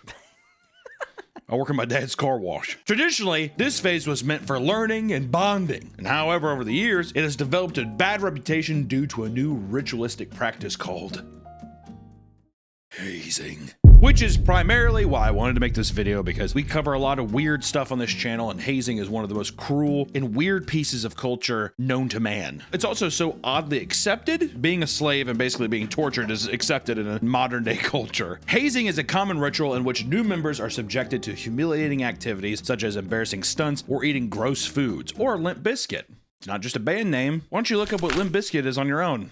play with your friends. You taught me that. However, some frats go too far and push their new pledges to the absolute limits. A Sigma Chi frat was suspended after forcing drugs on a new pledge during a hazing ritual. You like being drugged by your pals? By your brothers? Come on, dude. Do you want to be your brother or not? He's like, there are demons and shit hovering over him. He's like, on his back. Do you think they're doing ayahuasca? I'd like to think that they're doing ayahuasca. I also like to think that they're just like, here, I dip this menthol cigarette in bleach, smoke it. Dude. Won't that make you blind? I'd do anything for the brotherhood. Oh, his eyes are just completely like black. Oh! One pledge was forced to stay inside the fraternity for a week as a part of his ritual, and at some point, some other members of the fraternity strapped him down, blindfolded him, and force-fed him cocaine. Dude, that's so sick, and we have to go to the game later. I'm meeting Chelsea at the game and we're getting fucking zooted at the game. Give me some of that Zaza. At the time of this incident, the frat was already under disciplinary suspension for previous drug-related incidents off campus, and members of the fraternity reserved rooms at a resort under the name UCF Finance Club, and during their stay, police responded to multiple reports of fraternity members engaging in loud, rough sex and smoking weed. Dude, I got so fucking high. I'm tanked, bro. After the hazing ritual was reported to the university, the chapter was shut down entirely. But some fraternities get creative with their hazing rituals in order to work around their university's anti-hazing policies. At Zeta Beta Tau, new members had to compete in a strange challenge as part of their hazing, coined the pig roast. Do you want to guess what that is? The pig roast. If I had to guess before, pig roast almost makes it seem it's like an Eiffel Tower where they like tie somebody up and butt fuck him and shove their cock in his face too. Pretty close. Let's see how close I got. Coined the pig roast, this competition pitted each member against each other with the goal of sleeping with the fattest woman they could find. Fat chicks. Should have saw it coming. Dude, ew, you want a Porky Pig? That's fucked up, dude. There might literally be nothing I hate. Well, I hate a lot of things on this planet, but one of them, add it to the list, is any man who goes to a state college. I can't stand it. I went to state college. I can't stand you, so it perfectly lines up. Planets are aligned. The challenge began with the frat sending out a group of pledges to local bars and parties to pick up women, aka fucking porkers. The larger they were, the more points that were awarded to the pledge. It was encouraged to sleep with as many women as possible so that you could stack up your points, right? In the event of a tie, whoever slept with the biggest girl won the competition. Members also got additional points for finding ways to humiliate the women after the exchange was over. Hey, Kelly? Yeah? You want to watch Barnyard? Does that count as points? They're like, no. He's like, has sex with the hottest chick. Dude, you're so fat. Am I zooted, guys? Is the huzz sitting right next to me or what? What do you think they were doing to humiliate them? Just f***ing them and then calling them fat ass or like Porky Pig? Probably. I know there's also the walk of shame where as soon as she walks out, everyone's like standing there like, oh my God, ew, you're fat. Maybe that stuff. Maybe that stuff. Or he's just like, hey, remember when I said I wore a condom? You should go kill that fucking thing quick. Dude, 2 points for Bryce. He fucking rules. I almost got pig roasted in high school. By someone who's overweight. It was a big fat girl. She's like, man, I'm so horny. And then she opened up her glove compartment. She's like, I have all these condoms. And then threw them on top of me. And she's like, and I have a morning after pill just in case. And she wanted to f me. And I was like, You said, sorry, no fat chicks? Yeah, I just pretended to sleep. Yeah. As soon as the big girl starts talking to you at the bar, you're like, oh my God, why aren't you looking at me? Well, then my fear was, well, what happens if she like saw this as an opportunity? She's like, I'm gonna get mine. Are you saying that she's going to take advantage of you, Nick? Well, that's what, then I thought, what would She's too big to fend off. Help! I hope the sleep tactic works. She was our DD, but she was more drunk than I was. Dude, college, am I right? Dude, she was our DD, but I thought she was drinking cherry limeades and eating Little Debbie oatmeal cream cakes. But actually, it was just birth control and Budweiser. Her big fat leg comes over and you're just like, oh no. That's also such guy mentality though too. Well, I guess I gotta do it. No saying no to this. I won't tell anybody though. This fat girl will stay my secret. Also, I should have saved this for the end of this segment. Anyways, Once you got done sleeping with someone, pledges were required to come back and describe the event in detail to confirm their points. It was sick, and I opened it up, and it was like, and it was just smelled like bacon, and it was so. She was making pig sounds, dude, and they're like, dude, Trevor, yes, that is so fucking tight, man. Many female students on campus were disgusted by the behavior. God, wet blankets, right? When Cornell learned about When Cornell learned about the challenge, it launched an investigation and the fraternity was placed on probation for 2 years. In addition to the probation, an in-house advisor was required to be present at the fraternity at all times to ensure that such an incident would not happen again. First off, I just want to say that's a show waiting to happen. Cornsworth, could you just let us these fat chicks? What if you hurt their feelings? Don't go out without this. Thanks, Cornsworth. No one told me that. Wouldn't that be sick? Well, I was gonna say, is the guy just standing there at all times? Hey! Well, yeah, what's he gonna do? That girl is comically large. Ask her to leave, brush your teeth, and go to bed. Oh yeah, that'd be even more humiliating. You're not partaking in a pig roast, are you? Yeah, he has his measuring tape. It doesn't even go all the way around. Daniel, tell the young woman good night and have her pig hooves off the wood in this house. He's making fun of you. He's going to finish in you, and he's going to laugh about it later with Steven over there. Steven's like, he's right. Cornsworth, you're such a hawk, man. Actually, I'm not gonna lie, I love that. I would watch that show. Cornsworth, that's my sister. My bad. He's also Sly himself. I didn't see her on the visitor log. Cornsworth. I like that. I like it. What would you call it? Cornsworth?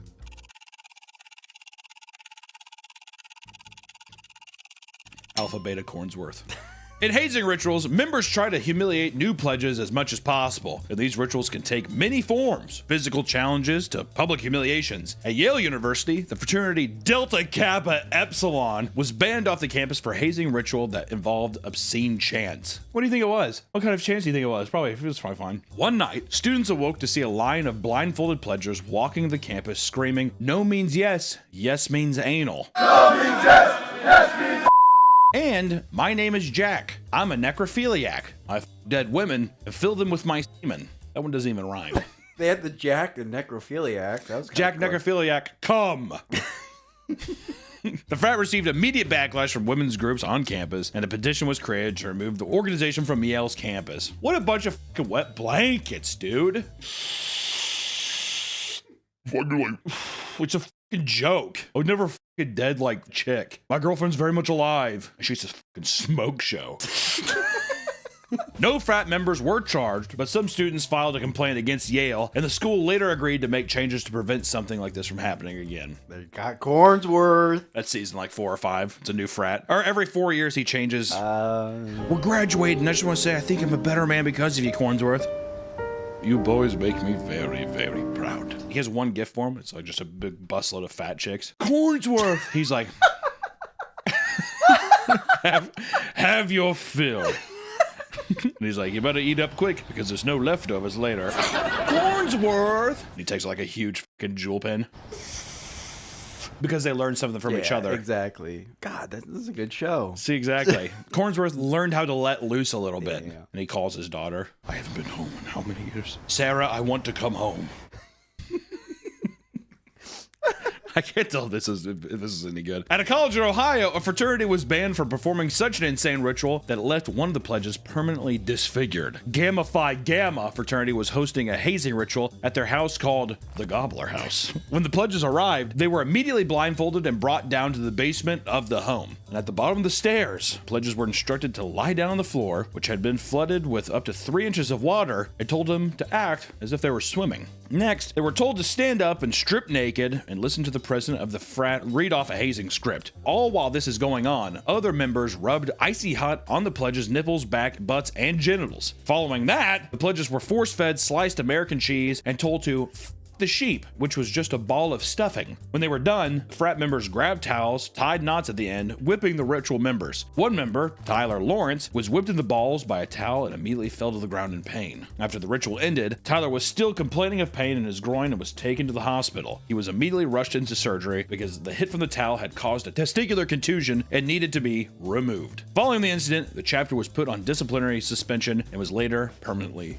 banned. Which I just want to say this. This is one thing that we need to say at least once in the video to make sure. Frats are some of the easiest displays of closeted homosexuals. Oh, yeah. What if we just got them hard and they like, we're fucking this thing in front of us? Come out and just say it already, you know? All right, everybody come here, get hard. Let me put icy hot on your cock. Isn't that just what boys do, though? You just get naked? That's just what boys do. They get naked and they wall and they put icy hot on their buttholes and their hard cocks. And we women that look like men. We women that remind us of our dads, big fat broads. That's awesome. Is that not the case? All right, your punishment is you have to kiss my balls. Get on your knees. You have to kiss my balls. You have to drink my. Whenever they do it too, they're like looking down, like. Oh, okay, I'll drink your. The guy's like.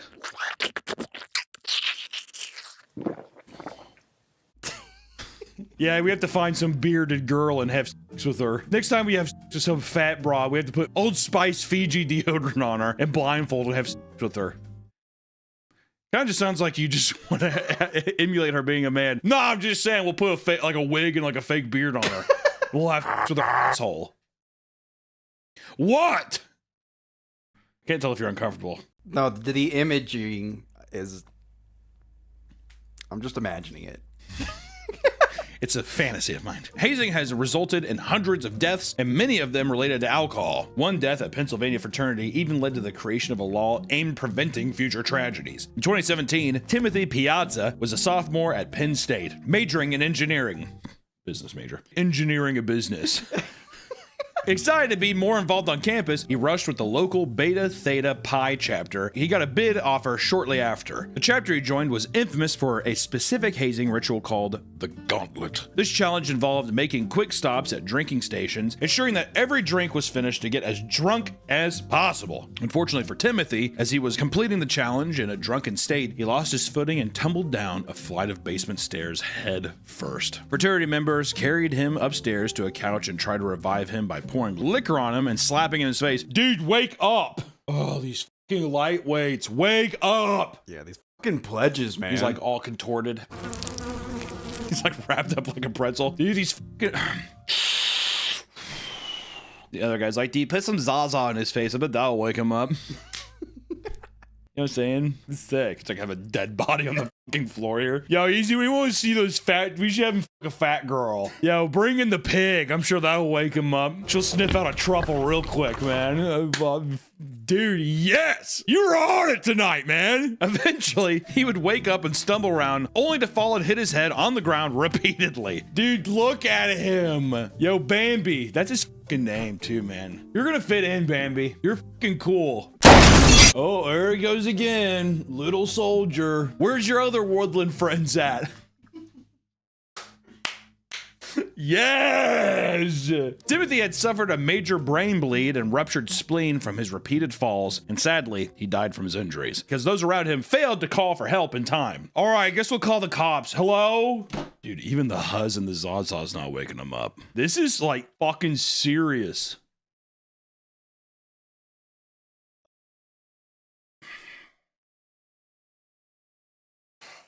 I'm bummed. I think he's dead. Following his death, 19 members were charged with hazing, involuntary manslaughter, furnishing alcohol to minors, and tampering with evidence. All right, well, just put him in a closet. Throw him back down the stairs and we'll say that he died then. Put him in his bed. Maybe he died in his sleep. That'll work. Do you see? That's why you're a fucking engineering for business major degree. I can't wait to own a car wash one day. Whenever I used to drink, I used to fall down from laughing. I'd laugh so much that I think I'd lose oxygen and black out. Kind of like one of those, you know, those goats that they fall down when they get scared. That was me with drinking. Right. Were you a frat or is that just a drinking story? Just me. Just me. Yeah, drinking. it's just cool. Just let people know. Okay. Timothy's death made national headlines around the country as hazing deaths were becoming a more prevalent issue. So, the Timothy Piazza anti-hazing law was passed to make hazing-related deaths a felony offense. Fuck, dude. Okay, like, people fucking ruin this country, man. There's probably some fucking fat broad who made that. So stupid, man. I hate this. Alcohol is probably the most common thing found inside fraternities. It's something that is easily accessible to frats and deeply ingrained in the culture. So let's dive into the world of frat parties. Attending parties is an essential part of the college experience. You gotta fit in, you wanna socialize outside the class, you gotta go to parties. And when going to parties, make sure you choose the right one, or else you could cost you an arm and a leg. Or in the case of 22-year-old Karen Huber, the tip of her finger. That isn't nearly as... That's not, yeah. While attending a frat party with her boyfriend at the University of Texas, the president of the frat and her boyfriend got into a fight after Karen's boyfriend was caught pouring beers on other attendees. Ew, the party foul. Karen attempted to step between the two men to break up the fight, and as she did, fraternity president punched her in the face, grabbed her hand, and bit off the tip of her pinky finger. Dude! Party foul. Time out! You can't go fucking werewolf on Karen. Oh, fuck. Babe, are you okay? She's like, blood all. Oh, God. After her wounds were treated, the fraternity president was arrested and was facing 10 years in prison with a $5,000 fine. However, the two parties settled for a payment of $440,000 to Karen, and the frat was shut down. People are not the only thing you have to worry about at these parties. College mascots are beloved symbols that represent the school and help boost pride among the student body. However, at UC Santa Cruz, two fraternity members carried out a deadly attack on their school's mascot. In 2003, the MTV show Fraternity Life was filming an episode on the Delta Omega Chi chapter at UC Santa Cruz. During filming, two unnamed fraternity members crept onto the main campus early in the morning and stole the beloved school koi fish, Goldie. The university received the fish as a gift in 1995 and was beloved by all who saw it. So, she went missing. Students were devastated to see their pseudo mascot missing. But the mystery of the missing fish didn't last long, as the two members who stole the fish would eventually confess to their crimes. I think the fish was talking to him. Like something happened. They're like looking at it. It has a soul, dude. We have to give up. According to the confession, they went to the pond with a rake, using it to hit and scoop the fish out. After they had the fish, they took it back to their frat house where MTV was filming a kegger party. They then allegedly threw Goldie on a barbecue grill and ate her. That's fucked. Yeah, they're all full and it's like not post-nut clarity. It's like they were like, I was just hungry.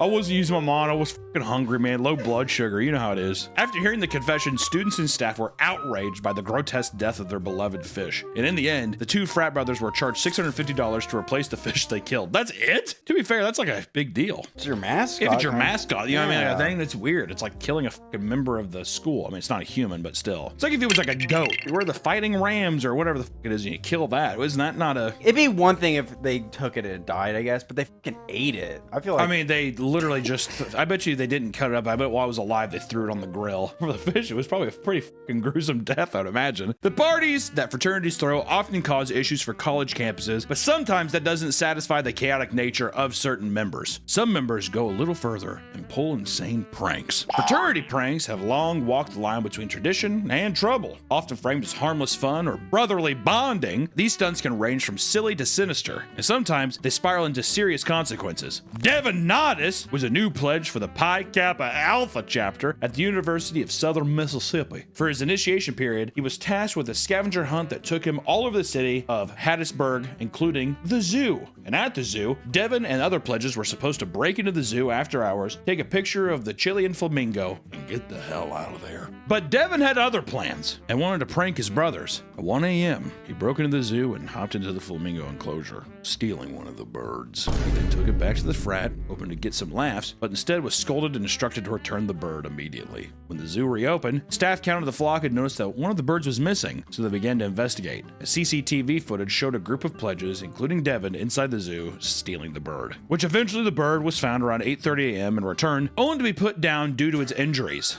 Fuck. Another flamingo also died from presumably attacking Devin during the heist.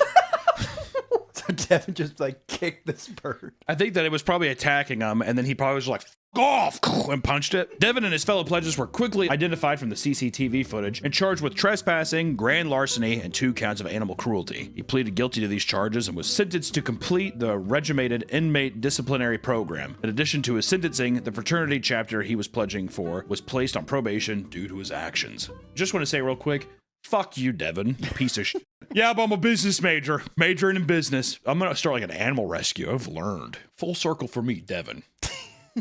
That's called character development for me, Devin. Fraternities were originally founded to represent morals and academics among societals on college campuses. But over the years, the culture has nearly devolved into near complete degeneracy. Dangerous hazing rituals, deadly pranks, and destructive parties are all staples of Greek life and are part of the reason why so many young men decide to join. It's fun! What can I say? It's fun. I've never been, but I mean, you know, I get to get drunk? Woo!